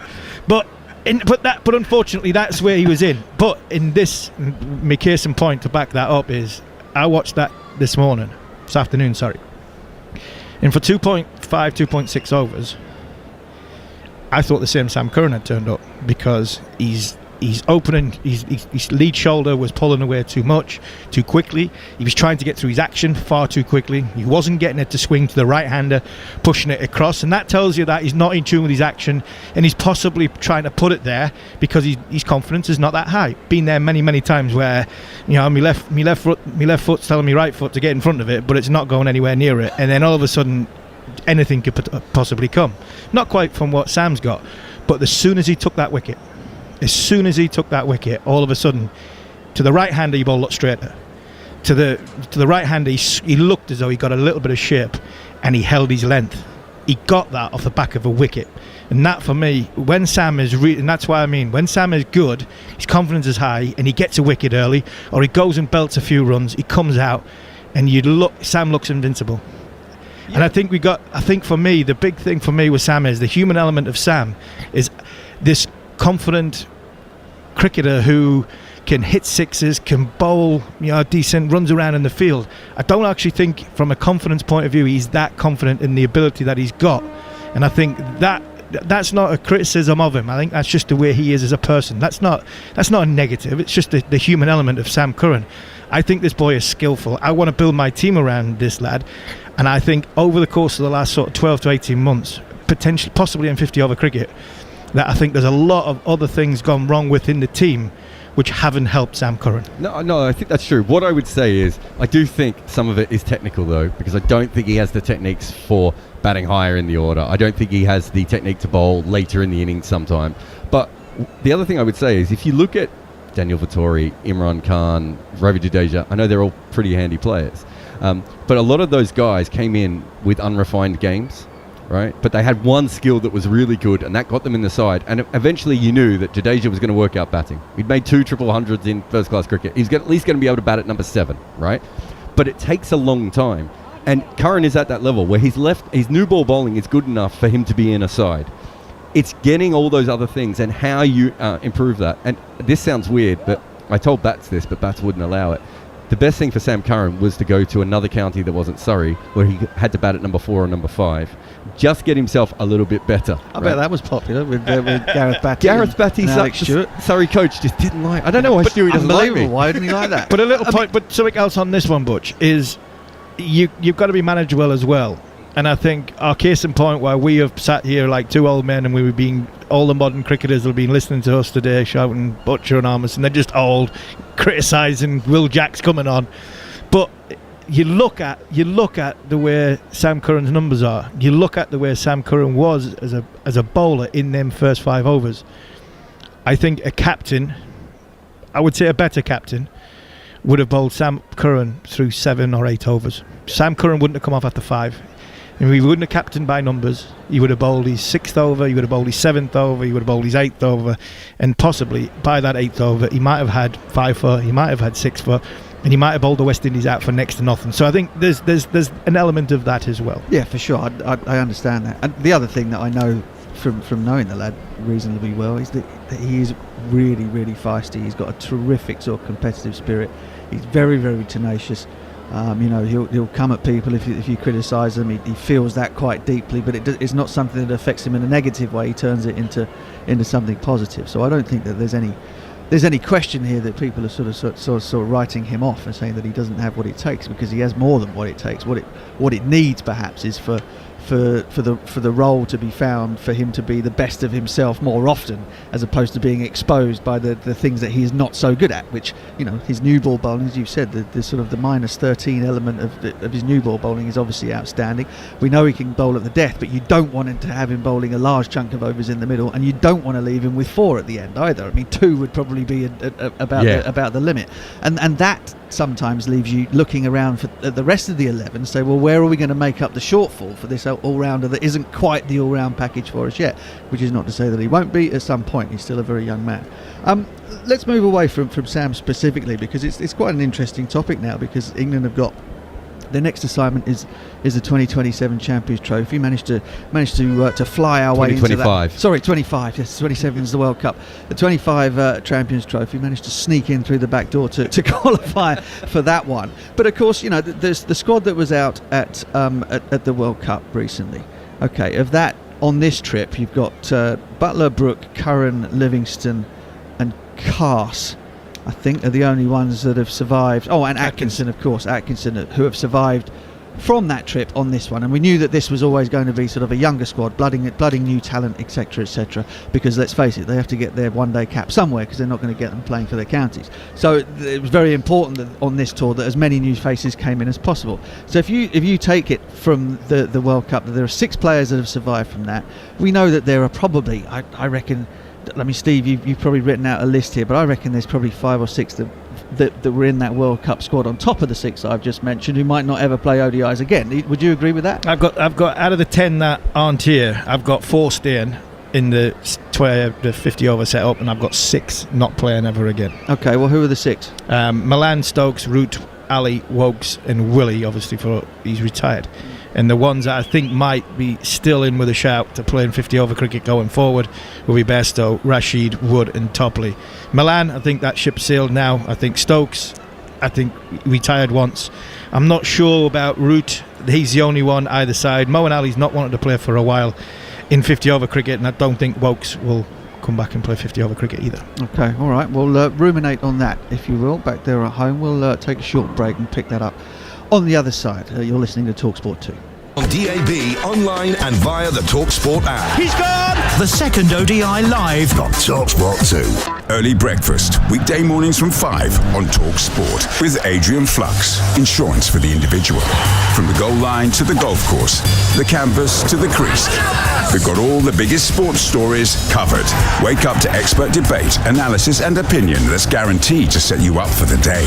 Early breakfast, weekday mornings from 5 on TalkSport with Adrian Flux. Get a tailor-made quote for your commercial vehicle. Search Adrian Flux. Insurance for the individual. Get ready for sport's biggest party. 180. Premier League Darts returns in 2024. Experience all the action and all the drama live at an arena near you. See the biggest names in darts go head-to-head on the hockey in next year's 17-night roadshow event. Tickets are available right now at pdc.tv/tickets or search Premier League Darts. Game on! Make this Christmas extra special by getting them an M&S gift card. With an M&S gift card, they can choose from award-winning beauty, the softest cashmere, or a gourmet hamper, whatever they love. So to the gingerbread house builders, kids costume designers, and charade champions, this is your year to spend time on the things you love. Shop gift cards in-store, online, or on the M&S app. A new energy-efficient boiler from British Gas can save you up to 22% on gas bills. That's a 22% saving on warm nights in. Cozy cats. Oof. And shower discos. Save money with the new energy-efficient boiler from British Gas. And you can even spread the cost with up to 4 years interest-free credit. Search British Gas New Boiler. Credit subject to status. Credit broker not a lender. Using panel of lenders for savings, see website. Where could your hand-cooked tyres take you? For beachside beverages in Bali? A sun-drenched swimming pool in St. Lucia? Or the whole of May in the Maldives? Visit handcook.win and you could win daily prizes of shopping vouchers and have the chance to win a £20,000 Virgin holiday. Hand-cooked tyres, fitted for reliability, safety and premium performance. Over 18s. T's and C's apply. See handcook.win. On DAB, online and via the TalkSport app. He's gone! The second ODI live on TalkSport 2. It is TalkSport 2, it is the second one-day international, and the second innings is about to get underway. The England run chase trying to make 203, and Salt gets England underway with a shot down to deep third, and they will come back for a couple. It is a 2 to start things off. Alzari Joseph is bowling for the West Indies. Salt a little bit uppish there, actually. It's not a million miles away from the man in the gully. Looks like he might, but that might be Shafane Rutherford. But England are up and running. 202 all out. The home side in 39 overs and 4 balls. And England are therefore looking to win this game and level this series. 203 the target. It is the tiniest smidge over 4 and over. Alzari Joseph is in, past the umpire, beats the outside edge on a ball that keeps really low and bounces a second time into the pads of the wicketkeeper Shea Hope, and there is no run. Of course, the question is, 4 runs and over is a cakewalk in professional cricket. But do England want to play it that way? I have the funny feeling, Philo Wallace, they don't. They're going to try and win this as quickly as possible and get it done. Well, Mark, it is a Christmas season. A lot of people will be eating cakes. But England will obviously look to be as professional as possible, chasing 203. Joseph is in short ball, hit through mid-on and away for the first boundary of the innings. Salt got that one waist high, slapped it past the fielder at mid-on, And England 6 without loss after 3 balls. Yes, a very good start there from Phil Salt. A short ball, not a lot of pace from Alzari Joseph, but he climbed into it quite nicely and banged it to the right of mid-on. So not a lot of pace at all, and then down to the boundary for 4. Chasing small targets sometimes, Maka, could be tricky. I think the start is going to be important. These two openers need to have a very good start. Well, they've got the experience of Alzari Joseph with the ball. The West Indies has got one slip in, and the ball flies past. What that one slip? It's Brandon King. Phil Salt threw his hands at that one. It was wide of the man there, and it goes away for 4. England are 10 without loss after 4. Yes, very lucky there, Phil Salt. The ball fraction short. He's not covering the off stump, just staying on leg stump and just fanning at the ball. And these bats with these thick outside edges, ball just flew past Brandon King and down to third man for 4. No chance of King catching that at all. Looks like England are trying to win this before the floodlights come on. That'll be some achievement. Joseph in, down the leg side. Bit of a tangle from Salt. Will go through square leg and away for a single. 5 balls of the innings gone. That leg bye takes it to 11 without loss. Well, Alzari still has to be careful here. He still needs to bowl those discipline lines and lengths. You don't want to get frustrated and carried away because you're defending a small total. You need to have to bowl the ball in that area, to bowl the ball in the right areas, and expect the batters to make the mistake and get wickets. In order for West Indies to win this game, they have to bowl out England. Which is why I was slightly surprised there was only one slip in place. Like you say, they've got to find wickets. So Jackson's about to have his first ball, facing Alzari Joseph. Gets a ball that sort of stands up a little bit on him, drops it into the offside, and they'll take a single throw in at the striker's end. Phil Salt gets home. He's actually hit by the throw as it comes in. I think he would have made it anyway. Well, that's a statement of intent of a first over. 203 the target, 12 without loss England after those first 6 balls. Here, exclusively live on TalkSport 2. But clearly the message has been sent by England in this run chase. They've gone 12 runs already in the first over. So they're looking to finish this game comfortably, maybe within the 50 overs. But Phil Salt has continued to show that aggression at the top. Only one ball misbehaved in that Alzari's opening over, a ball that just stayed down when it was back pitch. But other than that, the pitch looks to be obviously still a good batting pitch. So Romario Shepherd will do duties from the other end. 2 for 77 for him on Sunday. The West Indies need early inroads to try and get England a little bit nervous. Can Shepherd be the man? In he goes past umpire Menon. There's a little bit of shape on that, and it didn't seem to bounce that high either. There's half an appeal for LBW, but it's well outside the line and squirts out into the offside, and it remains 12 without loss. By the way, this might not be even the best performance by an England team today, what we're witnessing in Antigua, because if you've not heard, the England women had a phenomenal performance in their T20 series against India at the Wankhede earlier today. England women posted 197 for 6 from their 20 overs. Shepherd goes in, Jacks walks down the pitch to meet him, turns it through square leg, and they will take a single. 13 without loss. Now 197 for 6 from 20 overs is decent going in anyone's money. It's even better when you consider they were 2 for 2 at one point. Nat Severbrunt 77 from 53, Danny Wyatt 75 from 47. They then restricted India to 159 for 6. Guess what? Yeah, no surprises. Sophie Eccleston had more wickets, 3 for 15. So looks like the England men's and women's teams are having their own little private competition today as to who can put in the better performance. Yes, it needs the women to inspire the men. Here comes Romario Shepherd. In he is. It's down leg side. Turn through square leg once again. They take the first as Salt gets to the non-strikers. He has a look and says, no, Casey Carty's got his hands on the ball already. We're not going to take any undue chances, and we'll stay for 1. 14 without loss here on TalkSport 2.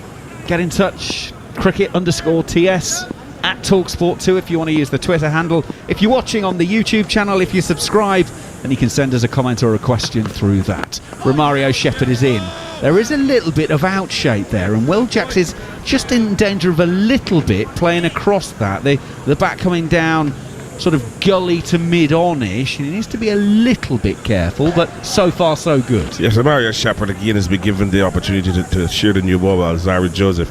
He's not the high arm action type of bowler, he's more of a wrong arm slinger. So more often than not, when the ball is new, he'll be looking to get that ball to swing away from the right-hander. He comes in, once again he's a little bit leg side-ish. I think he's hoping for a bit of a miracle ball that sort of that one that pitches middle and then swings away. Unfortunately for this time, it thunders into the pad of Will Jackson. Nitin Menon signals leg by, 15 without loss. Mark, all bowlers think that way. You get a ball to outswing from middle stump to off stump, and you decide that if I get it on leg stump, he's going to flick at it and he's going to knock this off pole out. But unfortunately, that ball just continued down the leg side and it got a leg by. Final ball of his over there, and he's taking Phil Salt high on the inner thigh of his back leg. Had a swing towards mid-wicket there, but didn't make contact. 2 gone, so 12 from the first, 3 from the second. England 15 without loss here on TalkSport 2. Yes, that ball short of a left, not bouncing as high as Phil Salt was expected, and the ball crashing into his right thigh. Now the batters, Marco, they use this inner thigh pad on their right leg. When we played, there was no inner thigh pad, so anything that hit you in that inner thigh pad in that inner side of your right leg, you're always going to rub. But obviously Phil Salt needs to be careful here. He's facing 2 different types of bowlers. Alzari Joseph with a high action, he'll get the ball to bounce, and Romario Shepherd with that wrong arm type of action, he won't really get the ball to bounce. The ball will more skid on onto him, so he needs to be careful. Alzari Joseph to start his second. He'll have to do that one over again. He speared that one down the leg side. Well taken by Sheho, but he was still going away to his left-hand side as he pulled that one in. It's a wide. It's 16 without loss. Yes, a badly line in swinger there from Alzari Joseph, getting it all wrong. And Sheho just being nimble on his feet and just skipping across and taking it in his gloves. He's improved as well as a wicketkeeper. We spoke about his batting earlier, but also his keeping has been quite outstanding. He's watching Alzari Joseph run towards him. Finds the edge and it's wide of slip. Another one. Goes to the right of Brandon King, and I will ask the question once again. The West Indies will only win this match by taking wickets, and twice they have found the outside edge that would have been a regulation catch to a second slip, and they've only got 1 grabber alongside the wicketkeeper, Phil O'Wallace. Well, Mark, that is Shehope's decision. I don't know who's the vice captain here, but Alzari Joseph is the vice captain, and he's bowling. He should be able to tell the captain, I need a second slip. But unfortunately, there's no second slip, and Jack slipped to see another delivery from Alzari Joseph. But well bowled. That ball leaving the right hand and drawing Jack's into a drive. Joseph turns. He's got that face on that tells you he's not particularly happy. Now he's got Jack's walking at him, digs it in, hits him round about the tummy button, and you might have just picked up through the stump mics, Will Jacks going, oh, because there was a bit of mustard on that one. You could tell Alzari Joseph is not a happy man at the moment. Well, he has a second slip in place now, which is good. But he opted to go the other length, which is short of a length, into Jack's stomach. And obviously getting hit at that pace in your stomach is not an easy feat. But he's brave, he's strong, and Jackson and Alzari Joseph will do battle again. Has the stable door been shut after the horse has bolted? Jax comes forward, pushes into the offside, drops it in there, takes a single, 21 without loss. That's a very good bat in there from Jax. He got the ball edge outside the offside, one that thundered into his stomach, and then the next delivery is looking to just push it into the offside with soft hands and getting a single to get the aggressive Phil Salt into strike. Obviously Salt is 11 from 7 balls. We know his exploits within the T20 format, and he's been given the opportunity here now again today. Joseph in, on his toes is Salt, chest on to the bowler when he ends up playing it, pushing it towards mid-wicket. Alzari Joseph will field in his follow-through and there's no run. That one just a shade below 138 kilometres an hour, so into the 80s, mid-80s kind of pace. And but we can't use gas anymore, so it's either hybrid or electric. But we're saying Alzari Joseph really putting in the effort here for his team. He's vice captain. He's the leader of the bowling pack. In he goes, and Phil Salt is staying leg side of this one and just pushes it into the offside. And again, there's no run. So 6 off of the over with the boundary single and wide. Means that Joseph has gone for 17 from his 11 deliveries so far. Alzara Joseph, 1 for 65 on Sunday. Penny for the thoughts of Shea Hope. He's got to find a breakthrough. He's got to find a way through. As I keep saying, I can't see how the West Indies win this by restriction. It's got to be by taking wickets. Short ball. Salt gets underneath this, slaps it over backward point, and it's away for 4. End of 3 overs in this run chase. The 4th boundary is hit. England are 25 without loss here on TalkSport 2, and Salt now has 15 of those. A very good shot there from Phil Salt. Ball just short, cramping him for room, but he had the presence of mind to just hit the ball over point, opening that back face and beating the third man to his right. So a good controlled shot by Phil Salt. Although the ball had a lot of pace on it, he still had the presence of mind and was in a very good position to get it over the point boundary for 4. Yeah, and the point that you just highlighted there, it wasn't wide. Yes, it was short. I mean, that wasn't a Robin Smith square cut kind of width ball. Agreed. That was actually pretty close in, and he's played it beautifully to get it up and over and absolutely timed the cover off of it. Yes, which means obviously the pitch is good. Once you can time the ball that way, that means that the bounce and the pace of the surface is a good one. Romario Shepherd then for over number 4 brings Jacks forward, plays quietly into the offside, no run. Yeah, we heard about this, of course, before the start of the series. It relayed square, had very little cricket played on it.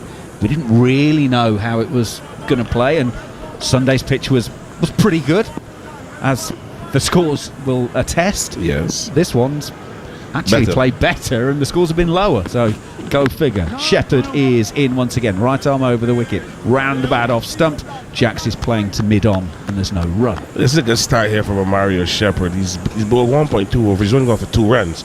Remember on Sunday he had 3 for 34, I think. So this is a big effort here, a very good comeback from him from that last game. You're seeing him putting in the effort. He's really hitting the deck hard, and he's following through. It's quite deep.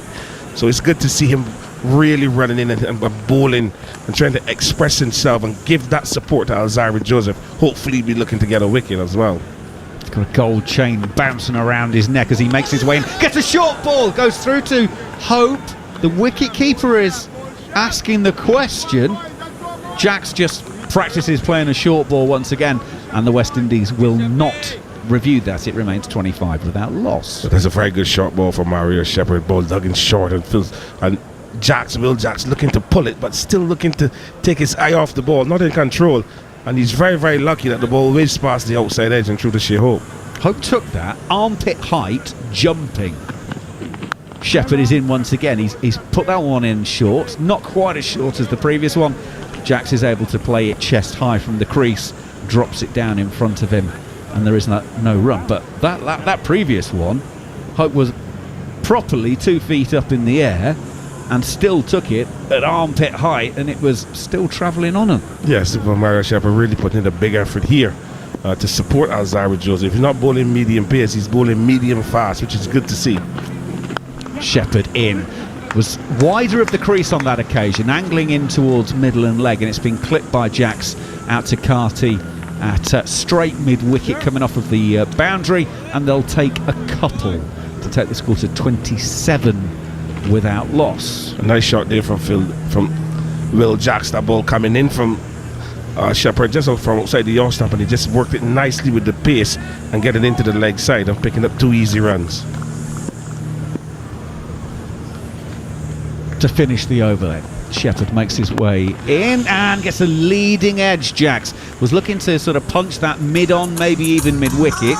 It went towards mid-off, but landed short. End of the over there for 27 without loss here on TalkSport 2. Our analyst is, of course, Mr. Jared Kimber. We're talking about Romario Shepherd bowling really well, so 4 runs in his first 2 overs. His last 2 ODIs, he's taken 4 wickets for 150 runs, and both of the ODIs have gone at over 70 runs, so over 7 runs and over. So certainly a better start from him than we've seen in recent times. But I just want to talk about this opening partnership as well, Salt and Jax. They averaged 73 so far in their 3 innings together, so they probably should have played in the World Cup matchup. In the last 4 games, Salt averages 42 with a strike rate of 165 and Jax 37 with a strike rate of 110. So this is a timid start from these two. Get on with it. Here comes Alzari Joseph. Shortish ball to Salt, who backs away, guides it down to third. Minimum of fuss, and we'll take a single. There is a slip in place. There's also a deepish... It's a gully bordering on backward point, and the fielder down on the third boundary. So it's a thread the eye of the needle job, but Phil Salt is perfectly confident in his abilities at the moment. He's got 16 from 11, and he's more than happy to play that shot. Jax settles in, raises his bat, waits for Joseph, who gets a snorter, absolutely takes off, and wicketkeeper Sheo can't get anywhere near it, and it goes away for 4, and it's 4 runs. I'm going to see the replay of this. Was this glove or bat? It's glove, I think, and it was still going up as it went over the head of the wicketkeeper. As I'm going to say, you can't say he's bowling with gas or diesel. It has to be either hybrid or electric. And that was a very, very good short ball. Jax tried his best not to hit it, but it brushed the glove apparently, and it flew over the head of Shea Hope to the boundary for 4. And Jax's eyes open wide. So that is good to see. Alzari Joseph causing Jax some concern. Proper smell the leather stuff. Joseph in once again. Shortish ball. Jax takes it on huge into the leg side. And it'll travel all the way for 6 over. Long leg. Alzari Joseph is just walking back, shaking his head, almost with a sort of strained smile on his face, going, I've absolutely done you all ends up the previous one, and now you're doing that to me. Just helping this short ball on over backwards square leg for 6. I think that's a shot of desperation. Will Jax was nowhere in position at all. He just swung on length, and the ball hit the middle of the bat and went over backwards square for 6. And Alzari obviously staring at him and shaking his head. But that is the modern game, Marco. It's a batter's game. 11 from 3 balls in this over. Jax is off the back foot on this occasion. Oh, that's a nice, well-timed shot. Carty's going to have to run out to deep point from inside the circle to pull that one back in. It'll be a couple. 146.3 kilometres an hour. So what's that? Just under 90 miles an hour. This is Alzari Joseph, who's got a bee in his bonnet at the moment. He's really revving high now and going through the gears. I think he's on a V8, not a B. It's good gas, actually. He's bowling with good pace, but that's a good shot from Jax. Just staying on the back foot and punching it. Not looking to overhit it, but getting 2 runs. 40 without loss, England in 4.4 overs. The West Indies, after 10 overs, were 41 for 4. So England way ahead of the game at the moment. Joseph is in. Oh, glorious shot. Punch through cover all along the floor. And because we're inside the first power play, there's only 2 men outside the circle, and there isn't one as a cover sweeper. And Jax gets a boundary fall that takes him to 25. And England keep on rolling. That was a quick delivery, but it went even quicker off of his bat. That's exquisite, Marco, just getting into line and punching it quite nicely and beating Carty to his left at point and down to the boundary for 4. And the tables have turned, actually. It's Alzari Joseph now, who's gone 2.5 over. He's gone for 38 runs, despite bowling with good pace. 17 in the over so far, and here comes the final ball. Joseph is in, it's Shortage, inside half of the bat from Jax. Was probably looking to push out towards cover. Actually, it's fielded at mid-wicket. He decides to end the over by turning around and signalling to the dressing room that he needs a drink. It's the first 5 overs completed. And England 44 without loss here on TalkSport 2. Very good position, England, in chasing down 203 for victory. 44 without loss in 5 overs. Alzheimer Joseph is travelling. He's gone about 3 overs with 38 runs. But some individual shots, but some very good ones as well. But again, not good control from Alzheimer Joseph. Allow the English batters, particularly Will Jacks, to play some exquisite drives off the back foot. So again, the West Indies will need to have a look and see how best they can stem this flow of runs from the English batters and also look to take wickets. 159 is the requirement for England from 45 overs to take us into Saturday's final one-day international level at 1 apiece, and therefore to get us a decider. We'll be on air at 5 o'clock on Saturday for a 5:30 first ball following the Premier League football game between Wolves and Nottingham Forest. Romario Shepherd to continue to the right-handed Salt. He's in and bowls. Salt pushes towards mid-off. It's fielded partially by the bowler in his follow-through, and there's no run. Interestingly, Romario Shepherd has got a point and a backward point inside the circle. It's almost like they're trying to use Phil Salt's preferred shots against him. They're almost saying, well, go on, if you want to hit it there, you can absolutely do that, but if you get it wrong, you'll be taking your gloves off and walking back to the pavilion. Slip in place, but he's watching a short ball be whacked through mid-wicket. There is a deep fielder on the leg side, but 15 metres away from where the ball crosses the rope for another boundary. The 7th 4 of the England innings. They're 48 without loss. It's a short ball, and Phil Salt is getting into position and slapping it down and through mid-wicket and beating Casey Carty, who is at forward square, to the boundary for 4. But you could hear the sound of that ball hitting the bat.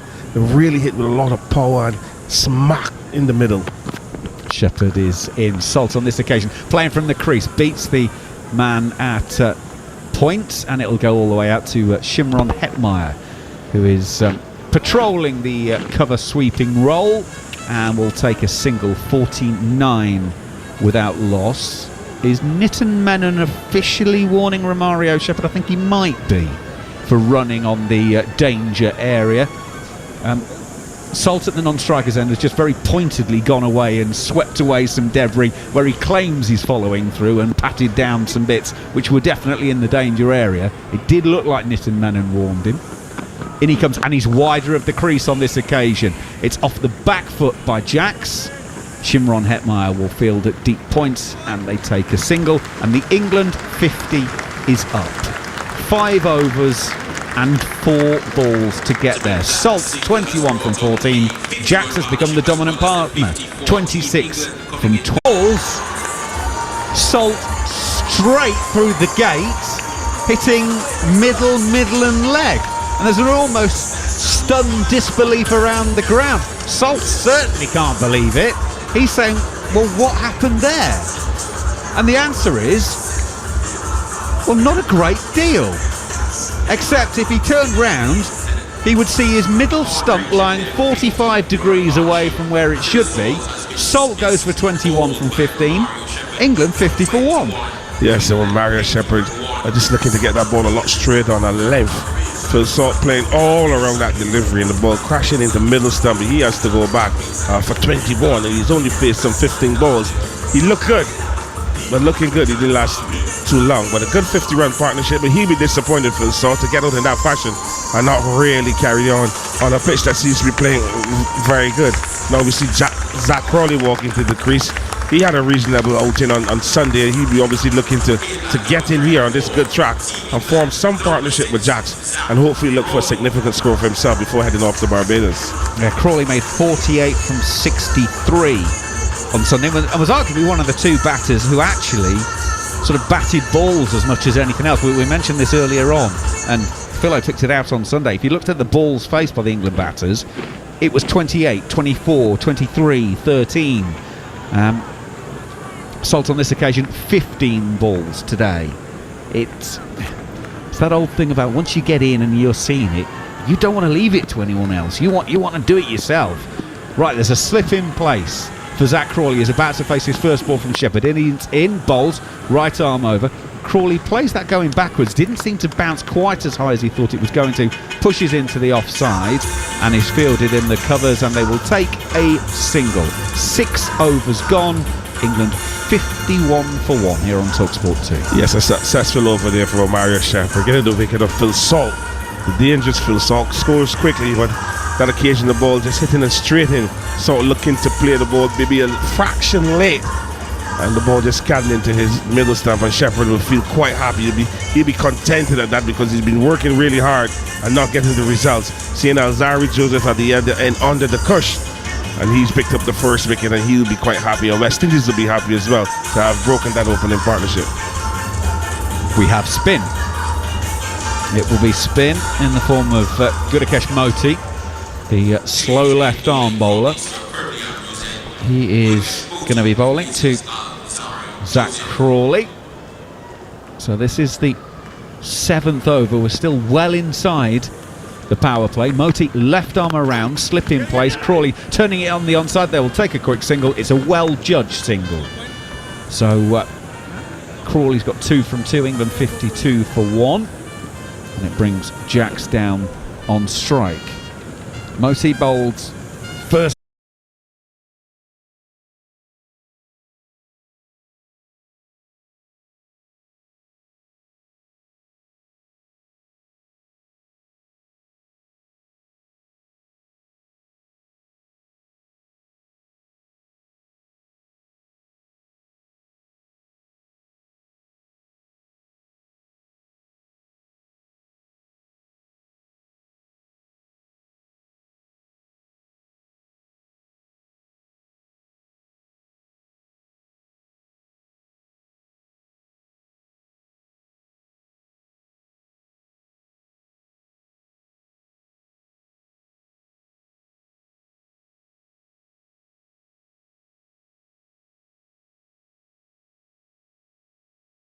Quicker and slightly shorter. Jacks turns to short mid-wicket, no run, and signals to Crawley at the other end. Yeah, that was the one that carries on with the arm coming in. Moti, shorter and wider outside of off stump. Oh, it turns onto the middle of Jacks's bat, who threads the eye of the needle between the 2 fielders in the covers on the offside, and it's through for 4. Jacks goes to 30 with 4 more to the England. Oh, a lovely shot there from Jacks. That ball just wide and sat and asked to be hit, and in the appropriate manner Jacks just found the gap between cover and extra cover, and then down to the boundary for 4. So a good shot from Jacks. Continues to score. He moves to 30 from 23, and England continue to press hard to get to this total. Moti in. That's quick again, round about middle and off. Jacks is turning it to square leg. Well, I thought I saw Roston Chase field the ball at the back end of the last over, and he is on the field. He's doing the fielding once again. The man from Barbados on his 12th man. Single taken, 57 for 1. Moti to finish his over. Zach Crawley is a big man, and he takes a big stride forward to play a forward defensive, and that will complete the over. 7 gone. 57 for 1 here on TalkSport 2 on the TalkSport Cricket YouTube channel, and of course you're hearing us in the Caribbean, broadcasting live in Trinidad and Tobago over Freedom 106.5 FM, with updates on Vibe CT 105.1, Sangeet 106.1, 95 Ultimate 1 and Sky 99.5 FM. First part of the commentary done and dusted for the second innings. Time to get you to Nikhil to pick up the commentary. Yeah, thank you very much, guys. What a start by the English. Yet again, just 146 runs away now, England, from levelling this Siege United 1 international series. Mario Shepherd is going to continue to bowl from that Sir Andy Roberts, and here he is bowling 2 Jacks. Again, just gets one to skid on. And it seems like this surface now is beginning to just change. Maybe some two-pace nature. And which man, who better, I should say, to talk to than the king of Antigua himself, Sir Curtly Ambrose is here. Sir Curtly, what a start by the English. That is something that we expected. The first game they got out of flyer as well, and tonight is no different. Here is Jax pulling this one with fine leg up, and it's gone all the way for 6 as well. He has shown some real superiority in this innings, Will Jax. Supported Salt, but now maybe we'll take the attack to Shepherd. Short delivery. And was plummeted away over long, I beg your pardon, over fine leg for 6. That was the intention from ball 1. That they were going to be aggressive. They were going to take the attack to all the West Indian bowlers. And so far, really paying dividends. And if they continue in this vein, it could be a short chase. Yeah, that opening partnership is really something sensational when you look at the numbers. 4th time that Jax and Salt have opened the batting. They've got 269 runs from 164 deliveries. That's a run rate of 9.8. They had the 2-1 internationals against Ireland, and now I've got 2 here in this series. And there have been some inclinations secretly about them almost being the next Jason Roy and Alex Hales. Well, they've certainly lived up to that thus far. Here's Shepherd over the wicket this time. Shorter length and just pushes Jax back into his crease, dot ball. It's always a big risk to bowl a short delivery with a fine leg in the circle. Always a big risk, and that's exactly what happened just now with Romario Shepherd. Yes, it went for 6, but it's always at risk. 63 for 1, halfway inside the 8th over. Shepherd again, hard length, pushing Jax back. No run. What have you seen from Shepherd in this series so currently that has impressed you? That speed was quite impressive, 138 kilometers per hour. He certainly has the ability to bowl a little quicker than we've seen him over the years. He relies a little bit on his swing because he can swing the ball, but I reckon he started to realize he can bowl a little bit quicker as well to complement the swing. Sun begins to set here in Antigua at the Sir Vivian Richards Stadium. This one is just flicked down to deep backward square, one of 2 fielders outside the circle. And just for our listeners to get a better understanding of conditions, you will see that dew factor set in. It is that time of the year here in Antigua, but also going into the evening time, the wind factor gets significantly less. So something for Joss Butler and the coaching staff, and really and truly, Sir Curtly, it was an excellent toss to win. It certainly was, considering 4 wickets were lost in the first 10 overs. And they did their job with the ball. Here's Shepherd short, trying to punch, but straight to the fielder. End of the 8th over. Zach Crawley's 2 from 4. Jax, another start for him. He's 38 from 29. It's 64 for 1. Live on TalkSport 2. And even though after losing those 4 wickets early, that middle phase where Shepherd Rutherford and Shea Hope, the skipper, had a wonderful partnership. Just Butler and his crew, they weren't that phase. They kept on going, stuck with their plan. He kept rotating his bowlers, and once Rutherford and Captain Shea were dismissed, then it was curtains for the West Indies, hence the small total of 202. Moti will continue. We thought maybe today we would have seen him a bit earlier to Salt. They've already got him out, the West Indies. This one is pitched on off stump. It spins back, hits the pad of Will Jax, and the West Indies were confident. But umpire says no. I think it may be sliding down leg. They don't opt for the review. My first impression was he was straight enough. We'll have to look at the replay in a couple balls time. This one again probing on the stumps. A good consistent line from Moti. It's tucked into the onside around the corner for a single. The funny thing about bowling around the wicket, in this case Moti as a left arm spinner, look to be sliding down, look at the keeper, and that usually gives you the indication of where the ball is heading. There was a good length delivery. It pitched on leg stump, and he was on the back foot trying to work it into the onside. It hit the pad, and was certainly sliding down leg. Someone is just in front of the side screen, so a small halt in play. Here's Moti still around the wicket to Zach Crawley, and he's really bowling quickly, 92 kilometers per hour, getting some grip and turn. Defended into the offside for no run. 1 from the first 3. He's speeding through the overs here. Moti slip in place, long off and deep backward square. He's bringing Crawley forward, defending into the offside. Another dot. Wickets are of utmost importance. If they don't get wickets, they will lose this game easily. I remember in that last game as Morty is full to Crawley's tucking this one into the onside. Just a flick of the wrist, they'll settle on the single. Remember Yannick Carrier created some degree of difficulty for Zach Crawley. I saw him in the nets yesterday, Sir Curly. He was facing a lot of leg spin, a lot of left arm spin from the locals, practicing that ball spinning away. Final delivery of the over. Will Jackson strike facing Morty.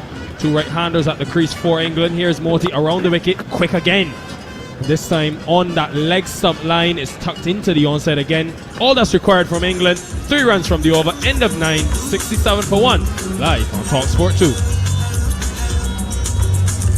We talk a little bit about the Jew factor in Nikhil, but the way these guys are playing, scoring so quickly, we may not be around long enough to see the Jew.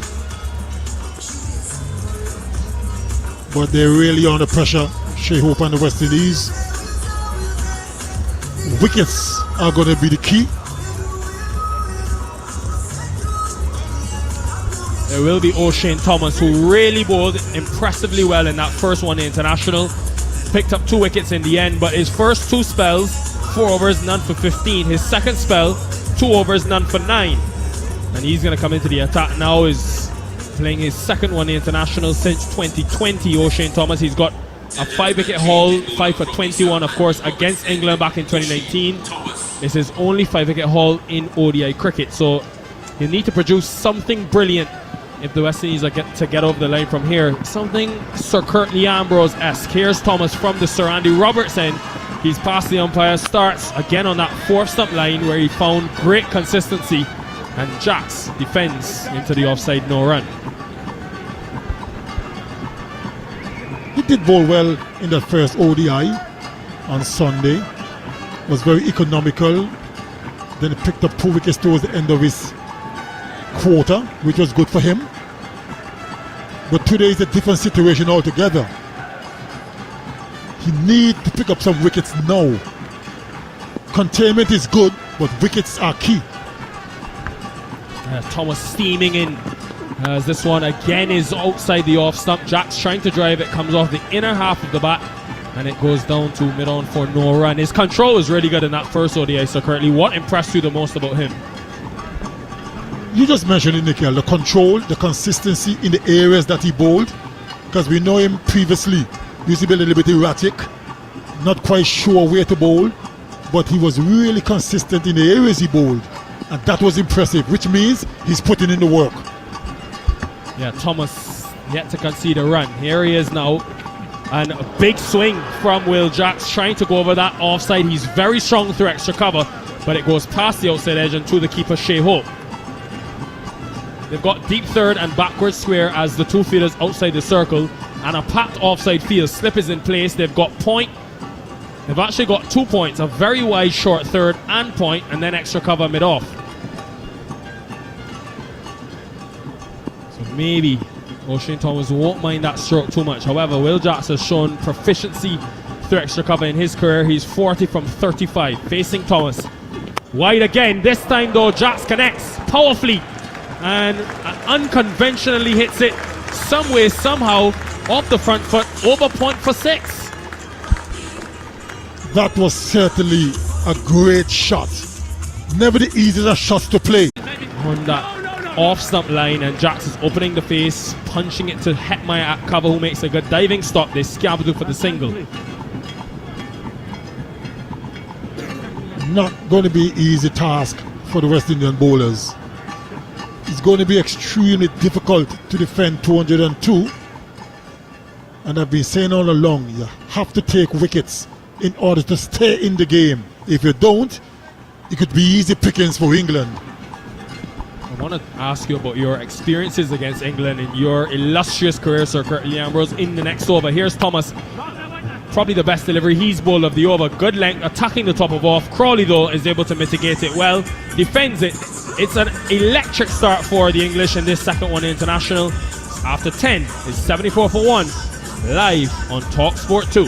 And Sir Curtly, now that we have this small break in play, you destroyed many oppositions over your time. If you had to pick one that really stood out to your performance against the English in your playing days, which one would it be? Well, two comes to mind. I'm quite sure that there are a few outstanding performances against England back in my day, but two readily comes to mind. That 8 for 45 in Barbados in 1990, and that 6 for 24 when you're bowling in out 46 in Trinidad.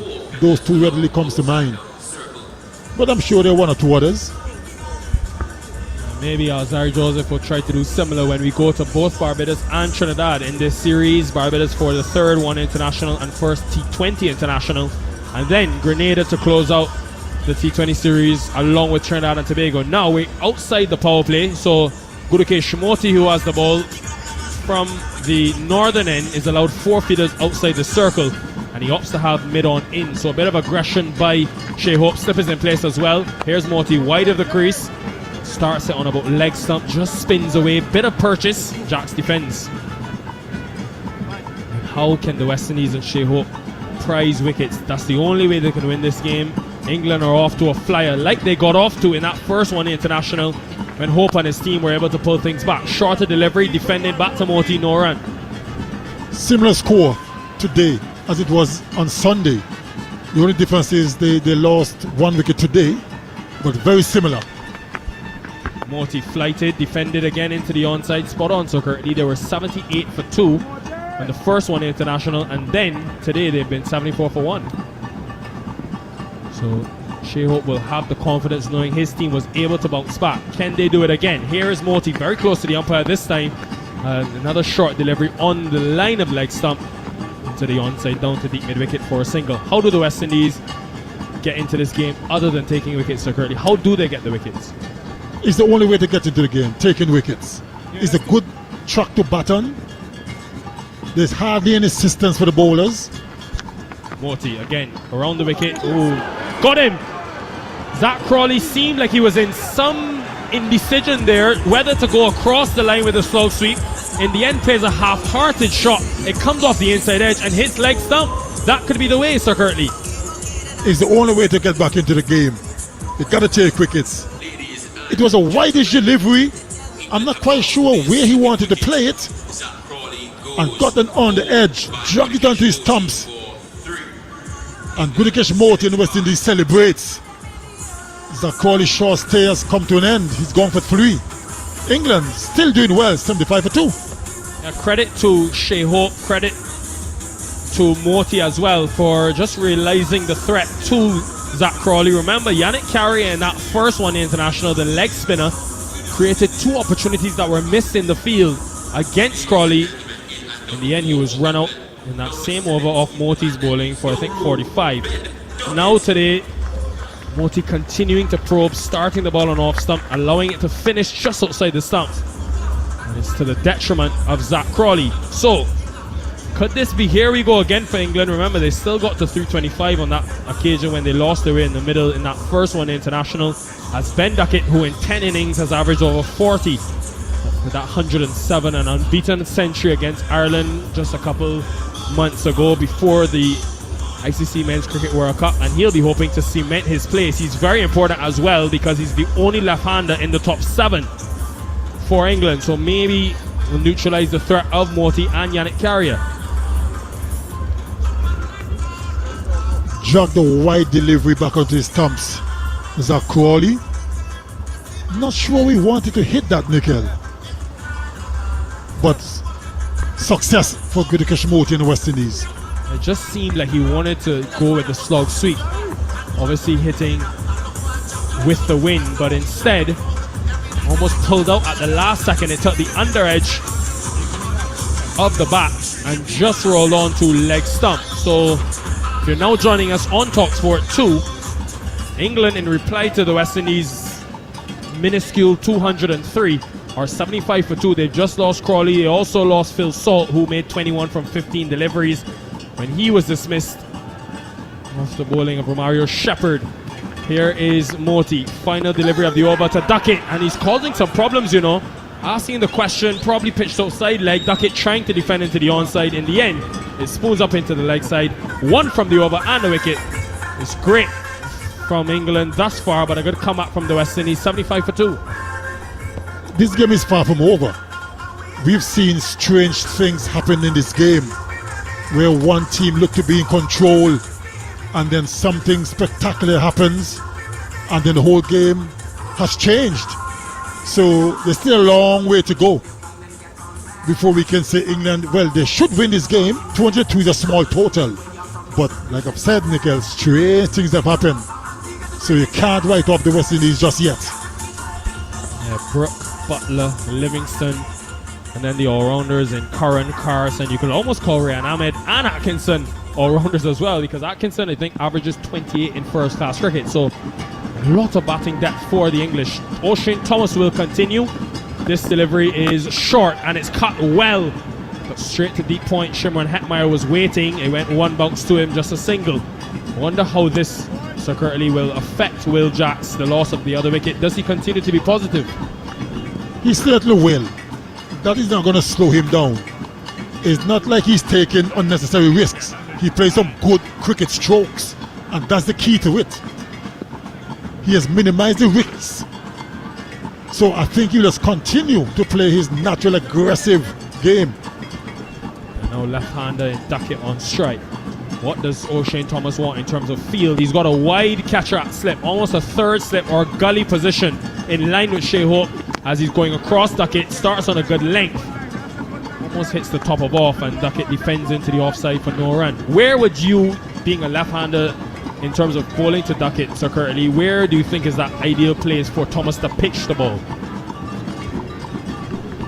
When you look at the field that he's got, only 3 players on the leg side, which means predominantly an offside field. So want to start the ball just outside off stump, going away from him, because you got the protection as well.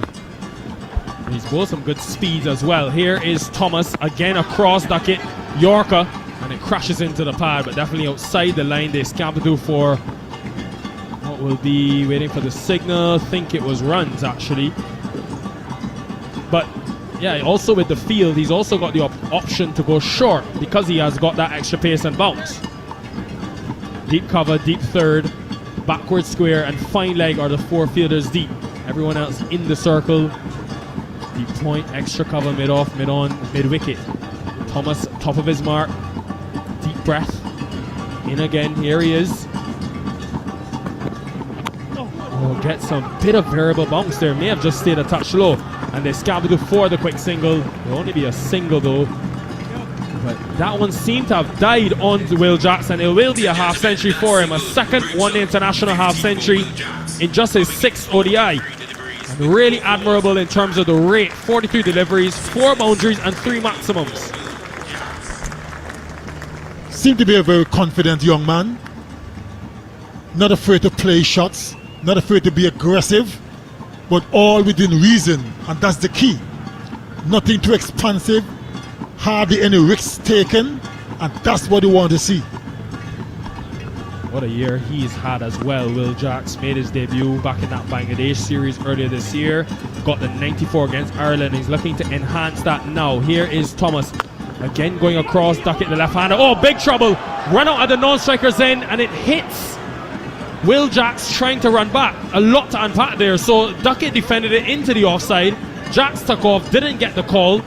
And then it was a race between the ball and Jacks. And as he turned, the return throw from Alzari Joseph, Alec Athanase, strikes Jacks on the ankle, so currently. Yes, there was never a single there. Never. He was way out of his crease, but luckily for him, the ball struck him on his leg, so he survives. No appeal from Shea Hope or the West Indies there, but I wonder if Thomas could have been at the stumps because he was so far out of his crease, Jacks. That could have been a big problem for England had they lost the wicket there. This delivery short, looking to go into the onside, but can't nail it. Ben Duckett, it's just 3 from the over, an eventful one, 78 for 2 after 12, live on TalkSport 2. Yes, certainly there wasn't any appeal because he didn't change direction. He didn't run in the line of the ball. He was heading straight back and the ball struck him, so there was no need to appeal for obstruction. So that was good cricket on his part.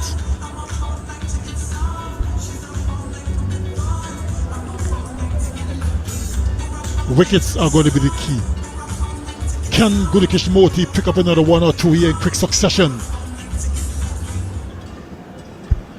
If you're now joining us, 78 for 2. Gudakesh Moti's both 3 overs, 1 for 10. For him, here he is again around the wicket, full toss. Oh, sorry, it was a very full delivery. In the end, ended up being a half volley, but just too easy outside the line of leg stump. And Jack sweeps really well for 4.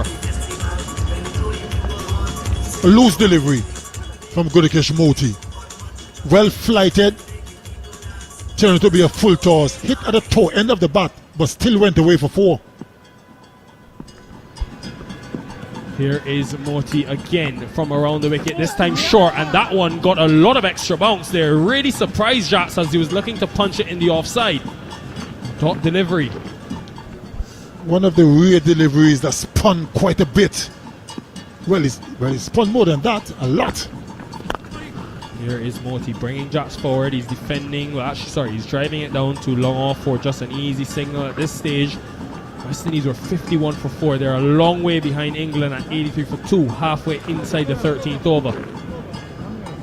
How does Shea Hope try to change things up to enforce maybe a false shot from one of these English batters? Remember, in that last game, it was the leg spinner Carrier who got the wicket of Ben Duckett, trying to play that ramp shot he plays quite often.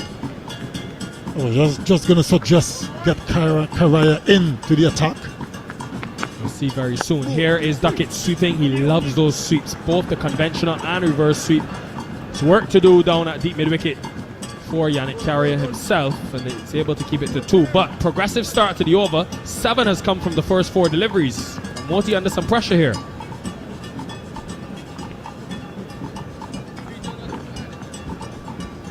Just to get something different in Carrier. Here is Duckett trying to sweep again. This time Moti's got him. Duckett tried to sweep that one. It may have just gotten a bit of extra bounce, and I think it came off the glove of Ben Duckett. Spoons into the air, and Shea Hope takes the catch easily. Duckett is walking. He's gone for 3. And that's exactly what Shea Hope and the West Indies were looking for. They need to take wickets. Went for the sweep shot. Played a little bit too early. Hit the glove. Just ballooned up. And an easy catch for Shea Hope, the skipper. And Gudakesh Moti celebrates. That's what they were looking for. It's a massive wicket because Duckett also is the only left hand in the top 7, remember. He's gone for 3 from 7. Could the West Indies be clawing their way back into this game slowly but surely? Moti again to left-handers continues to be a wicket-taking option for Shea Hope, and out comes the exciting prospect Harry Brook. As the lights begin to set in, you can just sense, Sir Curly, there's some tension, there's some nerves within this crowd, which has been dominated today by the English. Yes, they seem to have gone a little bit quiet, having lost 3 wickets after the blistering start. Maybe now the time to get Yannick Carrier in the attack. Get a couple of right-handers with his leg spin, turning away from them. And the spin of Gudakesh Moti is doing well. So we shall see if skipper Shea Hope will bring in his leg spinner. Harry Brook got 72 in that last game. Remember, he was England's top scorer, the only man to get past 50. And he's spoken at length in the media after that performance about needing to give himself more time, trying to find that right tempo. And it will help also that he's got Will Jats at the other end, who's 55 from 46. But 85 for 3. And yes, they're well ahead of the run rate. Another quick wicket here by the West Indies, and you just never know. Moti continues to be a standout option for the West Indies in ODI cricket in 2023. Here's Moti bowling to Brook, and it's edged but falls short of Brandon King, and the crowd erupts. That was the opportunity. Didn't carry to the man. All happening here at the Sir Vivian Richards Stadium. 85 for 3 after 13. All of a sudden, the West Indian players have got another spring in their step. Good delivery, well flighted, spun a bit, and dropped agonizingly short of Brandon King at first slip. How close was that, Nickel? Yeah, very close. Hard for King as well, because it's tough to judge the trajectory anyway. But Gudakesh Moti, whether it's the right-handers, whether it's the left-handers, continues to cause immense problems, and this deck has certainly changed. Yes, there was some spin on offer for Ryan Ahmed and Liam Livingston, but it's definitely increased as the lights have come on and as this pitch has been used some more. Remember, the West Indies were bowled out inside of 40 overs in their first innings. O'Shane Thomas is continuing, no Yannick Carrier yet, and he starts hard length to Will Jacks, who defend. Now, can they put some pressure on Will Jacks with the loss of a couple wickets? I don't think that will faze him that much. He's playing so well. He seems to be in good form. He's a confident man. And I don't think that losing a couple of wickets early would stop him from being aggressive.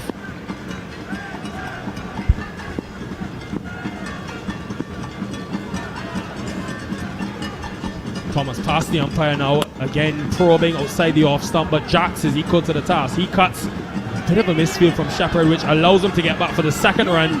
Shea Hope will be disappointed with that because they've only got 203 runs on the board, but Shepherd trying to dive to his right, looking to cut it off, and he seems to be hurt in the process. Seemed to have lost his footing a little bit, hence the misfield.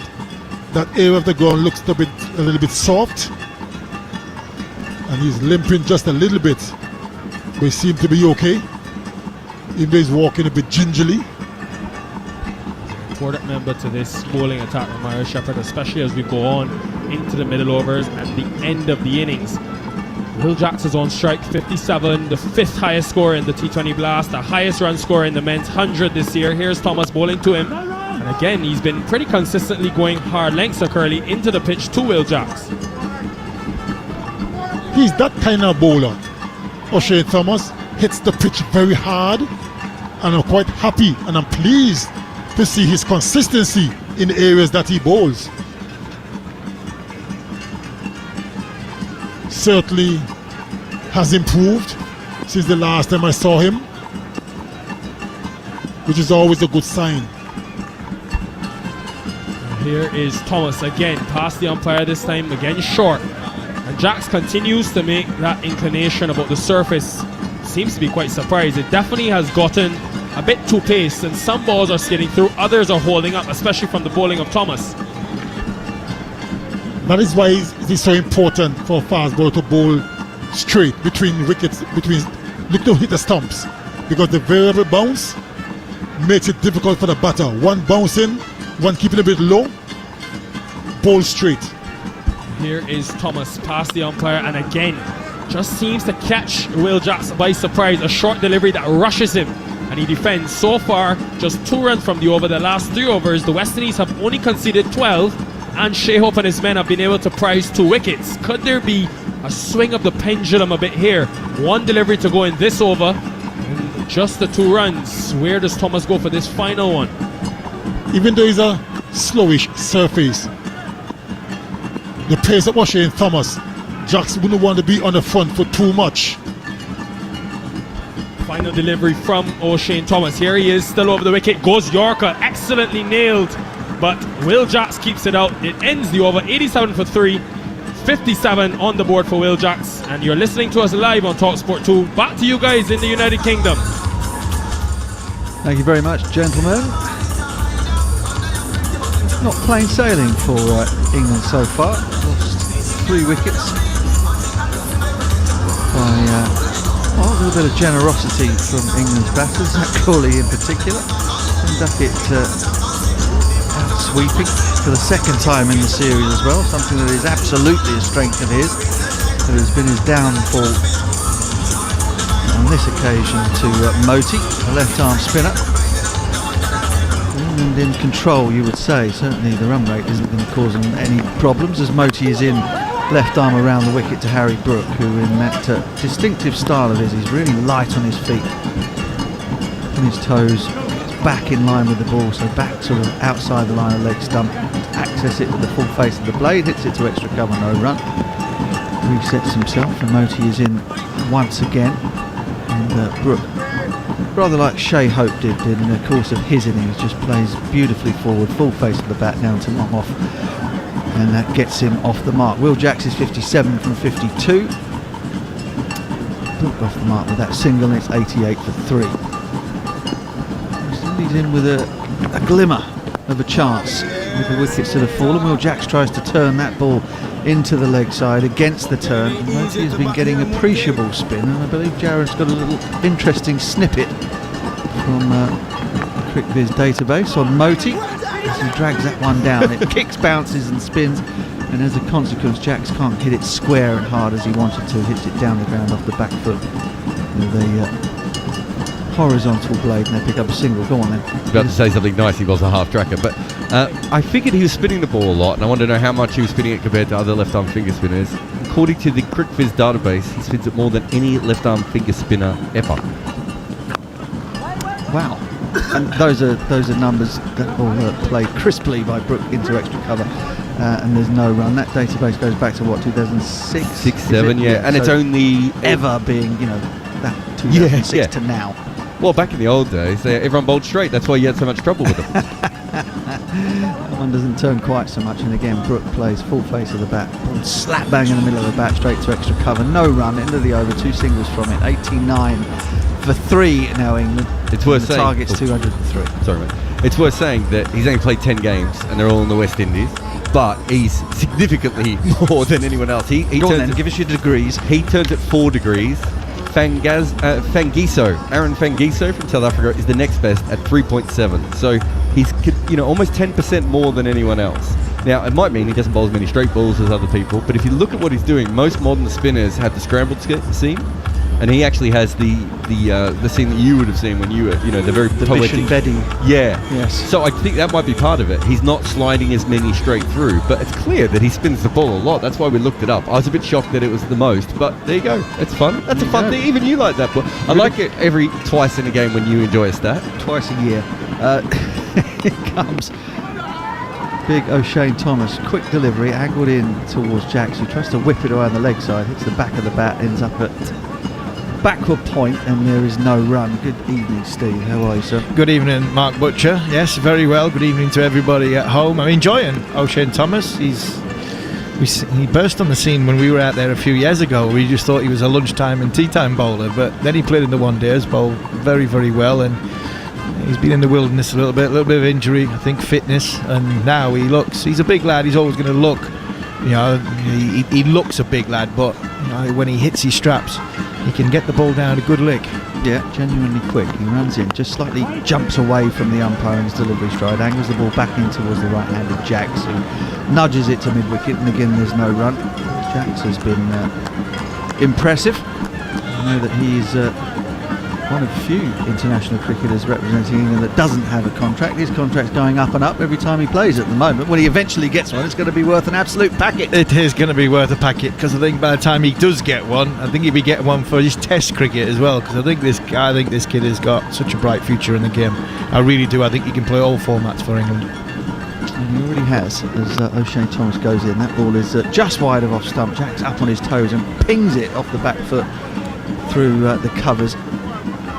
To the man on the sweep in a flash, and they come through for a single. And I think that's my case in point, that delivery there, that shot just there, that was a ball in and around off stump, back of a length off a big tall bowler. He's not tried a horizontal bat it, he's stayed top of its bounce, he's used the pace and not tried to hit it too hard, hasn't lost his shape, just guide it through sort of cover point to one. That's, for me, Test match player in total control. I think he could play a hell of a lot of red ball games as well when they come along. I've really been impressed by Will Jax the more I see him in England colours.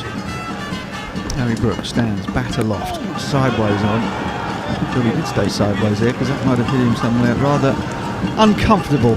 The ball cannons into the thigh pad, and that is the fourth ball of this particular Thomas over. He's generating some real pace. The floodlights beaming down at the Sir Vivian Richards Stadium. Certainly looks as though the pitch has just skidded on perhaps a little bit more under the lights than it did during the daytime period of this match. And so when England have found the middle of the bat, it was fairly raced off it, as Thomas is in huffing and puffing as he gets to the crease. Good line, good length. Brook can only defend to backward point, and again there is no run. 90 for 3 is the score. England's required run rate is only 3.3, so there's absolutely no pressure on them at all. If Harry Brook fancies a net out there, he can have one, and England will get home probably with 10 overs to spare. But we've all watched the game of cricket and watched England play the game of cricket for long enough to know things are rarely that straightforward. No, not straightforward, but we said that at half-time. It's about taking responsibility. It's difficult to start your innings on this surface. I think that's been proved. So Will Jacks, Harry Brook do get in. Jacks especially has to take responsibility to get a big one. Final ball of the Thomas over there. Oh, Harry Brook, that's delicious. Again, he just allows the ball to come to him on the back foot. The back lift is really high, and he just holds it, and then drops the bat on it, pings it to the left of extra cover. They come back for 2. And that is the end of the over. 92 for 3, 16 overs gone. The crowd enjoying themselves here. It's not a packed house by any means, but always, as always in the Caribbean, there's a great atmosphere in the ground with the drums playing, soca music blaring out in between overs. And well, England are comfortable. Let's say that they've lost 3 wickets on their way to the score of 92 for 3. But Will Jacks has played some extravagant shots. He's played some very sensible cricket as well on his way to 59 not out. And Moti seems to be the man that Shea Hope thinks can unlock the door for him and his West Indies team. He has 2 for 19 for 5. He's now in his way into his 6th over. Jacks again is on the back foot to a straightish delivery, punches it straight down the ground to long off, and they'll come through for a single. Yeah, Moti's bowled. He's bowled nice. He bowled well in the first game. 2 for 48, I think he had off his 10. Good control. And Jared was saying before, he does get a lot of turn on it, but he lands it in the right area with good spin. As he did there, but Harry Brook made that look very straightforward. Again, just getting himself a little bit leg side of the ball in order to allow it to spin and then crack it away off the back foot. Yeah, off the back foot through to extra cover. They come through for a single. Moti with those big long fingers spread wide along the seam. Pivots nicely over that right foot, angles it in towards leg stump this time, and Jacks just turns it slightly against the spin, wide of the mid wicket, and they pick up a single. You see what I mean? You can see on that ball, you can see the white facing him the whole time, and almost no modern spinners do that. Everyone does scrambled seam now. It's interesting to see someone so classical, but he just looks like an incredible bowler. Certainly gets a nice, well, as Shane Warne was always saying, the more revolutions you get on the ball, the more drift you get. So he drifts the ball into the right-handers, and if it does bite, land on that perfect seam position, it will turn hard. That last ball was a dot to extra cover. Brook then goes for the slog sweep, and he has absolutely nailed it. Blameless delivery, really, from Moti. It's just an exquisite shot. Harry Brook just got down on that back knee and banged it, full extension of the arms. Disappeared down a little channel between the stands and the grass bank, almost ended up in the back of the ambulance that's out there waiting. Not sure that Harry Brook will be any danger of getting hurt out there, but perhaps someone in the crowd might be if he keeps hitting it like that. Yeah, that's a fantastic cricket shot. It really is. Yeah, Harry Brook he's played a lot leg side of the ball. He's looked to hit it into the offside, and I think he's saying, you'll throw one outside off stump and I'm going to cart you over the leg side. Almost convinced by Moti on that occasion to shut the face on one that drifted into him, but corrected himself as the bat face came down, nudged it to mid-on, end of the over, no run off the last ball of that one. The players out there are going to have a drink, and the score is 101 for 3.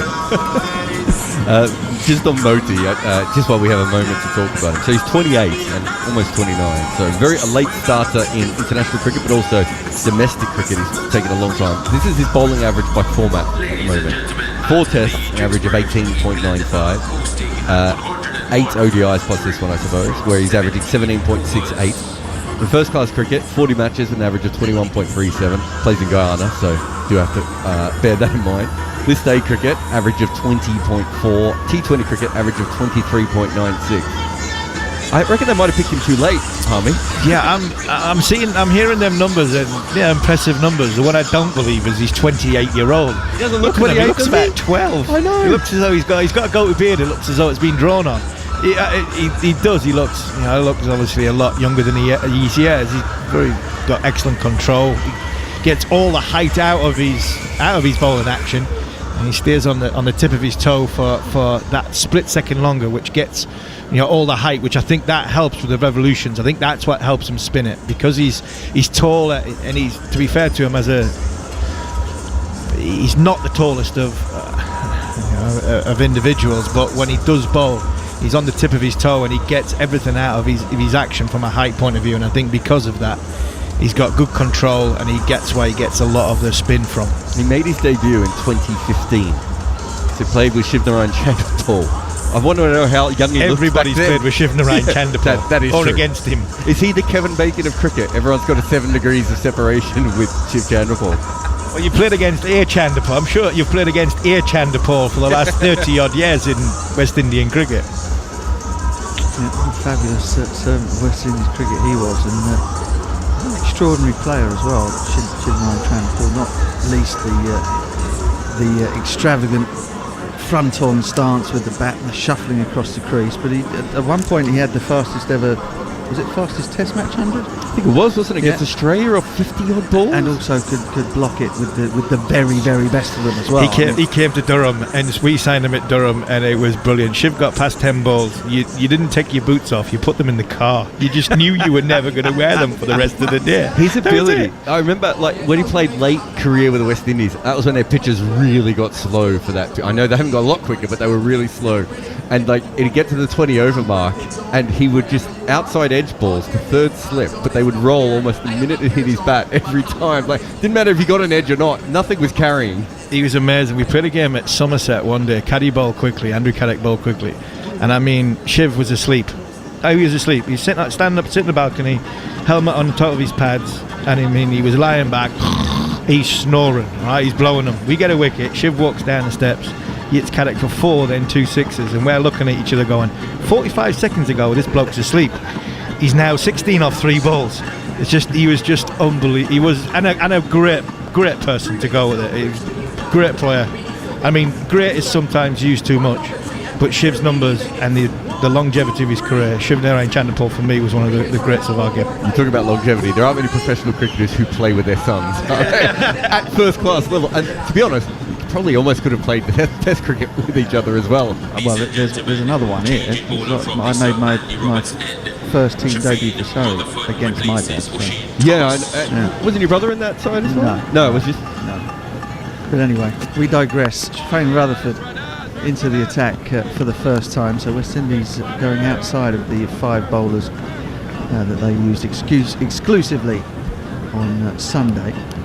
Rutherford is a short guy. In fact, just watching him run up and bowl that first delivery reminded me a bit of Ricky Ponting. If you think back to Rick when he'd occasionally turn his arm over, a little short shuffling run up, bit of medium pace, holding the ball with the seam angled down towards fine leg, and actually does run that one back into Will Jacks from mid crease. I'd say he's probably 6 foot is probably stretching it a little bit. 5'10", 5'11", just bowling little medium paces.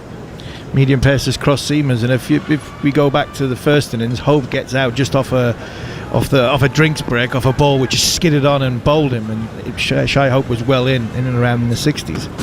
Rutherford in once again, trying to massage that ball and that seam so that the ball moves in the air towards Will Jacks, but Jacks is not full. He gets on the back foot, strokes it out to the sweeper on the offside boundary, and they pick up a single. You know, a lot of players in the world, I think, would struggle with this kind of medium pace at international level. But Harry Brooks should be an expert because that's what he bowls. Yeah, but I mean, Rutherford's action is textbook compared to Harry Brooks. This is the ministry of silly walks, isn't it? When Harry gets the ball in his hand, and Rutherford just drags that one a little bit shorter with the arm action. So he probably generally comes on at you a little bit quicker than he looks like he should. I might revise the Ricky Ponting comparison there. Last delivery was run down the third man by Brook for a single, and throw another one at you, Mark Lane. Mark Lane, yeah, I get that. It looks as though it comes off the pitch faster than it actually hits the pitch. If you know what I mean, it sort of spits at you at a good length. Yeah, and those of you who know your physics know that's physically impossible. But there we go. That's what it appears with the naked eye. Jacks turns that one around. He does get it to move in towards the right-hander, but it starts it too straight.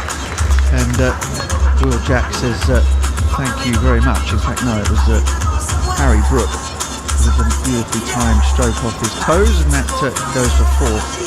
Backward a square on the leg side. Shane Rutherford, 33 wickets in first-class cricket, an average of 23. There you go, useful. Doesn't bowl a lot, obviously, but I've seen him bowl in T20 occasionally, kind of on wickets like this, and he just tries a lot of things. I reckon he did bowl the first ball a little bit like Ricky Ponting and then changed his action later on. I see, he's a very talented man. It was Will Jacks, apologising. The director fooled me with his replay, or at least the lingering shot of the player who didn't hit the ball before afterwards. Last ball of the over gets turned around the corner for a single. 108 for 3. Brooke is 11 from 13. Jack 67 from 64. And this partnership now just starting to take a little bit of a sting out of West Indian excitement after they picked up a couple of wickets in quick succession. Out of Crawley for 3 off 9 deliveries, bowled by Moti, and then Ben Duckett followed him back an over and a half later. And also to Moti, Duckett at that time with the sweep, regulation sweep, left-handed sweep, minimum gloves, and just bobbed straight up in the air to Shea Hope, who took the catch. West Indies were cog a hoop, feeling like the door was open, but these two have they've not slammed it shut, but it's closed at the moment, and not allowing a draft through. No, they're not, and two very, very good, promising young players that are coming into the game at a different time. Jack's, Brooks coming in with such a whirlwind into international cricket. I think Jack's is about to. Watching Harry Brook bat is a very simple way. He stands still, waits the ball coming to him, lets the ball get right under his eye line, and makes a decision with his hands accordingly. He's not a great foot movement. Right-handed, I always said, is like a right-handed version of Marcus Trescothick. Somebody that got in a position early, still head position, and then his hands was the one that was more destructive than the foot movement. So, Harry Brook for me is one of the most exciting players around the world at this minute.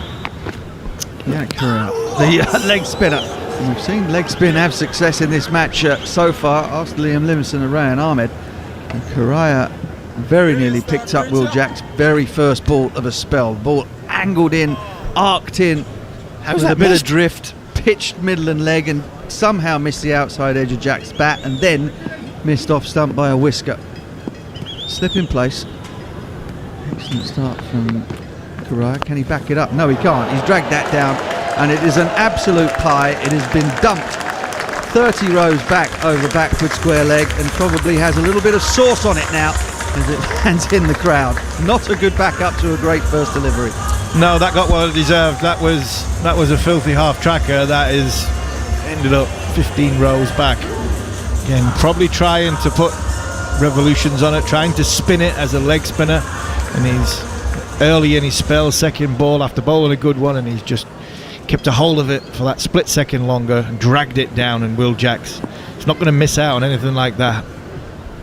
No, thumped ceremoniously over deep backward square. That's much more like it. I wonder if they might have a little look at that. That's done Will Jacks. He stayed back. The length was too full for it, and it just skidded on at him. Inside edge. Might just have got the bat down in time. Otherwise, he was a goner. Oh, I tell you what, it's worth a look, isn't it? Oh, I'm not so sure that is it pad first or is it bat first. Exactly, that's what I was thinking. There was no appeal from either. No, with the naked eye, I reckon that's worth a look. Jack's a little bit wary of that one as it sort of drifts past him, pitches outside leg. He doesn't want to close the face on it too much. And in this occasion, it didn't spin and just bounces harmlessly off his pad, and there's no run. Better action though. We've had 4 balls, 3 balls. He's composed action. One wasn't as composed, and that's the one he dragged down. But he goes again, and that's another really well bowled leg break. A little bit more loopy, a little bit wider of off stump. And now Jacks is sort of groping for it, beats him on the outside edge. Just needs to just have a little look at Correa here, because he's unsure at the moment. More rhythmical though, the action. There was more fluidity towards his run up and the delivery of the ball. Jack's back again and plays this one with a little bit more comfort, but that's a much better end to the over from Correa. West Indies had a few more runs to play with. The spinners might well get them back into this game, but at the moment it's 89 needed with 31 overs to go. England are heading in the right direction to level up the series. Of course, they started today needing to win this one to take the series to a third match. And at the moment, they've done everything pretty much as they would have liked it, dismissing the West Indies in very, very good order. One thinks that perhaps if a decision or two had been taken another way, it might have been even sooner than the 39.4 overs that they spent out in the field, but nevertheless, they'd have taken 202 or 203 as a target when the coin went up this morning or this afternoon in Antigua. Rutherford it is again to continue to harry Brook. Little back and across shuffle. Bat stays up until he's made the decision as to where he wants to play it. And he's come down barn door straight and it's a dot ball. Can you tell me about a player called Richard Stemp? Yes. Left arm spinner. Left arm spinner. Yorkshire. Worcestershire. Yeah. Good bowler, was he? Redhead. Was he a good bowler? Yeah, Stempy was a good bowler. Yeah. Go on. Rutherford in. And Brook props forward, defends. He bowled you in 9 games and got you out 5 times. Yeah. Left arm finger spinner. Yeah, I got out to a lot of left arm fingers. Well, more to him, I can tell you that now. Him a lot. Was Yeah. it? Yeah. That's not a good record. I do remember That's actually Cullen and Warren record. getting stumped by about half the pitch at Scarborough. Trying to hit him into the seafront. I do remember that one. The rest, they escaped me a little bit. I probably blanked it out as a very bad memory as Rutherford comes in. Does get a little bit of in-swing to Brook. As a consequence, Brook's off-drive becomes an on-drive as it hits the inside half of the bat and they get one. The thing with Stempy though, he bowled with some good fast bowlers at the time. They had Yorkshire had some barrage of good quick bowlers. Yeah, I didn't get out to them. No, that's what I mean. You try to fend them off, and Stempy was the one that everybody had a go at because Gough was wanging it in halfway down, and Silverwood, and the likes of Hoggard, and who else did they have? Hutchinson. They had some Craig White. They had some really, really good fast bowlers. Did Yorkshire? Rutherford in again. This time more Mark Lane than Ricky Ponting, and Brook defends to. In fact, it's Jacks defends to backward point, and again there's no run. I've got some. Go on, anybody else? Well, I've got Harmy's record here as well. So Harmy basically could not play the ball spinning away from him. Is that fair to say? Almost a quarter of all your dismissals in cricket when the ball was spinning away. Considering over half the balls you ever would have faced would be from right arm seam. Short ball from Rutherford that Jacks ducks underneath, and when you consider that Alzari Joseph was bowling upwards of 90 miles an hour at Will Jackson, he kept banging him over deep fine leg for 6. He's gone for the lack of pace, isn't he? The lack of pace. The fact that he tried to hit him on a way down he's as ducked opposed to underneath getting that up one. there. It's a bit of a shock. Yes, no, that's what they're looking for, the shock tactics. My shock tactics, spinning away, but I played a lot against Warney. Yeah, that's fair enough. Not in county cricket. In county cricket.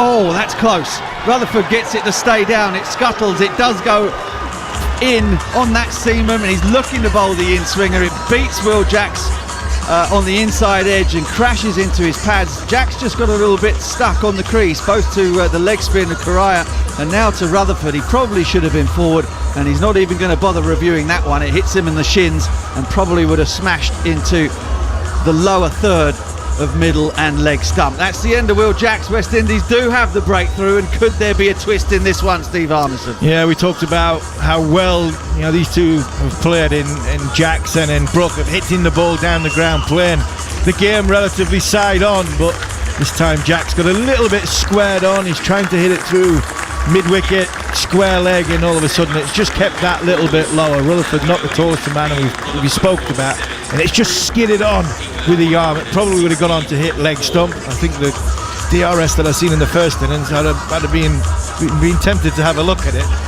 just in case. I don't think he would have wasted one. It might have been umpire's call, but hey ho, especially I'm in the, what is he, 73?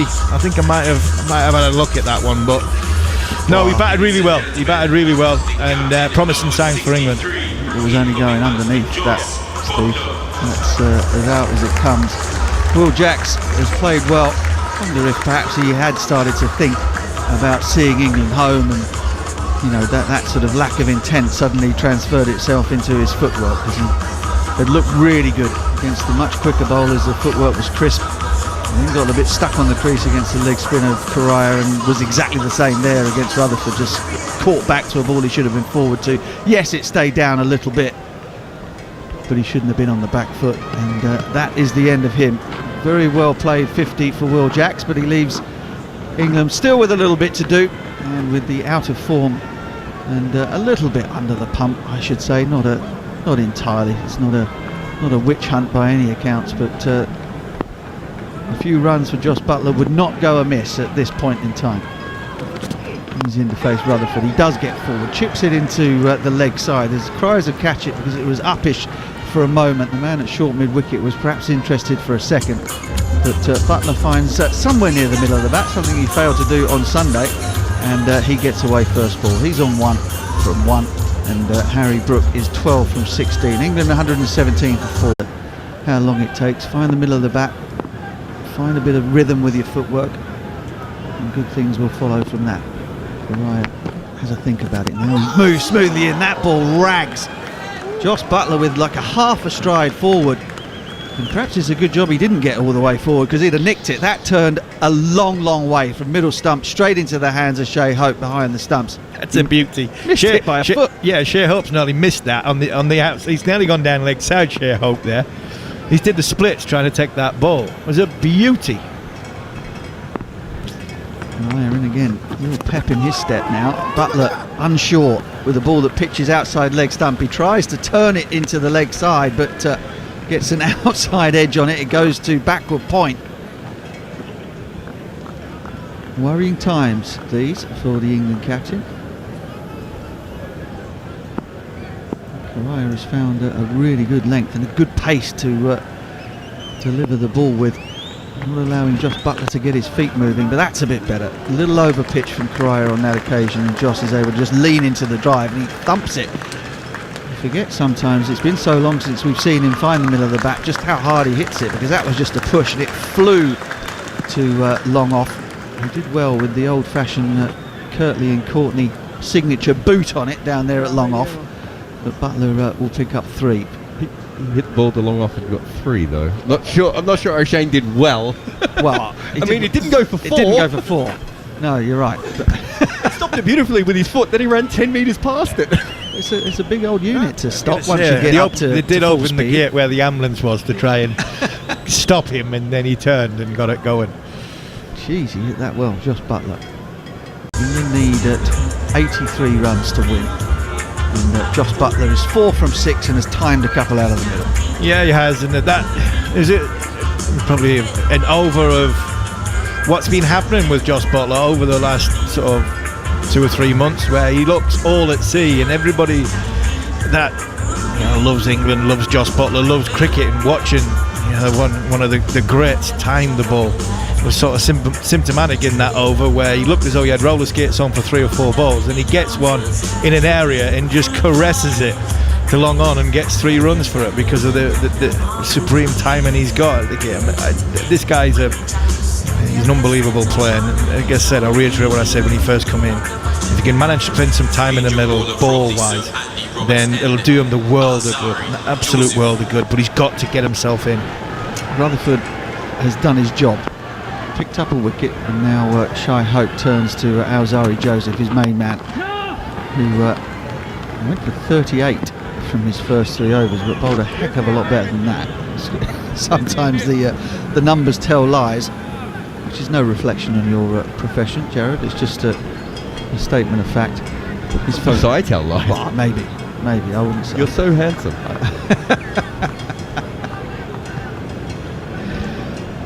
First ball was blocked into the covers, no run. Last 10 one-day internationals, 102 runs and an average of 11.3 for Josh Butler. Steers this one away into backward point, but Joseph is right on the mark to a man whose footwork is a little bit dodgy at the moment. Shabby Hope will be thinking to himself, right, knock this one over right now, get into England's all-rounders. Liam Livingstone will be next. There's still a chance to make something happen. The West Indies certainly have not given this one up, and England are refusing to close the door on them as well at the moment, just keep letting them back in. The guy going up the steps. Godfather, wasn't it? Was it the second one or the third one? Second, was it? Yeah. He thinks he's out, but they just keep pulling him back in. It's my story of being in the pub, Butch. Yeah, sitting at the bar. What, you drink? I didn't realise. Yeah. Butler turns that one away. It's a little too straight from Joseph. Turns it into the leg side. They think about a second. Think better of it. Throw comes in, flatten over the stubs. And Butler is off strike. Which again is also a good place to be when you're out of form. Get off strike. Watch your mate Harry Brook dance around the crease and find the middle of the bat. Get used to your surroundings out there. And allow instinct to take over. One of the things about being out of form is that the brain is talking far too much. You need to shut that down and just go out there and react and do what you do. As Joseph is into Brook, short ball, the Brook gets in behind. Harry Brook is one of those players who makes sort of 90 mile an hour bowling look like 70 miles an hour bowling, and he's just got so much time. None so much when the brain is talking to you far too much is your first 10, 15 balls. That's when it does. And once you get over that period, then it doesn't say it as much, it doesn't come in. Or not, I don't want to say even, but closer to 10% at times in the last little while. Well, we've seen some just exemplary leg spin bowling today. Earlier on, through Rayan Ahmed, 2 for 40 from his 10. And Yannick Carrier, is just bowling magnificently. 2 overs, 0 for 9 at the moment. Could have about 4 for by this stage. In he goes to start a new over. It's Jos Buttler on the back foot, punching out to short extra cover, and there's no run. 121 for 4. The target 203. So 82 more for England, and we're only 1 ball into the 22nd over. Time isn't an issue. In goes Carrier once again. Butler forward, beats the man at short extra cover on this occasion, and there'll be a pretty long couple. Out to Shimron Hetmeyer, down at deep long off. It's 123 for 4. Well, Philo Wallace, it's proving to be a very intriguing game, this one, isn't it? Yes, always low totals give you a little difficulty when you're chasing. Particularly the English batters are not really look settled. The one guy who was in, Jacks, he got out. Then you have Harry Brook, who had a good first game, but Butler, the captain, he needs a good long innings. Carrier is in, bowling to Butler, pushing into the offside. They're going to play tip and run, take a single. Both men quick between the creases. So there's a safe single there, 124 for 4. As Butch touched on a moment ago, it's been hard going for Jos Buttler in recent times. At the Cricket World Cup, his highest score was 43. He only made 1 score more than 25, and in the entire calendar year of 2023, 689 runs in 20 innings. He's watching at the non-striker's end as Harry Brook square drives to the deep cover fielder for a single. But the issue for Jos in 2023 is it started okay and then went a bit quiet. His last 50 was against New Zealand in Cardiff in September. That was 14 innings ago. And his last 100 was against South Africa in Kimberley on the 1st of February, 18 innings ago. So it really has tailed off.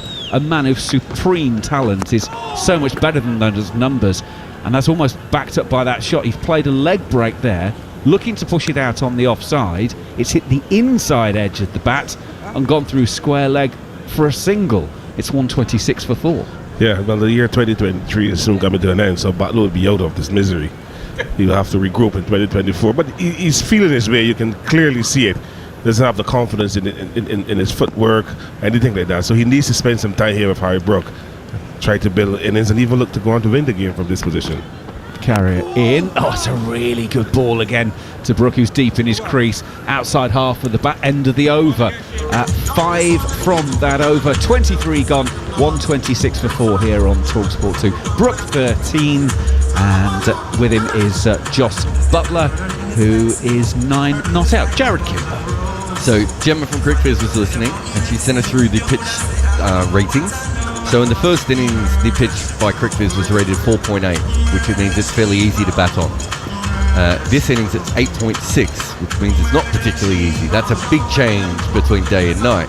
But the bounce is the really interesting thing. So in the first innings, there's a little bit of bounce, 3.3.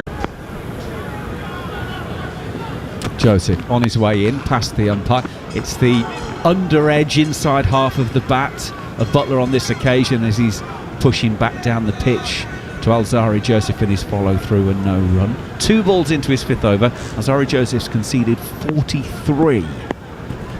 I mean, those figures really don't tell a tale. I mean, he was bowling flames earlier and was finding the outside edge, so they just weren't going to Fielder's hands. Agreed. He turns on his way. In he comes. Jos Buttler's safely, solidly in behind that, finding the space on the offside, and they'll take a very comfortable single out to the cover sweeper, 131 for 4. Yes, obviously Alzari's been brought back by Captain Shea up to pull this hard back off a length type deliveries which he have done. The last ball, Butler just punching through the offside and getting. He was calling for 2, but Modi was on it quite quickly, so he settled for a single.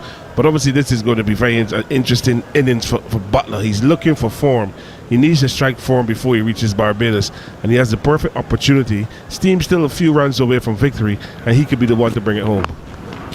Joseph is in. Brook turns it around the corner to deep backward square. You might just have heard him go 2-2-2 straight away, and they will get those 2 runs as the throw back into Shea Hope takes him away from the stumps, and he's not able to take it in cleanly. And England have got 7 from the over already, 4 balls in without really having to do too much. Yeah, I thought you were going to say folks sweating, because they are sweating. But it just goes to show you intelligent batting from Harry Brook and Jos Buttler. I'm particularly happy for Harry Brook, because I think that he's a newfound talent for England. He started on a real high. He didn't have a good time in the IPL, and he didn't have a good time in the World Cup, but he's come here in this series and started well. Joseph is in. Brook is turning this one off of the stumps down to deep backwards square leg, and they take a single. Harry Brook's got 16 from 24. Jos Buttler's got 14 from 16 already, and is just playing things nice and steadily, trying to get England through to that target of 203 here on TalkSport 2 to level this series. Yeah, so a victory here for England, obviously set up Barbados at the weekend with the final ODI at Kensington Oval. So it's going to be important for England to win this game convincingly to give them confidence going into the final game. Joseph is in once again. Butler playing away from his body, but safely enough, pushes out to deep point, and they will take 135 for 4 after 24 overs. And just touching on Barbados, Philo, look, obviously whenever England travel to the Caribbean, they take a huge number of supporters with them, but they are trying to do something about that, because the ticket prices, they're actually trying to encourage the Barbados public to turn up, because locals actually get a 50% discount for the tickets, and with it being a day-night game, they're sort of trying to say, well look, you might have to work, but you can still come along, because we're actually going to price this accordingly, so that they really want some home support to come along and make a difference. Yeah, well, obviously they need the home support to come and support England. West Indies, sorry. England will always have their big contingent coming to Barbados, and over the years the stadium have been filled only by the English supporters. So the BCA, the local cricket association there, and the West Indies Cricket Board have decided, look, we're going to offer the tickets at half price for the locals and see if they'll purchase them and come out and support West Indies. Yannick Carrier to start his 4th over. Off the back foot is Jos Buttler, and there's 1 run out to the cover sweeper, 136 for 4. Jared. So Mako, you asked me something quickly there about how many other day-night games have been played at this ground. This is the first ever day-night game in One Day International, and obviously they don't play CPL there either, because the Hawksbills, Antigua Hawksbills, was it Hawksbills? Yes, they don't exist. They do not exist, which is a shame, because that's a great name. And they don't play in Jamaica either. CPL hasn't played in Jamaica for almost 3 years. Yeah. So this is the first One Day International under lights, and they don't play a lot of ground. cricket under lights at this ground in general. So, well, yeah, wow, okay. So no one really knew, and it's a new pitch, isn't it? It certainly is. Yannick Carrier bowls a googly from very wide on this occasion, turns back into Harry Brook, hits to point where it's fumbled, and they will be able to take a single, 137 for 4. So there's another factor of slight unknown when you're sort of winning the toss today. You know, you're under lights. How's it going to play? Agree, but obviously Josh Buttler will feel quite happy knowing that he's bowled West Indies for 202. and chasing the target of 2 or 3. Everything here is new. Even West Indies have a new kit sponsor as well. So yes, it's the first day of the night game to be played at the Sir Vivian Richards Stadium. I commend the Leeward Islands and Antigua Cricket Association for being able to get this game on day and night. Obviously, they're looking to get the crowds to come in after work and really support West Indies cricket. Isn't it a long way from the centre of town, though? Well, that's why it's a day-night game, to give everyone time to actually get out to the ground, because it takes them so long. Here comes Yannick Carey, a bit of air on this one. Butler's pushing down to deep long off. Should just be a single. Are they going to take on the Hetmeyer arm? No. No point in risking anything. They'll take the single. No place is far in the Caribbean once you got transportation. That's true. So it's not that big an island. No, what they'll do, they'll just maybe carpool, have some minibuses with people coming up from the various villages to support West Indies cricket. And it's important. I think that when we were on top of world cricket and they play a home series, we used to have the local support. I was part of that era where when we were playing England at home, the stadium was full. But the rec ground's right in the centre of town. Yeah, but that is no longer a cricket venue, the Antigua Recreation Ground. They've moved everything to Sir Vivian Richards Stadium, which is a first-class facility. You know, they have another ground, which is Coolidge, which is owned by Cricket West Indies, and that is over by the airport, former Stanford cricket ground. So yes, you're not allowed to mention Stanford. Starts of another delivery from Carrier and turned on the onside for a single. Yes, blimey, there's a story. Yeah, it's so sad. Some pictures of the wreck recently, and actually that's an appropriate name because it looks a proper wreck at the moment. Well, yeah, the Antigua Recreation Ground is it's not of what it used to be. And so Richard I would argue it is what it used to be. It just hasn't been updated. Yeah. So Richard Richardson said he was very disappointed about the condition it was in as well. In the interview we've done maybe a couple months ago. So, everything has this time and changes. Yannick Carrier in, Just Butler from deep in the crease, guides it down to short third, and they will take a single, 140 for 4. Of course, one of the great moments of cricket, England, West Indies at the Rec, Brian Lara, 400. I was there, we were doing commentary on TalkSport. It depends on... who you think. If you talk to Gareth Batty, he may not think it was a great moment for cricket. I'll be honest. I'll make this point after this next ball to finish the over. Harry Brooks on strike, 18 from 26. Carrier. Oh, he comes down the pitch, says Harry Brook, and skips into it and launches it over long off the 6. Lovely, lovely shot. Got there on the half volley and just dispatched it for the maximum to mean England take 11 from the over. They're 146 for 4. Yes, a very good shot there for Highbrook. Correa just looping that ball up. Highbrook sees the opportunity to use his feet, get into the pitch, and hit it straight through the ball. And I'm a big fan of seeing the ball going straight over the bowler's head, straight over the ropes. And as it lands, the umpire raises his 2 arms and says 6. Fantastic cricket shot. Good control by Highbrook. So yeah, just to go back to the Brian Lara innings, myself and Chris Cowdrey. Chris was part of the commentary team. If you're listening this evening, Chris, very good evening to you. Hope you're doing well. When he got to about 250-ish, we were sort of looking at each other going, this is all very well, but the West Indian team were really struggling at that time. And we said to each other, actually, the thing that the West Indies team need more than anything else is Brian Lara to declare and to them to try and get a win out of this game. But everything was set up for Brian to break that record, to get to 400. And it was a bit sad from my point of view in a way that actually one man's need completely outweighed the need of all of his teammates and what West Indies cricket needed in that. Does that make sense? Do you see where I'm going there? I understand what you're saying, but at the end of the day, records are made to be broken. And he was given the opportunity to do it, and he has done it. He came here and he scored 501 playing for Warwick against Durham. So, it is a balance. Even if you look back at guys like Mark Taylor, who had the opportunity to break Sir Donald Bradman's batting record, batting for Australia, he decided to declare his knock. So it's just how what people have want to achieve from their careers. He's gone down as one of the greats, Brian Lara.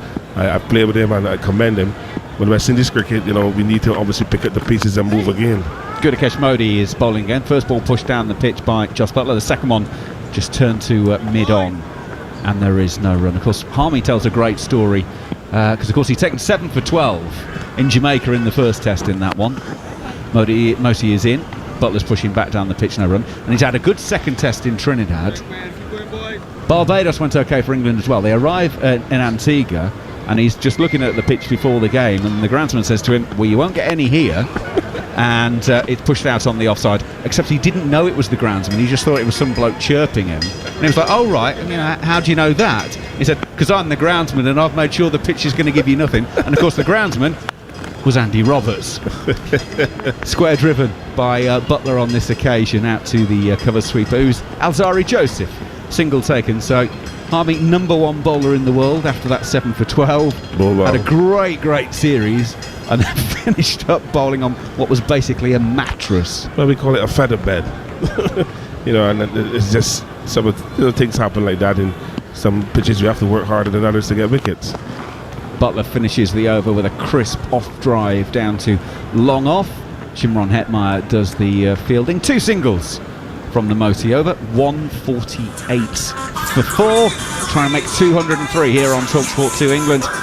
Brooks 25, Butler's 19. These are the thoughts of Philo Wallace. Yes, Harry Brook and Josh Butler continue to build on this partnership, this 5th wicket partnership, which is obviously yielded close to 40 runs, and they continue to show good control. Harry Brook, in particular, I like the way in which he has approached this, and is yet again similar to Sunday, coming in, feeling his way, getting into a stride, and then starting to execute good shots, and obviously good rotation of the strike, getting into good positions and hitting the boundaries.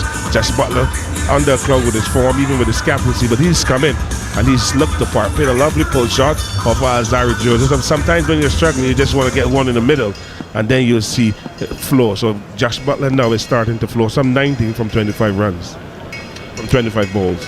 He's leaning on his bat at the non-striker. Oh, that keeps low from Yannick Carrier to Harry Brook. Pushes out on the offside. They'll take a very tight single to backward point, who throws at the non-striker's end. Shepherd is the man backing up, and there's all of a sudden it's one of those where all the fielders look at each other going, that was close, wasn't it? It was Brook who played tip and run, and he'd have been miles out. Moti swooped around quite quickly, moving to his right. Left-handed throw. Josh Butler gets low on this one and just launches it over long on for 6. Such a crisp, clean strike of the ball, and it goes for the maximum. England's 150 is up. They're 155 for 4, but Josh Butler takes that leg spinner from outside of off stump and deposits it over long on. Typical Josh Butler shot, just a little room, too much flight from Carrier, and Butler getting low and getting under the ball and hitting it clean into the stand. Well taken, but you're outside the boundary, so it's 6 runs to Josh Butler. Well played. Well played indeed. Another ball with some air on it now. Butler's got underneath this, and it's gone for another one. Back-to-back maximums from the England captain. This is Josh Butler. This is how he bats when he's confident. He's 31 from 27. Well, if you think the first one was good, the second one was better. This one a lot straighter from Korea. Butler getting into a very good position, sinking his back leg and hitting that ball some 94 meters straight over the bowler's head. So he's hitting the ball where it's going straight. And this is the Josh Butler that we know, the man who can play those big shots. Almost through the TV commentary box window, that one. He's not going to try and repeat the dose on this occasion. Pushes into the deep cover region. Carty will do the fielding, and the single is taken. 162 for 4 in England. Keep on ticking. Very important that they continue to tick, although they'll continue to tick up to Barbados. But this is a good batting display here from Josh Butler. 2 sixes in 2 consecutive balls, and then the next ball he just squeezed it into the outfield, into down to extra cover, and pick up a single to bring Harry Brook on strike. He's gone past Harry Brook, actually. He's now 32 from 28 balls, and Harry Brook is 26 from 29. Brook waits and gets a quicker one from Yannick Carrier, and that beats him actually. Bounces a bit as well, taken by wicketkeeper Hope, and there is no run. Yes, Hope continues to persist with Carrier. He also has a slip in Alec Antonez. The ball was a bit too close, and the bounce defeating Harry Brook's cut shot. Final ball of the over. Carrier in, right arm over the wicket. None of that keeps low. Brook watched it all the way and turned it out on the onside, but that could quite easily have been trouble there. This pitch, just like Sunday's one, just a little bit up and down. Liam Livingston on Sunday got one that kept solo. He played over the top of it by about a foot and was stone cold LBW. But it's not quite reached that stage yet, but just the odd one up and down. And Jared's,